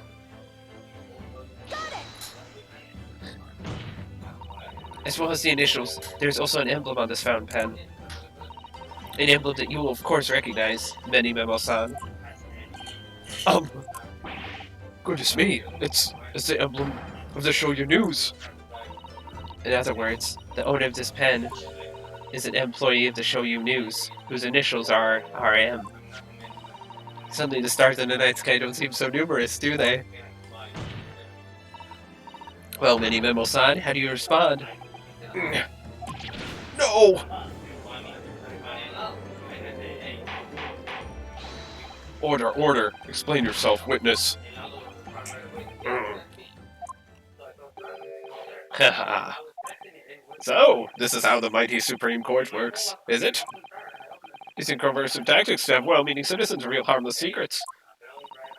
I've used nothing but honest tactics. Alright then, fine, I won't try to hide it anymore. Yes, not long before that grim tragedy unfolded. I, show you news reporter, on behalf of the public. Concocted an interview with the Englishwoman. An interview? You never mentioned this before. When exactly was this? As I said, it was before that evil little student girl showed her face in the hut. It couldn't have lasted more than 2 or 3 minutes. That's all. It was just a brief exchange. And it came to nothing. And as we many memoirs say, the people don't pay their dues for unworthy news. Oh god, this man is insane. This man is crazy. Okay, this man is a little bit crazy.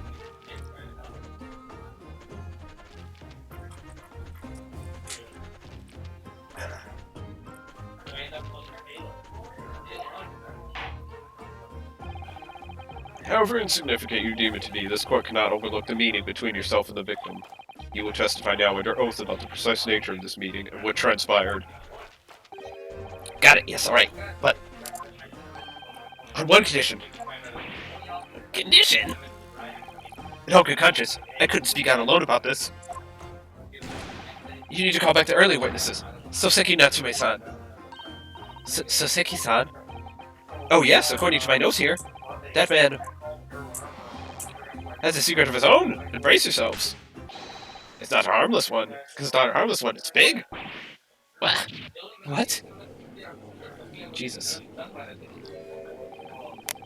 Many members of Sata's one man's secret is every other man's front page story. Very well, I will grant the witness's request in this instant. Officer, summon the earlier witness back to the stand. Soseki-san, hiding something?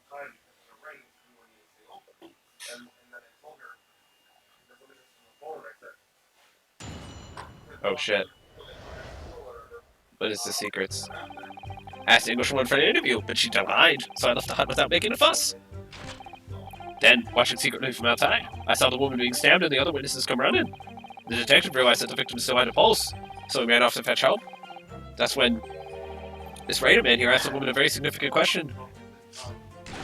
But he didn't say anything about that in his testimony, which is why many was demand I reveal it now. What the fuck? He asked her a question? You mean to say the victim... The victim regained consciousness? When she did, you decided to ask her a question. That's true, yes, He did, and that's not all. The woman gave him a very definite answer. An answer. It incriminates the accused.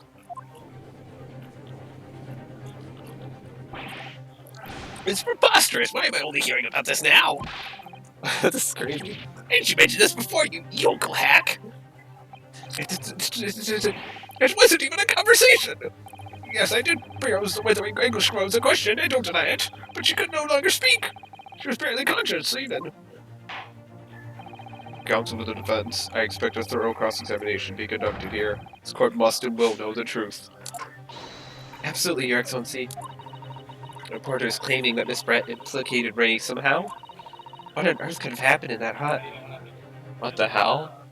I'm so confused. Did the reporter do it then? He might not have. But then who could have done it? I think the reporter might have done it.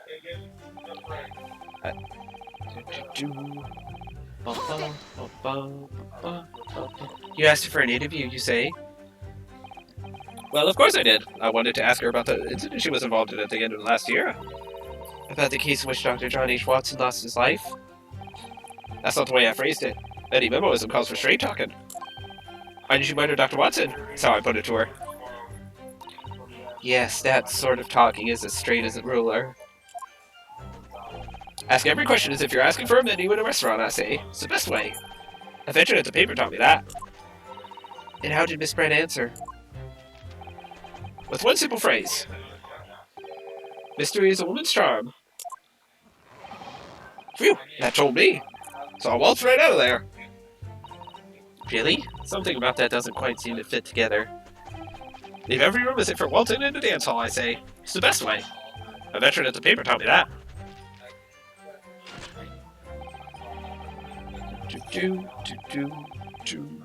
Hold it! That was very persistent of you, considering that Miss Brett had just turned you away. Persistence wins the prize. Many memoirs will tell you that. Let me think you've left, then let me think you're up, then just when they lower their guard, that's when you swoop in for the scoop. And the fruits of your labor are all too apparent in this telling photograph. Though I'm sure a young yokel student would rather not be reminded of this damning evidence. Actually, it's thanks to that photograph that we managed to identify this witness. Now that you found me, I'll tell you whatever you want to know. I've got nothing to hide. I'm sure. Please do go ahead, witness. The court is eager to hear what you have to say. Try to stop me. There's a story to tell here, and I'm going to tell it.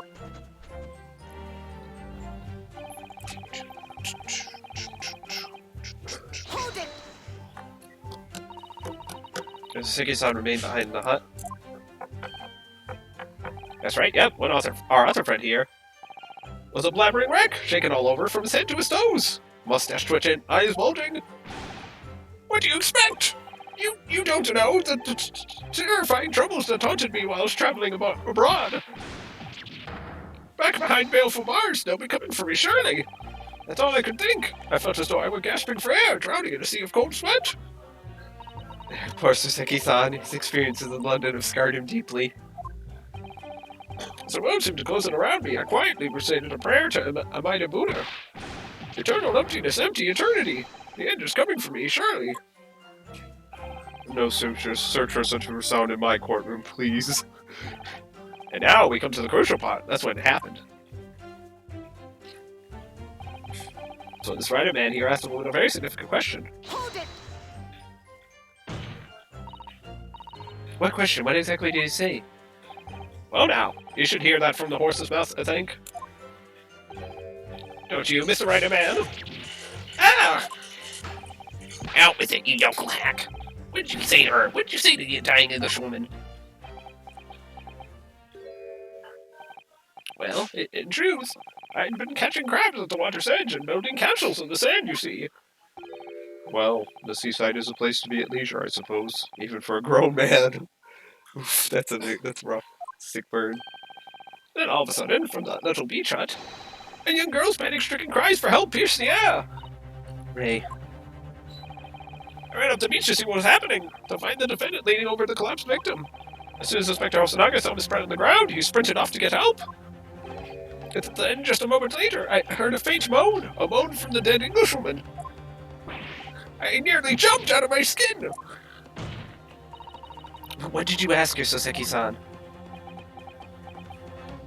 I asked her, who did this to you? Don't project us any longer. How did the woman respond? She didn't. She said nothing in response. But... When in the stand, you will answer the questions asked of you unambiguously. Now, without evasion or reticence, I demand that you amend your testimony. I will. I asked her who did this to you, but she never replied. She just lifted a trembling finger and pointed in the direction of the defendant.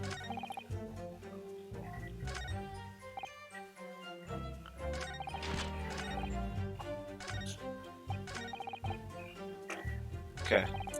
Hold it!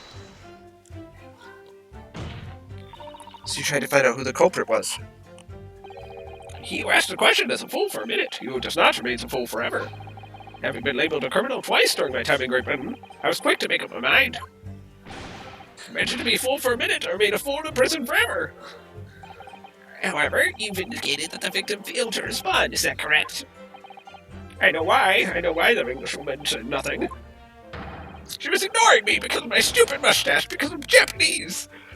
She was ignoring you because she was stabbed in the lung, my dude. She couldn't speak. It's kind of a thing. When you're stabbed in the lung, it's hard to speak because you have to breathe.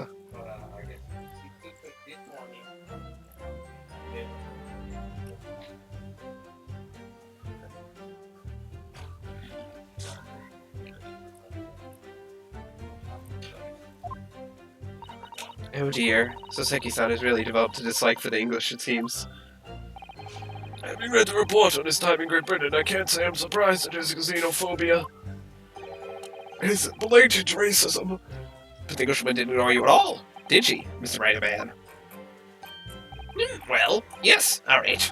She did respond in a manner of speaking, I suppose. I keep forgetting. He just lifted a trembling finger and pointed in the direction of the defendant. Hold it! Miss Brett pointed a finger at the defendant? Soseki-san, is that really true? It's not so easy to stand here and say this, but when we first entered the beach hut, the Englishwoman was sprawled on the floor before us, with the student girl standing on the far side of her. I asked who did this to you. The Englishwoman summoned her last ounce of strength to point a trembling finger at the back of the hut. Which was, it can't be denied, in the direction of the student girl who stands accused today. Oh, that's... No. Soseki-san, why on earth did you neglect to mention this in your original testimony? What? Fiddlesticks, I say! This is not a British court of law. You will respond in Japanese.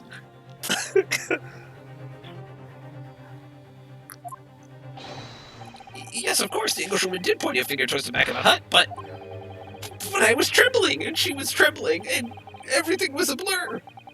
And thinking about it, I feel as though perhaps she was pointing in a slightly different direction. Actually, no, not slightly, in a very different direction to where the student girl was standing. Somewhere at the back of the hut, where nobody was standing at all. You mean that your memory of events in the direction in which the victim was pointing are both unclear? Isn't it? Unclear! I'm very, very unclear. Excellency, surely this proves the matter beyond all reasonable doubt. Yes, the woman may barely have been conscious, and yes, perhaps her finger wavered slightly. There can be no doubt that this was an attempt by the victim to confirm the identity of her assailant. Why? Because as the court can see, there was no one other than the accused in the direction the victim was pointing. Now, abundantly clear that no one besides the accused could possibly have committed this crime. I am inclined to agree. In the absence of any credible argument to the contrary, I believe we can now conclude this trial. No. No. Yeah, the headline's writing itself! Dashing Lawyer's Hopes Dashed. 92 point across the whole page. We'll do an extra edition. Some serious blows, Sato. Unless we're able to identify the true culprit and substantiate our claim with evidence, the judge will give his ruling and the trial will be over. But that's impossible, Father. They don't even know how the crime was committed yet. Impossible though the task may seem, we have no choice. We must think back over everything we've learned thus far. Somewhere in all those details, I'm confident we'll find the clue we need. He gives her an account of how events unfolded in the defendant's antechamber before the trial resumed. She told us what happened at the precise moment Miss Brett was killed. Everyone was sitting at the back of the hut, listening to what I was saying. And then, a moment later, she suddenly got to her feet. Before collapsing on the floor in front of me, with a knife in her back. How could Miss Brett have been stabbed in the back in a beach hut that was empty for herself and Ray? Somewhere amid all the information we've gathered so far, there must be an answer to that question. I take it then that the defense has nothing further to add? So the gallant yokel student's luck finally runs out. I can't say I'm surprised. In that case, I am ready to deliver my final verdict on this matter. This is a crucial turning point now. If I can't establish what really happened, it's over. Where was the real culprit hiding? And how did he or she stab the victim? Objection!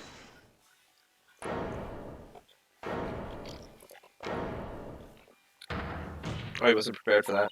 Your Excellency, I respectfully ask you to postpone your adjudication for the time being. Oh, to what end, counsel? The defense would like to present the court with an alternative theory that can explain who the victim was actually trying to implicate with her dying gesture. An alternative theory? Ha! None exists! Objection! There was someone else present at the scene who could have committed this crime. What? And the victim, Miss Brett, tried to reveal who it was to those around her at the time by mustering all her remaining strength and pointing a trembling finger in the killer's direction. This is fiction, fantasy. Very well. As you seem so sure of yourself, counsel, I am prepared to hear your alternative theory. So, young Ryutaro Naruhodo, Yes, Your Excellency. you will present your latest theory to the court by means of this plan. At the moment the victim was stabbed, where exactly are you proposing the culprit was concealed? Behind the hut. She pointed to the back of the hut. Naruhodo-san would never give up, and I'm not Naruhodo now. The true culprit who fatally stabbed Miss Brett was concealed in this location here. Are you mad, counsel? You're suggesting the culprit was outside the hut. What? Order, order! Mr. Naruhodo-san, Esquire, that makes no sense at all! You've just pointed out the exact spot where I was hiding to get my scoop snap. But I didn't see any substance of it was lying about. I can swear to that. Obviously, if the culprit had been outside the hut, there's no way that he or she couldn't have stabbed the victim who was inside the hut. Actually, Persecutor Ouchie, there is a way. And in point of fact, the defense can provide evidence strongly suggesting that's precisely the way Miss Brett was killed. You're bluffing! You're bluffing, you yokel! The defense's assertion is clearly too fantastical for the court to comprehend. You would need to give us more guidance, counsel. What piece of evidence corroborates your theory that the victim was stabbed from outside the hut? You see this? Oh, there's a hole in the back. I didn't even see that.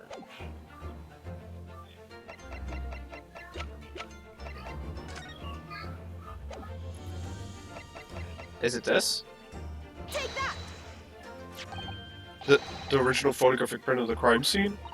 Yes, it's clearly visible in this print. The trace of the fatal thrust was delivered from outside the body shot. Objection! You take us for fools? There's no hint of any such thing. I'm not sure that everyone present would agree. Someone, at least, appears to have noticed what it is that I'm referring to. Oh shit, I hit my screen. Put a fingerprint on it. No.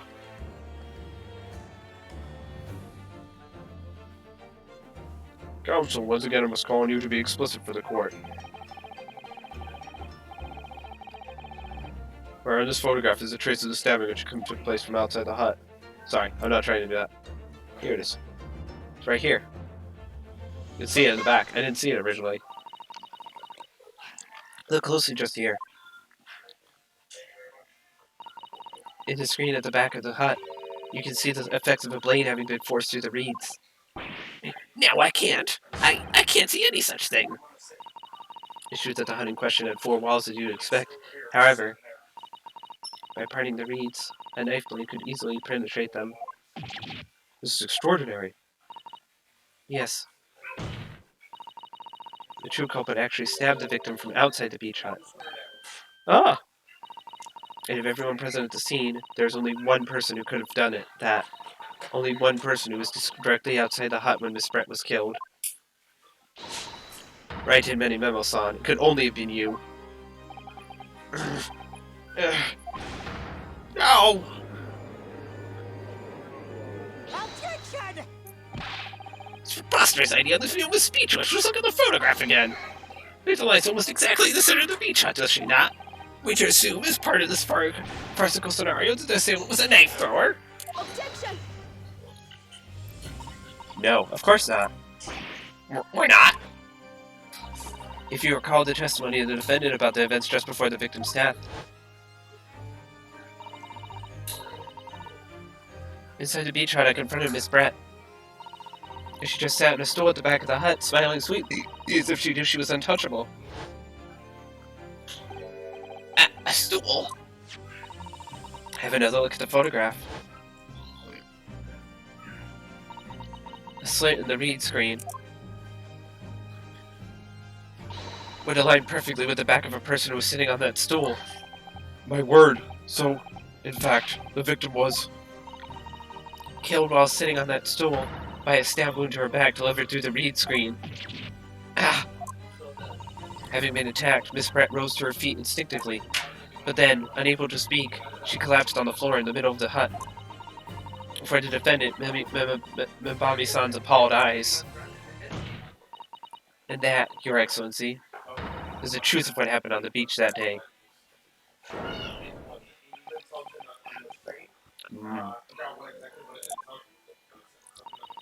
By your silence, Memo-san, I take it that you don't deny the charge. This is absurd. That will do. It would appear that we have a to admission of guilt from the witness. Accordingly, this court has successfully established the truth of this matter. Wait a minute. Hold on. Hold on a minute. This is too easy. Right? Because she was poisoned, right? But there's no poison on the blade.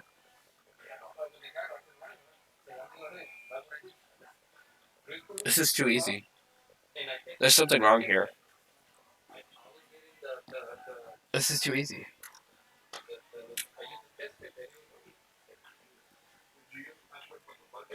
What if the reporter stabbed her, right? But that wasn't how she died. She died from the poison. And the poison was done by someone else. But who would it be then?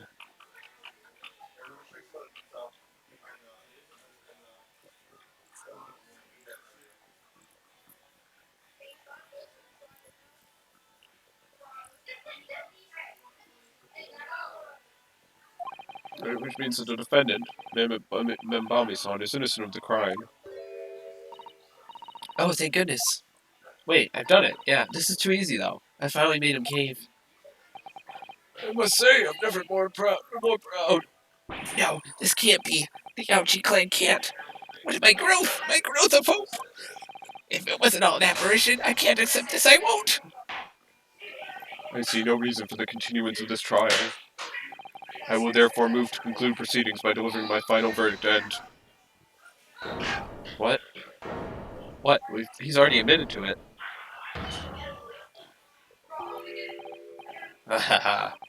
Well, this is all very convenient. This is how the highest court in our mighty empire delivers justice, is it?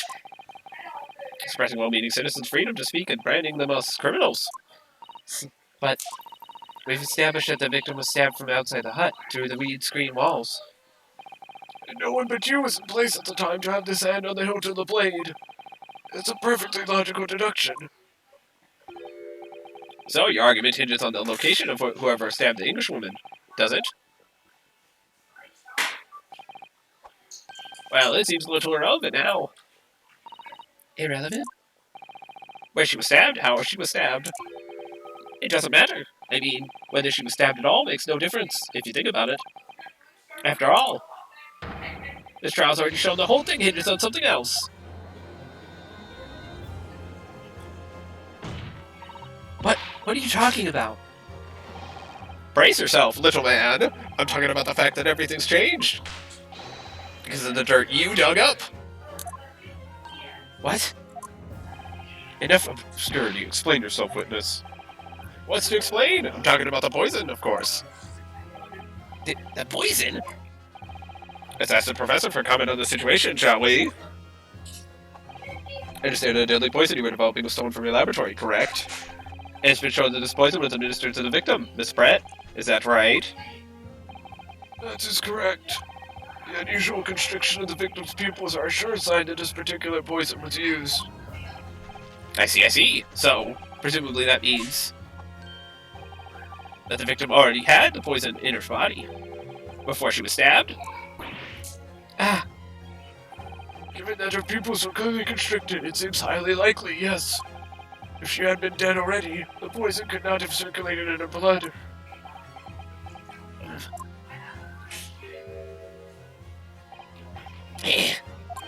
How refreshing to hear the argument of her metropolitan mind. Precisely, matters not a jot who stabbed whom and whose back and with whose blade. Because, quite simply, the Englishwoman's life was taken up by the knife, but by the poison. Objection! But that can't be explained by the poison being on the blade, as already... Objection! It's not on the blade. Forgotten already, have we, Yoko? During these very proceedings, the laboratory of the professor at your side assisted in providing that the blade of the weapon used to attack the victim had no trace of poison on it whatsoever. So let me get this down. The facts, as skillfully established by the defense in this trial, there have to be a headline-making red herring. Is that about right? Well...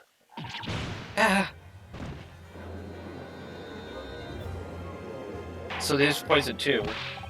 Order, but where does this leave us? How, in that case, did the poison enter the victim's body? There's an undeniable obvious answer to that. The lady most likely imbibed it. You mean she drank it? Have another look at the photograph here, as you can see. A bottle of carbonated water and a glass had been knocked into the sandy floor of the beach hut. Poison could have been slipped into either. If somebody made Miss Brett drink it. Well, what do you know? Look at those dashing eyes. This will make a great front page shoot. Hey, why the betwitching stare? After all, I'm the last person you should be looking at. It would make no sense at all that I poisoned the woman, would it? I mean, that's been established already. Hold it! Established? What are you talking about? Don't tell me you've forgotten. That's a little hard to believe, given that the person who established it was you. Me? What on earth does he mean? Oh, let me capture those wide eyes. This is prime press fodder, this is. It would seem that this trial is not destined to end yet, after all. I hereby call upon the witness to give further testimony. That's great, that is. Let me get a shot at that magnificent bead, Your Excellency. You claim it to be impossible that you were the one responsible for administering the poison to the victim. You will explain to the court in your testimony the basis upon which you make such a claim. I'm a journal and I'm a man. I've never tried to run or hide from anything in my life. I'm not about to start now, because that's many-memoism. Relief from when I thought it illuminated the truth, but it slipped right back into obscurity again. Just where is this trial going to take us?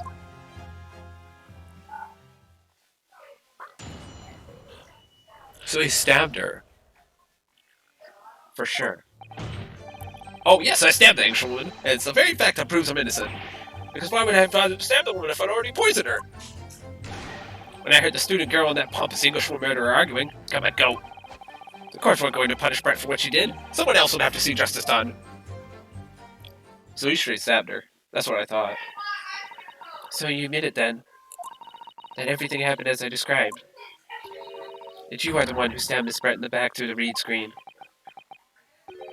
You could blame this miserable country of Oz. A country that bows to the pressure of foreign powers and lets murderers walk free. What kind of future can a country like that have? That's why I did it. I did what our pathetic leaders didn't have the guts to do. I stabbed bang in the middle of that charming lady's back, plunged a blade of sweet justice right in there. So he straight stabbed her. Okay. As someone who spent his life seeing that truth is told, I feel really, really awful about giving false information in that testimony before. But as it turns out, there was somebody else who had it in for the victim and got to her before me. That's right, you guessed it. That pretty little student girl. Now there's a woman after my own heart. You're implicating Ray again. She's wanting to give the poison to the Englishwoman and ended her pitiful existence. And suddenly, snap! This journal here is off the hook. Argument is sound. Certainly. If the witness had administered the poison himself, he need only have waited for it to take effect. Subsequently stabbing the victim in the back would have been entirely nonsensical. Therefore, this reporter had nothing to do with the poisoning. Yes, it's all quite logical. That's right, it is. Logical and true. I'm glad you're all seeing the light. Justice at last. This is unbelievable. After I made so much progress in proving his guilt, is he going to get away with it now?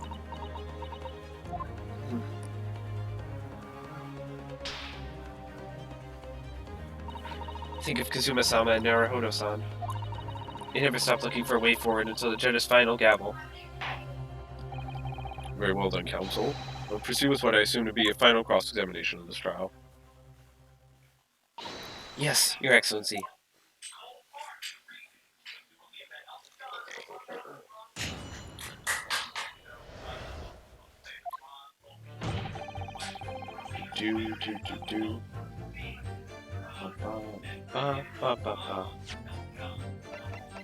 I'm feeling the fountain pen has something to do with it.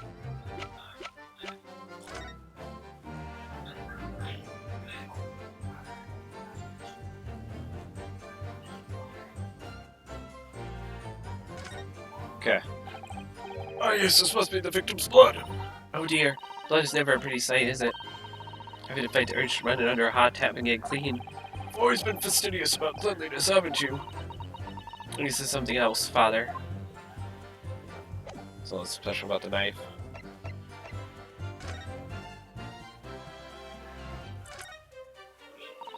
The label appears to be written in a foreign language that I don't know. It's German, so your knowledge of English is going to be of little help here, I'm afraid. Can't you just have written medicine on it in Japanese? Then we'd all be able to read it. German is the international language of medicine, my dear. Yes, I can certainly see the merit in labeling the bottle in Japanese. Though I'm not sure medicine would be entirely appropriate.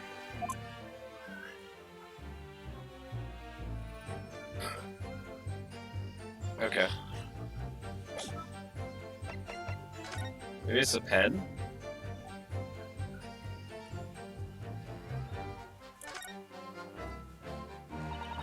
Got the pen's lid. There you go, it's a nib.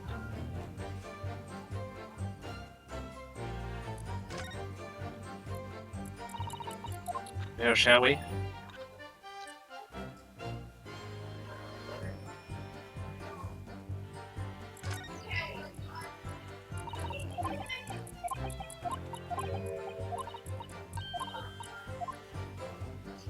Oh, okay.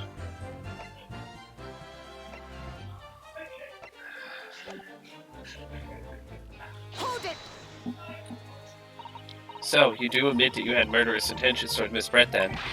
Ah! The woman's very existence offended my sense of justice. Your sense of... He's claiming some sort of righteous indignation? She was pure evil, a cold-blooded killer who committed murder right here on our Empire soil. Did our good-for-nothing government do anything? Not a chance, so I had to step in. Fly the flag of justice, put things right for the people. Yes, it was my civic duty. That's what drove me to do it. So many murderous intentions then. Whatever you want to call it. The point is this. That Englishwoman was a blight, so I had to do what was right for society. It a real wrong was done by the student girl in the dock, a crime for which she must pay. Obviously, because the poisoning was nothing to do with me at all. Why'd I bother to stab the one if I'd already poisoned her? Hold it! Shit. So you maintain that you didn't give the poison to the victim? Obviously, that'd be like putting a belt on your trousers when you were already wearing braces like these. Accused administered the poison, following which this witness stabbed the victim. And forgivable accidentally, but not one of murder. That crime rests on the accused's shoulders. That is how the law works, you see, yokel. Who knows, you may even learn something here today. 2 consecutive attempts on her life in the space of minutes. Quite a day for the victim. You're something that evil and you've got it coming. That's how the law works, the law of reckoning.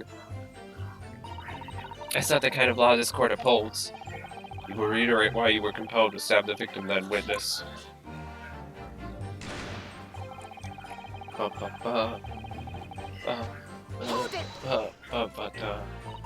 What exactly were they arguing about? About what happened in that restaurant 9 months ago, that's what. The suitor girl was laying into the Englishwoman for killing her beloved mentor, Dr. Watson. Yes, John H. Watson, a professor of medicine, invited here from England by Professor Mikitoba, no less. Right, but the Englishwoman just jeered.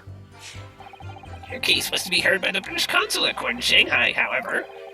There is little doubt that she would simply have been acquitted and sent back to her homeland a free woman. Who was eating that student girl up inside, you could see it. I really felt for her. Hold it. Oh. Oh, Ray's here. I can't stand here and listen to this trite. Ray. And Carol, you stand accused here. You can't just blurt out whenever you feel like it. No, you can't. Sorry, but I'm in the middle of something very important testimony here. Just keep quiet and listen. But this awful man is making all of this up. So Satchel, please, you have to make them listen. Return to the dock at once, Membami-san. We are in the middle of a cross-examination. Your Excellency, please, I implore you. That journalist is clearly not a trustworthy witness. Exactly. He's a filthy, rotten, black-hearted, bigoted, dirty, great peeping Tom. Whoa, take it easy there. Please, I really think the court should hear what the defendant has to say. Your Excellency, I see no need whatsoever to entertain the accused's remarks. I will grant the request of the defense. But, Your Excellency... This is likely to be the final cross-examination of these proceedings. As such, I believe it would be ill-advised to stifle the defendant's obvious concerns. So, whilst recognizing that this contrivance means regular protocol, hereby call upon the defendant to speak. Oh. Thank you so much, Your Excellency.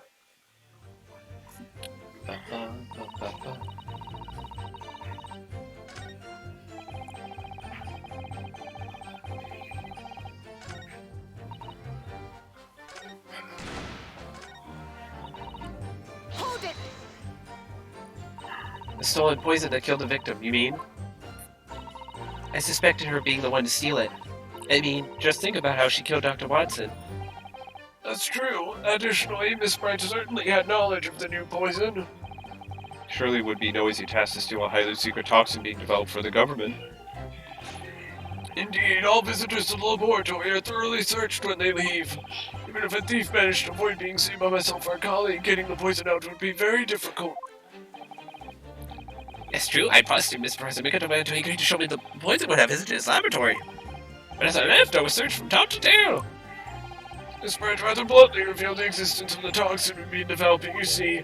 Since Soseki-san expressed such an interest in it, I felt unable to refuse. Obviously, I gave nothing away other than the fact that it was an extremely potent substance. I'm very ashamed of myself. It's just that I've had a singularly terrible experience with a deadly poison.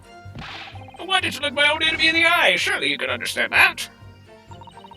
I know if my suspicions are true. I confronted Miss Brett about the poison. I told her that if there were to be an incident involving it somehow, it wouldn't just be the university. The military would be dragged into it. The whole government even. It would be a complete disaster. How did Miss Brett respond to your concerns? She just curled those beautiful lips of hers and said she didn't know the first thing about it. In English, actually. Ah, yes, Many Memo-san. One small question, if you don't mind. I do mind. Can't you see I'm busy? You were outside the beach hut listening in whilst the defendant and Miss Brett were conversing.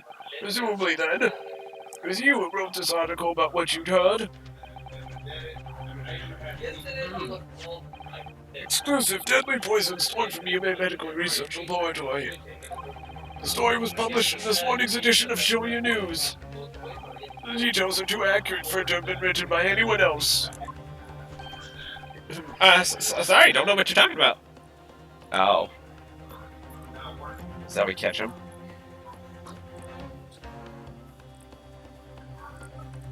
Searching a Discord.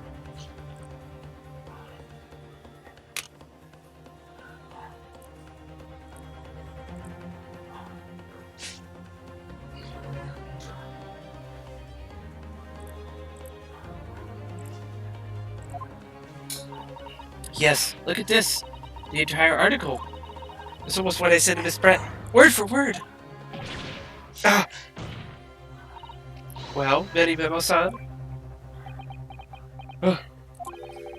As a journal, and as a citizen of a free country, I don't have to reveal my sources. That's a founding principle of Many Memoism.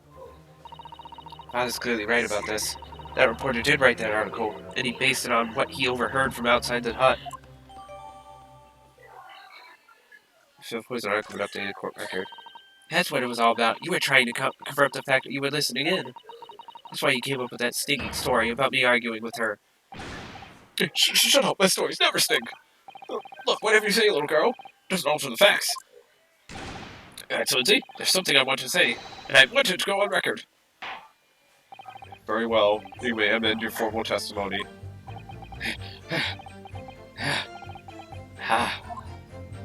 Oh, he's angry. The point is, if you poison someone, there'd be no reason to then go and stab the person as well.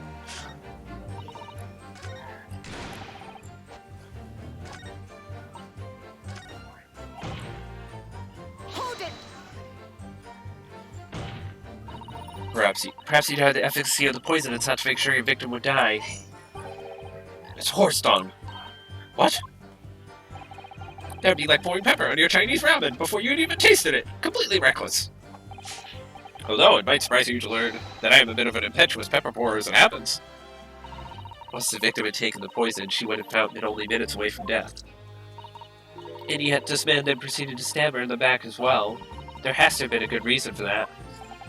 It was the reporter who gave the poison to Miss Brett, and clearly must have done it prior to Ray entering the hut. Yes, that's undeniable. Between him leaving the hut and the victim being stabbed, there was one very crucial change in the situation. Sorry? What change? Porter overheard the conversation between Ray and the Englishwoman. Ah, yes, that's it. That's when Many Memo-san first found out the exact nature of the poison he'd used. That could be the key here. But unwittingly taking the poison already, the reporter would have no reason to stab her. Face of it, the logic sounds entirely unreasonable. There's no question that this man was responsible for Miss Brett's murder. You can think of a plausible explanation as to why he might have stabbed her even after the poisoning. I feel sure that everything would drop into place. That's what we should be looking for. Yes, I agree. In order to do that, I must try to glean more information.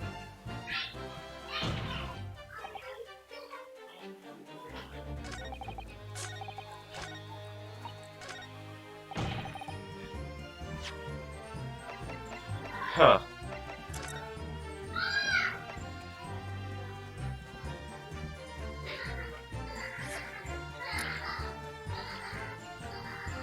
Wait. What if he didn't know she would drink it? It's gotta be the article, right?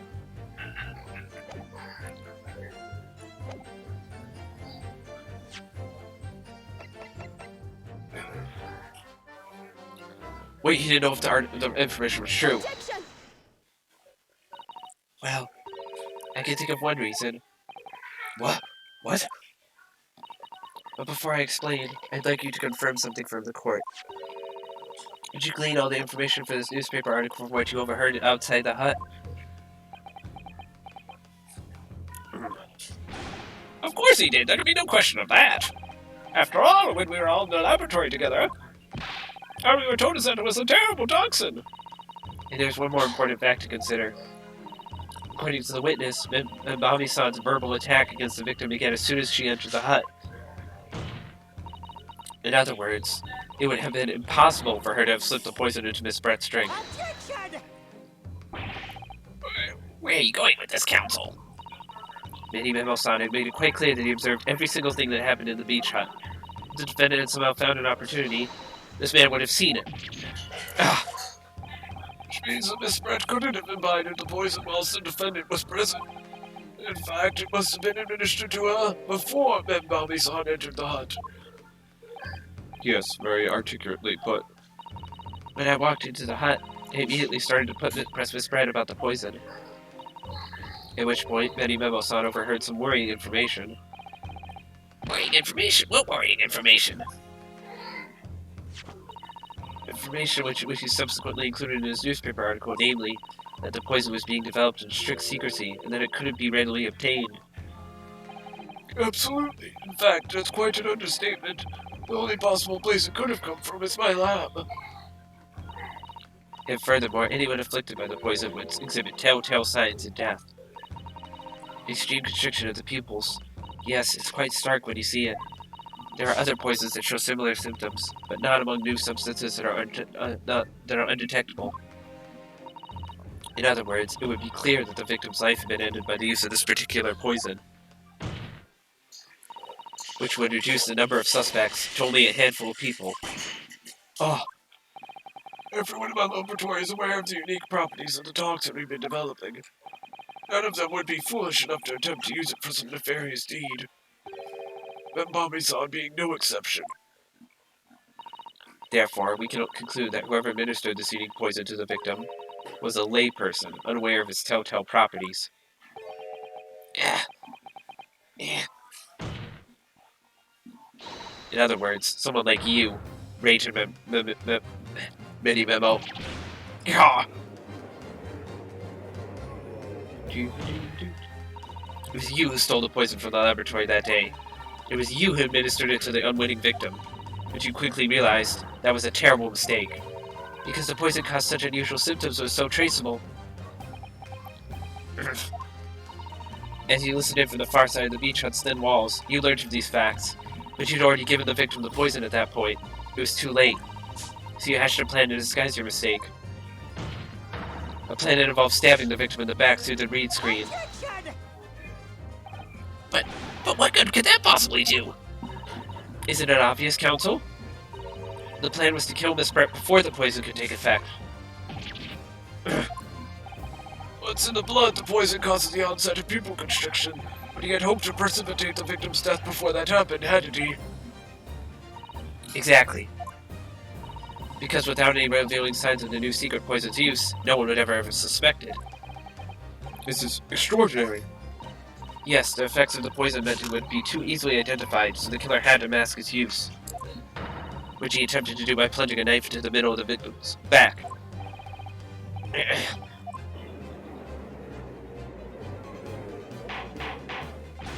Order, order, order. The argument presented is sound. The court is satisfied that it warrants consideration. Does the prosecution have a counter-argument it wishes to put forward? Well, there are a number of... yes, I counter completely. Objection! The prosecution's evasive response clearly shows that in much the same way as he nurtures the remnants of his top knot, he's clinging to lost hope. Lost hope?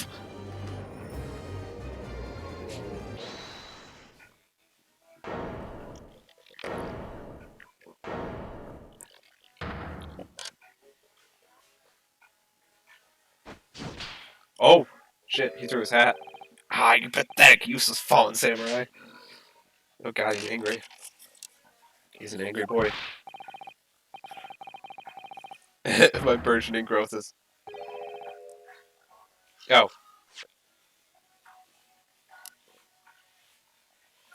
Actually, I skipped that. Sorry, my bad. Hold on. Let me check something real quick. He's angry. He is angry boy.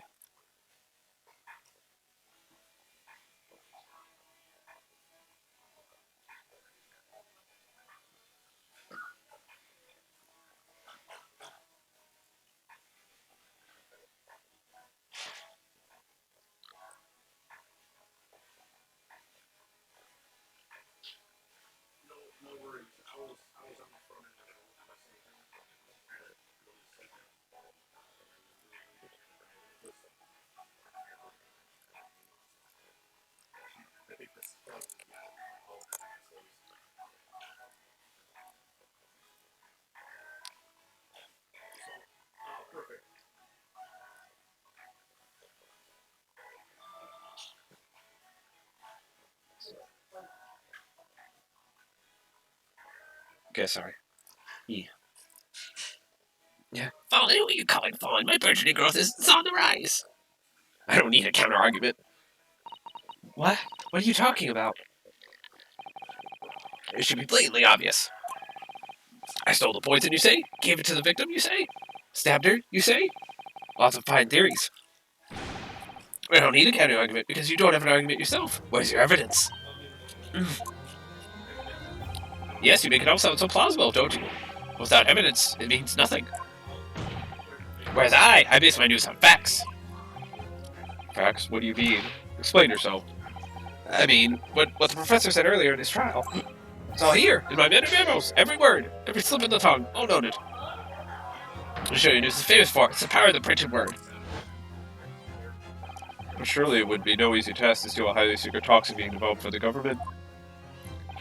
Indeed, all visitors to the laboratory are thoroughly searched when they leave. Even if the thief managed to avoid being seen by myself or a colleague, getting the poison out would be very difficult. How's that then? Blow the story wide open?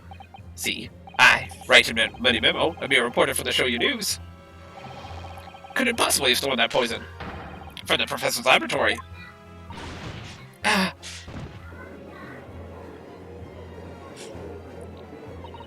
But there can't be any question of it. He must have stolen the poison that day. He stole it and used it to kill the If that's the case, as you've identified, the poison itself is the definitive evidence we need. Because whoever stole it from the laboratory that day is the true culprit here. What's your point, you annoyingly handsome country bumpkin? My point is this. There's one way that you, Manny Memo-san, could have stolen the poison that day. I've heard enough verbal conjecture now, thank you. What the court must be shown is evidence. What proof do you have that this witness stole the poison on the day in question? It's a pen, right? He had it in his pen. Take that!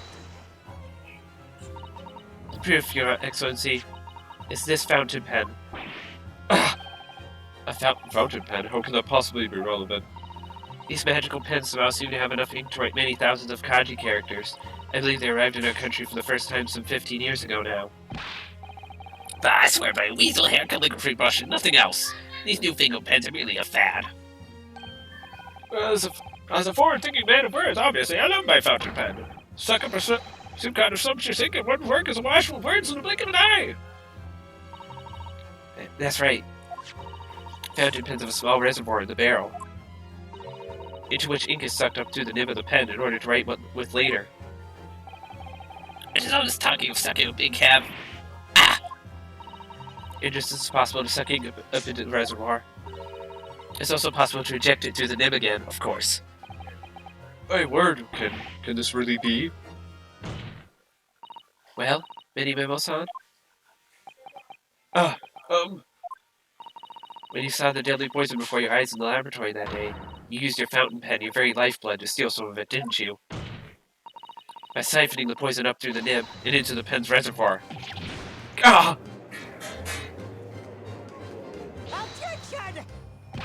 More absurdity. That never happened. True, we've heard that there were procedures in place to prevent thefts like this from the laboratory. Would anyone have thought to look inside a fountain pen of all places? No, I'm a little ashamed to say that for fear of offending our guests, such a detailed search would not have been conducted. Well, this is quite startling, I must say. I remind the courts this pen was found in the clutches of the victim when she died. In other words, it was dropped at the scene by Many Memo-san. Yeah. The crucial question is, when exactly was the pen dropped? Are you suggesting? The natural conclusion is that in your haste to act whilst the victim was distracted for a moment, you dropped the pen after you emptied the poison from it into her glass. It could be any number of alternative explanations. For example, the witness could have been using his pen to write down details of his conversation with the victim. And when shocked by one of her outrageous answers, the pen fell from his quivering hand. No, that can't be. If it was, how do you explain why the pen was devoid of ink? What? As you can see for yourself if you examine the evidence, there would appear to be no ink present in the reservoir. What newspaper reporter goes to interview someone with nothing in his pen? No, the pen was dropped after the poison had filled its reservoir and emptied into the victim's glass. Witness, what do you have to say in your defense?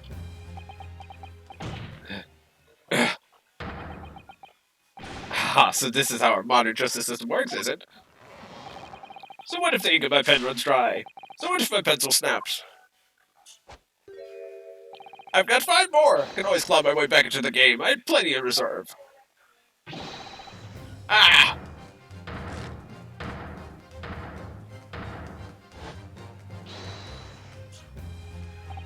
You claim I sucked the poison up into my pen? That's wild speculation, nothing more. If you thought you could bring down a fine, upstanding citizen with a trick like that, think again! It looks as though it's going to take one final decisive blow to finish this matter.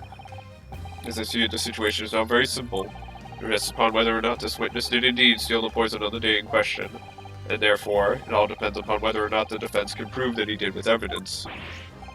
Ha! No such evidence could possibly exist! Many Memo-san, this is how our modern justice system works. What? In the courtroom, evidence is everything.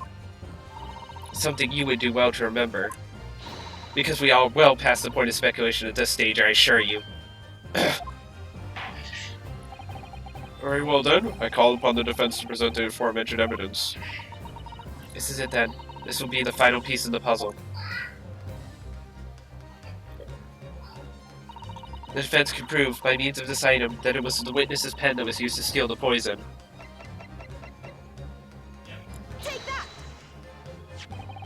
Counsel, what is that bottle? This bottle contains a unique chemical reagent that can identify the poison in question. Yes, poison is an entirely new synthesis of alkaloids developed by my colleagues and I. It would be impossible to detect traces of it by any other method. Or, from another perspective, simply with this chemical reagent, anybody at all can check for traces of the poison. Reagent, what? One drop of the contents of this bottle, on the tip of your fountain pen, Many Memo-san, is all it will take to solve this case beyond all reasonable doubt. No, you can't. I won't. Your crimes are bad enough, but at least no one to admit defeat. Your Excellency, the defense requests permission to carry out the test on the fountain pen at once. Yeah. Oh god, he's swinging the camera. This isn't my fault. The Empire drove me to do this. Trying to hold his head as a civilization, blow his head every foreign power's whim. Took up arms in the form of the mighty pen and far tirelessly on the battlefield news. All the name of justice, righteousness. Yes, many moments of anger, just many. Susato, with me? I'm here. I'm there. Yeah.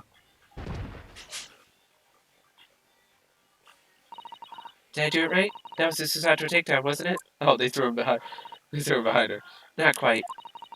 That was a Ryutaro takedown. Oh, he's right. So they just fucking chucked him. Instant the first drop of the reagent touched the nib of the fountain pen. It was clear to everyone present.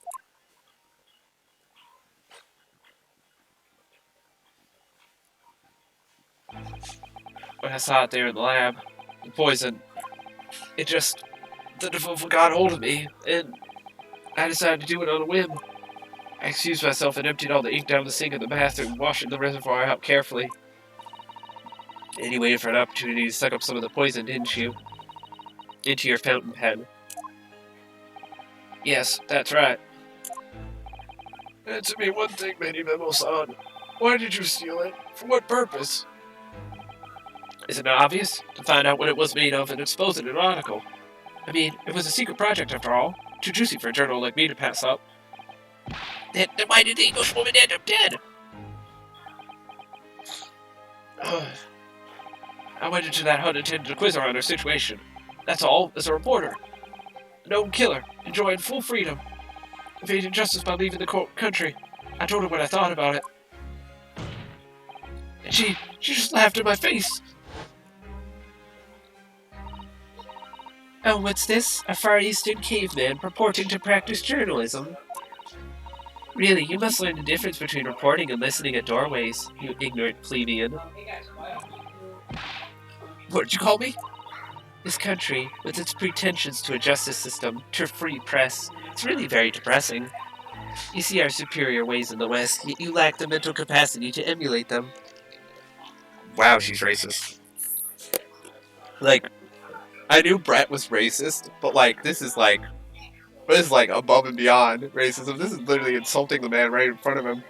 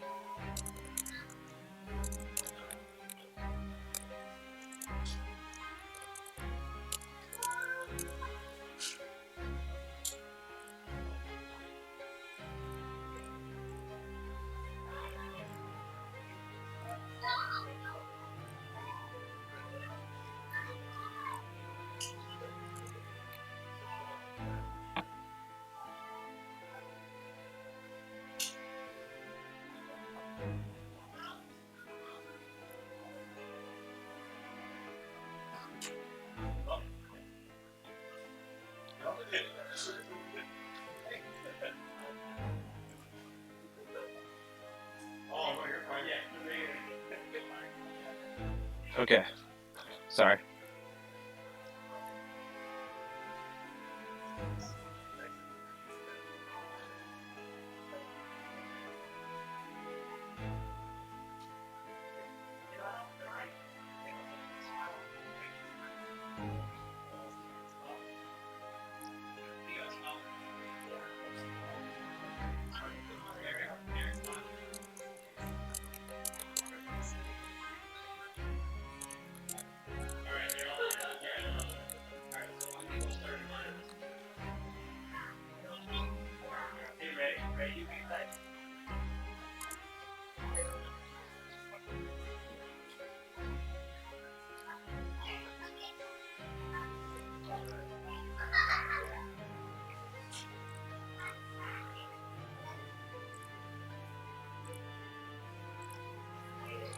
Sorry.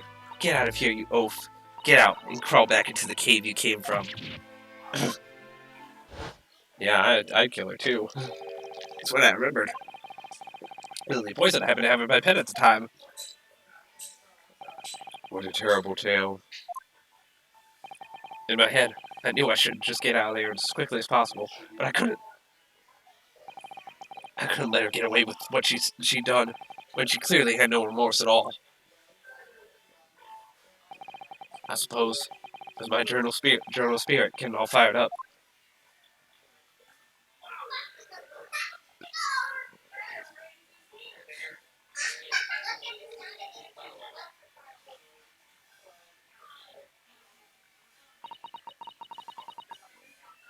I'd like to ask you something.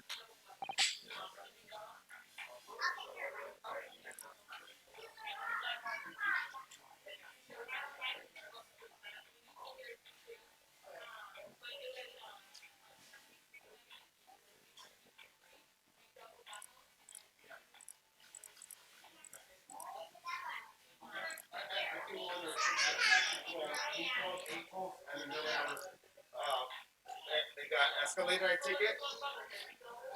Okay. Okay, when you stay close to that, can you tell Fresh about the action and send the higher?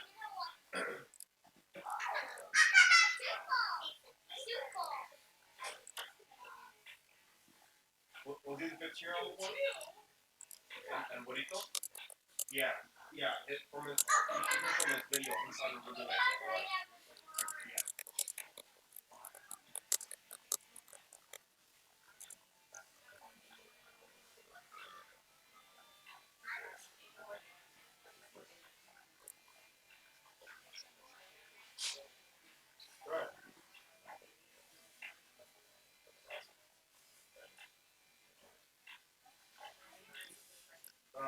Okay.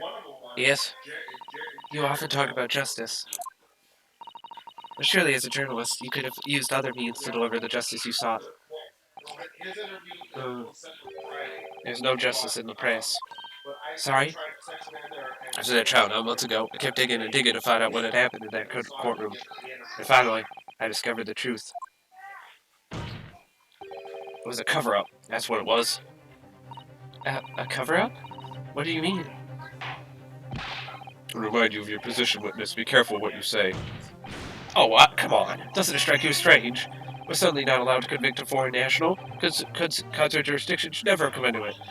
Yet that puffed-up Englishwoman was going to sail away into the sunset, a free woman.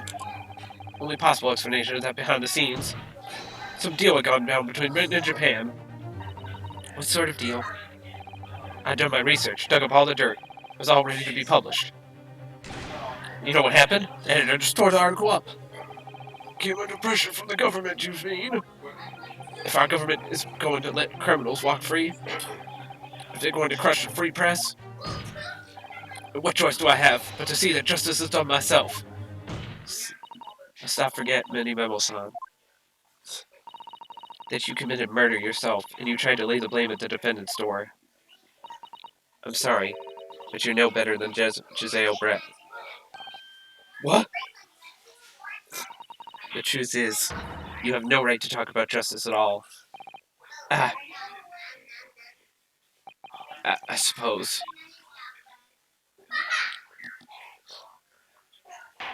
It would appear that we have reached a conclusion in this trial at last.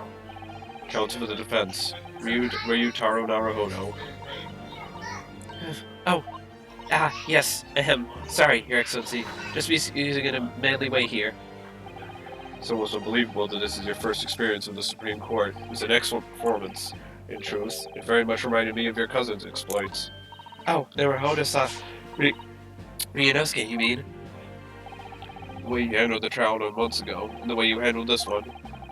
Gives me hope that we are genuinely entering a new era of justice in this land. That's very flattering, Your Excellency. Hearing the defense you put forward today made me feel most keenly that the future of our justice system will be forged by you and your contemporaries. Thank you. So, Prosecutor Auchi, do you have any final thoughts?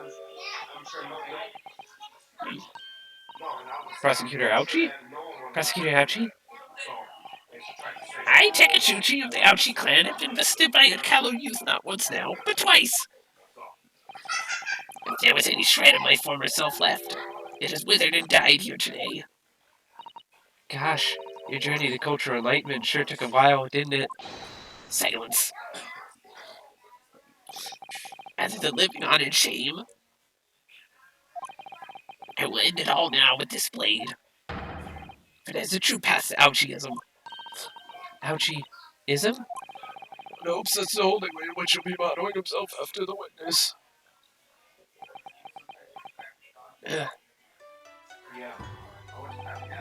Spring of my top knot. The time is right for his farewell. Hope is lost forever. Taketsuchi.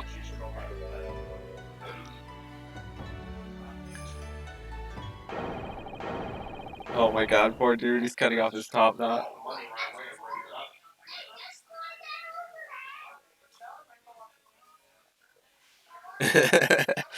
Oh, it's sparkling too.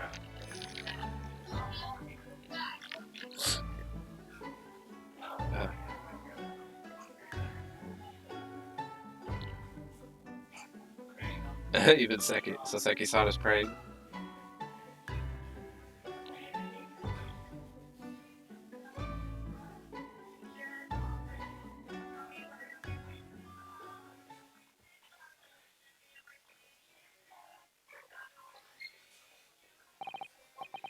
Regard to the defendant, Raymond Bobby-san. Yes, Your Excellency. I have reached my final verdict. I hereby find you not guilty.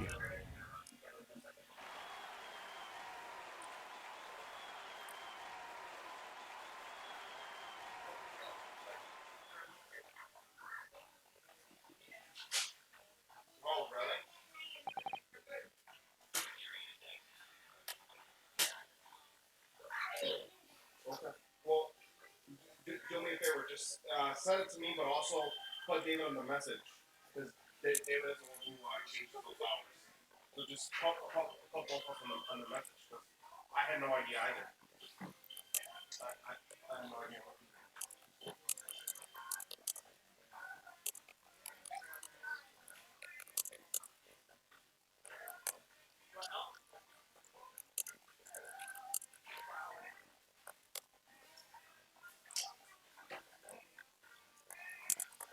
Yeah. Yeah. You should leave it in there, right? Yeah. Yeah, you should leave it in there because it tells the customer that we didn't grab what they're having, in case they were to think that, yeah.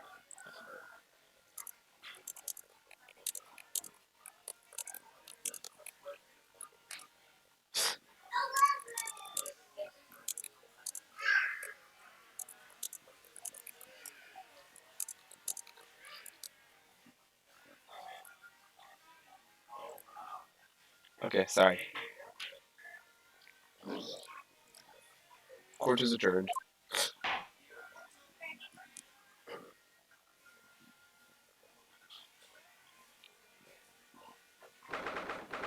It's in August, 2:38 p.m. Supreme Court of Judicature. Defendant, Antechamber 3. It's over. My heart is still pounding in my chest, though. It's all I can do, just to stay standing. Lawyers have such great responsibility, such a great burden to bear. Don't they, Naruhodo-san? Susato! Thank you so much. You were so dashing in there. Ray and Father. Honestly, I'm so touched by everything you've... Oh no, I think I'm going to cry. Wasn't easy, but together we made it. I was on the verge of tears at the end too. The reason I'm still here is because of you. Oh no, I can't take all the credit. It took courage to tell the truth in there. You did wonderfully, Ray. So I would have to say that the graduation belonged to you. Yeah. Susato, don't be so standoffish. Sorry? We're friends, equals, and the trial's over. So no more of this formal super humility nonsense. It's time to celebrate with swagger, to throw caution to the wind. Caution to the... What? I'm the great defense lawyer, Ryotaro Naruhodo. I'm taking you out to Milk Bar tomorrow. Or something. Right, I see. I'll, think about it, Ray. Anyway, really knocked the wind out of that horrid man, and it felt so good. Yes, it was satisfying. It really was. Isn't there anybody else we could throw together? I hope you're not looking at me, Ray. Oh my goodness, no, of course not, of course not. Ah, there it is at last. Ray's lovely smile. You fought for your friend to the very last. As your father, I'm extremely proud of you, defense attorney Ryotaro Naruhodo. Thank you, but I couldn't have done it without your help. Anyway, it's time to bid farewell to Ryotaro, I think. I shall miss him in a way, but it's back to Susato Mikitoma now. So, I'll never see him again then. What a terrible shame. What? Oh, they saw that in there. What is happening? Soseki-san and Inspector Osanaga, I do hope you've been keeping well. Is that really you? Yes, I had to change my appearance for, well, obvious reasons, I hope. But it's me, Susato Mikitoba. Hey, don't. So dashing, so divine. No! Doubly dashing, yes, and devilishly divine. Just look at you. I had no idea, Mr. Flato-san Esquire, that you were locum student Naruhodo-san Esquire's cousin. Astonishingly astounding ace attorney. He says the thing. Poor Soseki-san. So confused. I still remember the first time I ever met him. He was in a prison cell in London. What an extraordinary conundrum it was that the unwitting student from Japan found himself embroiled in. After Naruhodo-san's skillful defense at the Old Bailey, Soseki-san was free to return to Japan. And now he seems to have earned himself great fame as an author. I'm stunned. That's a truly impressive disguise. Even I had no idea, and I'm a chief inspector at the police bureau. Who came up with Mr. Turtle, no less? I'm not sure you should be admitting to that, Inspector. Amazing. You're a woman of many faces, I see. Just two, really. And this was a once-in-a-lifetime event, I hope. Oh, I'm not a patch on you, though, Inspector. Well, I'm a professional, of course. I do worry about Inspector Osanaga sometimes, I really do. Hold on.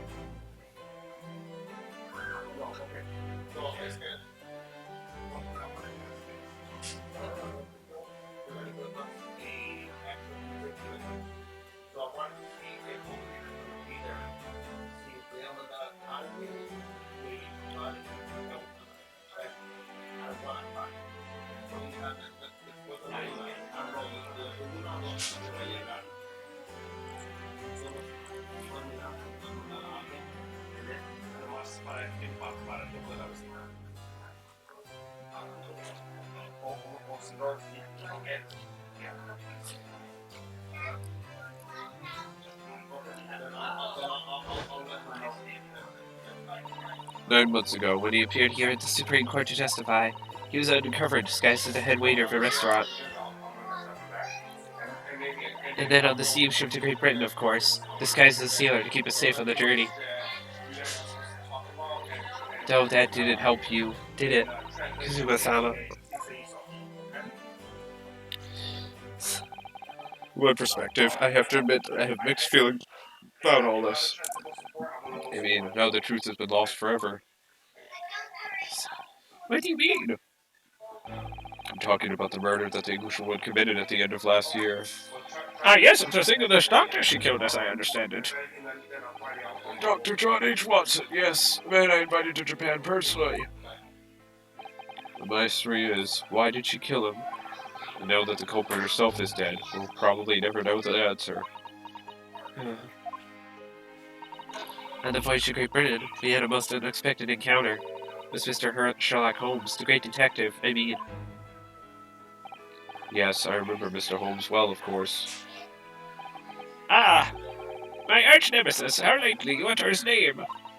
Well, according to the stories published about him in The Adventures of Sherlock Holmes, the detective once had a partner who helped him solve crimes, a best friend.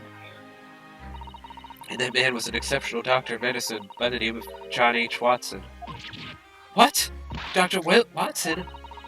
I just can't believe that it's a coincidence. The English doctor of medicine killed here in Japan 9 months ago must have been the friend and partner of Mr. Holmes. And if that's really true, then the poor girl won't ever see her beloved father again.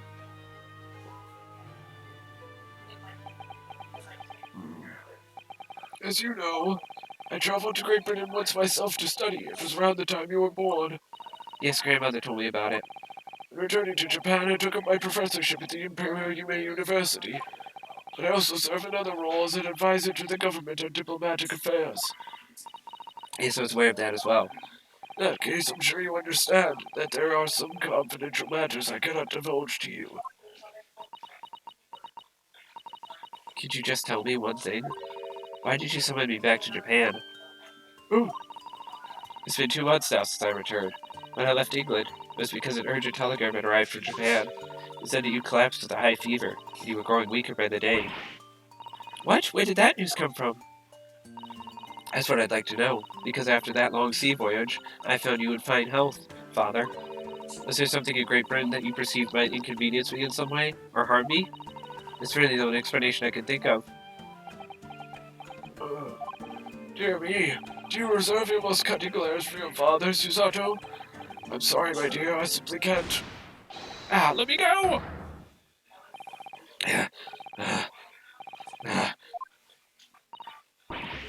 Eddie Memo-san. So, one throw wasn't enough for you. I've got one last thing to say before they take me away. Professor. Me? I know the truth. I know you had a hand in what went on. And visiting student's fate. Visiting student? Giselle Brett, you mean? No, not her. The student of law left for Great Britain 8 months ago. What? The student of law? He must be Kazuma-sama. What are you talking about? What does any of this have to do with Kazuma-sama? Nobody here in Japan knows anything about it. They don't know the guy never made it to England, and he died on that steamship. And I don't ever... Ah! Oh, the judge threw him. That's great. Well, I didn't expect to find him in here. Dude, the judge just chucked him into a wall. What were you officers playing at? Terribly sorry, Your Excellency.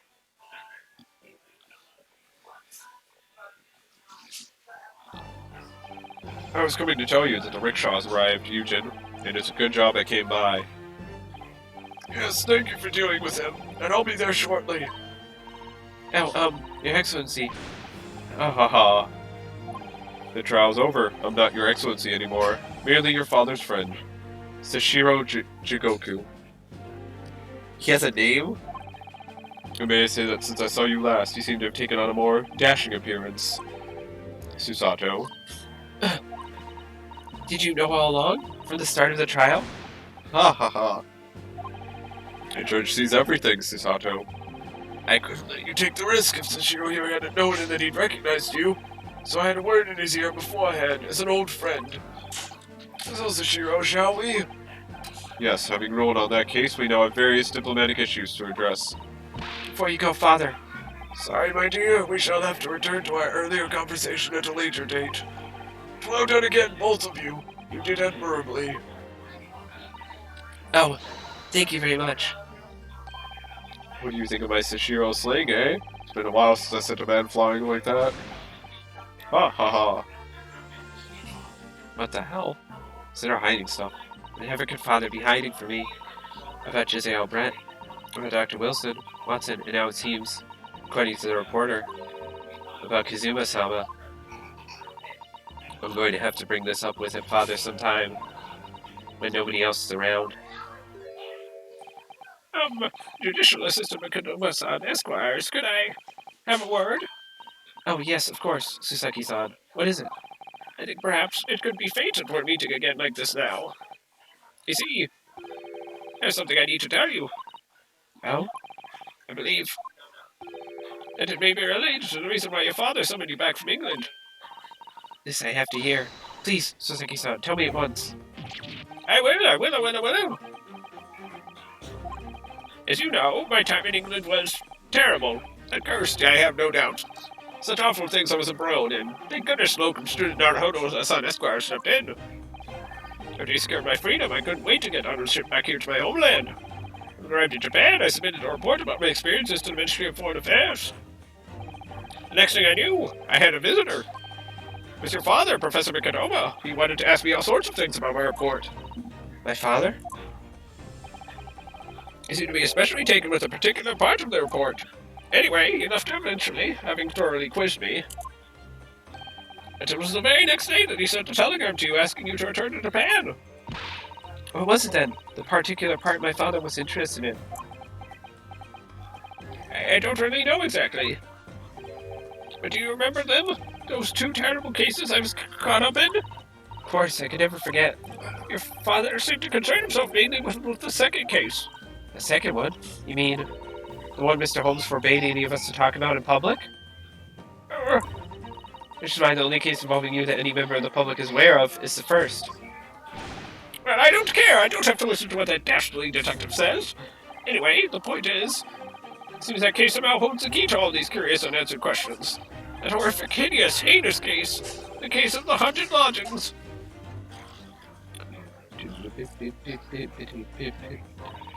That case somehow caused my father to summon me urgently back to Japan? I thought that whole business was over, but it seems I was wrong. Perhaps that was only the start. Perhaps the story is not yet told.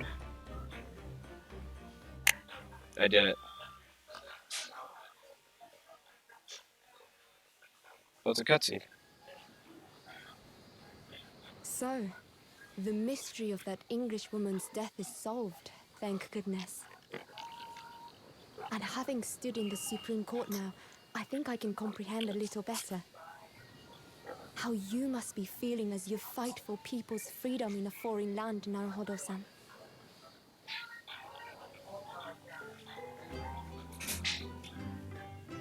But actually, I'm writing to you today because of another matter. I met Soseki-san and we talked about that second case he was involved in. Soseki-san. Father has said nothing to me, but I feel certain of it. That case holds the key to some great unsolved mystery. My notes on the case should still be in the office, tucked away at the back of the shelves on the left. Perhaps you might like to look over them again. Today, for the first time this year, it feels as though summer has arrived. The sky is a brilliant blue. Huh. It makes me long to see you again. Yours, Susato. Okay, so that was just a letter.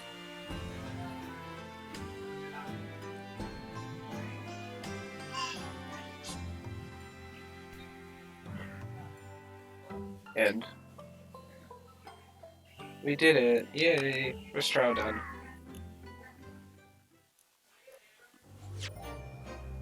Boop, boop, boop, boop, boop, boop. Okay. The Memoirs of the Clouded Kokoro. Okay, so I...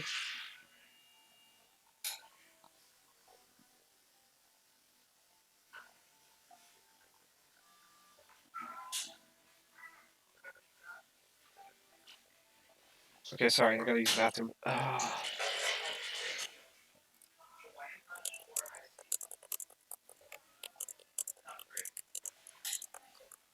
Hold on, we're back.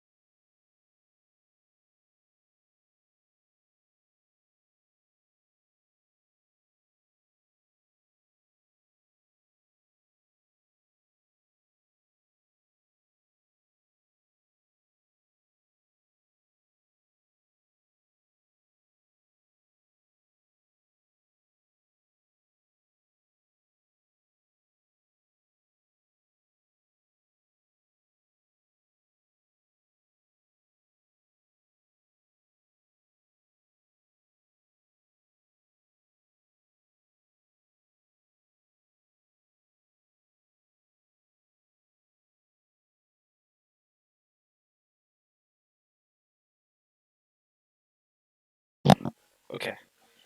We're gonna switch more lines too. Okay.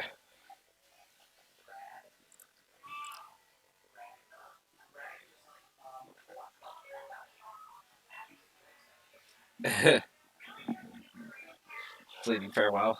What's this out of success?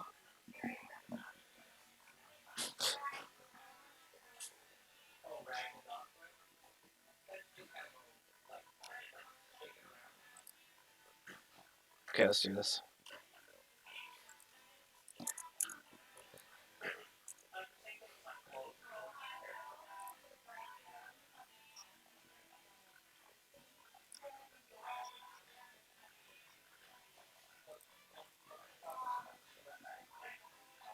Okay, we're gonna switch to Borderlands 2.